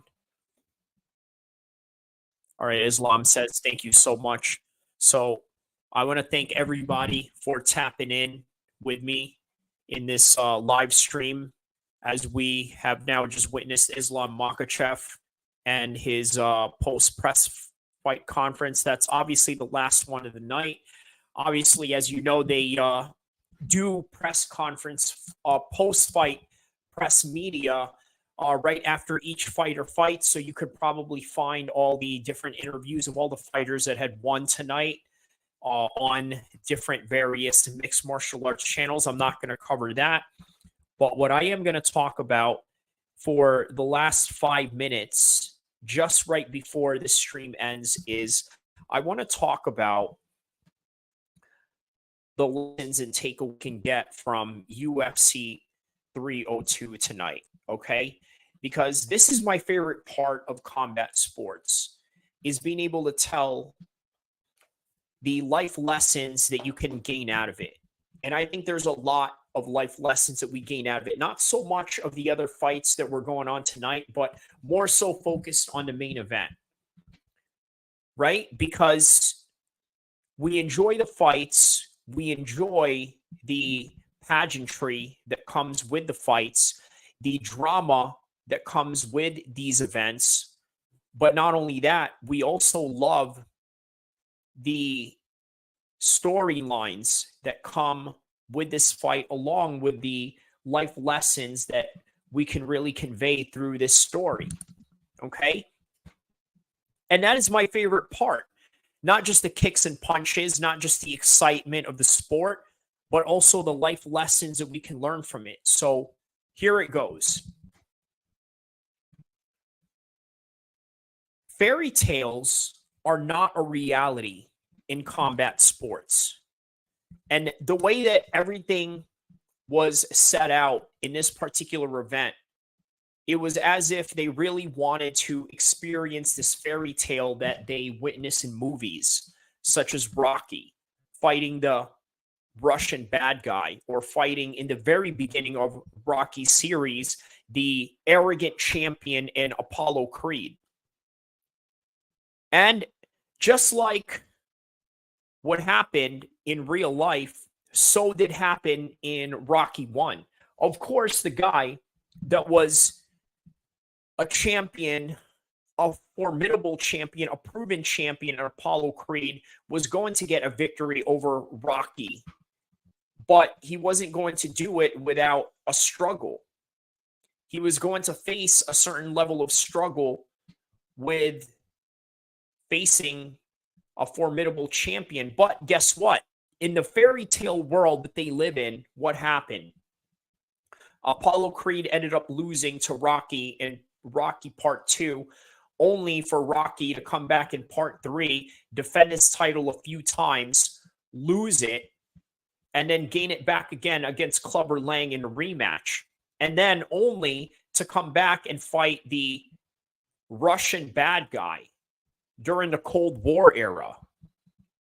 And all of this is attractive for movies. It's attractive for everybody to feel compelled to buy a ticket to see this movie or buy the DVDs or video cassettes or whatever was available in terms of media consumption at the time. But the reality is, when you are dealing with real life, it's unpredictable. It has various outcomes. And get this, you try to attach this fairy tale story with Francis Ngannou. Sure, he made a great account of himself against Tyson Fury, but he didn't win. And when he went in there and faced Anthony Joshua, you thought that, well, okay, well, here's a better matchup that is much better for him in terms of having a higher chance, considering how great he did against Tyson Fury. Another fairy tale. But the reality is, fairy tales are only in movies and not in real life. Because in real life, it is all about the person who does the most in training and preparation, and more so within their life trajectory cycles in everything that they've done since they were a youth to prepare them to be champions. And that has no elements of good guy versus bad guy or any of that. None of that exists in the real world. It is always going to be the guy that is the most skilled, and it is always going to be the guy that has done the most work. Look at what Dustin Poirier said earlier tonight in the post-fight press conference. He said that he's not able to do 2-a-day live sessions anymore. You think Islam Makhachev has any of those problems? Probably not. So that is the reason why he won. Not because of a fairy tale story that Dustin Poirier needed to win because it was his last chance and how great of a story this will be. Don't get me wrong. Those things do happen in real life. It happened to Michael Bisping. It happened to Leon Edwards. And it happened to many other people, countless people in real life and in combat sports and in other fields of competition in different sports. But when it comes to this world, almost always it never happens. But it's not like it never happens. And when it does, it's special. But that is the reason why those moments are special. The reason why the Michael Bisping moments of MMA are special is due to the fact that situations like Islam versus Dustin Poirier are not really that special, in understanding that the guy who has had the most rounds and had the most experience and had the most efficient training since they were children comes out on top. And as I close this out and say goodnight to everybody, I want to say this. Welcome to reality.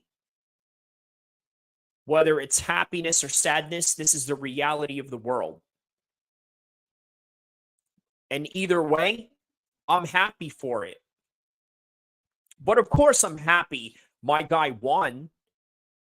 Of course I'm happy that he did great. Maybe that's our own fairy tale. But here's another thing you need to understand. In the Muslim world, we don't believe in fairy tales. And maybe that's why we don't have this emotional attachment or emotional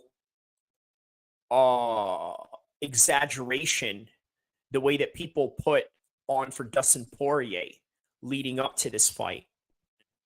So that is the end of this 8-hour stream of covering 5-on-5 boxing series in Saudi Arabia, topping it off with New Jersey's UFC 302, all the way to the main event, all the way to the post show, and all the way to the last fighter, the champion, on the presser that we had reacted to tonight. So I hope you enjoyed the coverage. Don't forget to like and subscribe. I will see you in the next one, and I will drop more content in the coming days to come, inshallah. May Allah bless everybody tonight, and have a good night and a good morning wherever you are in the world.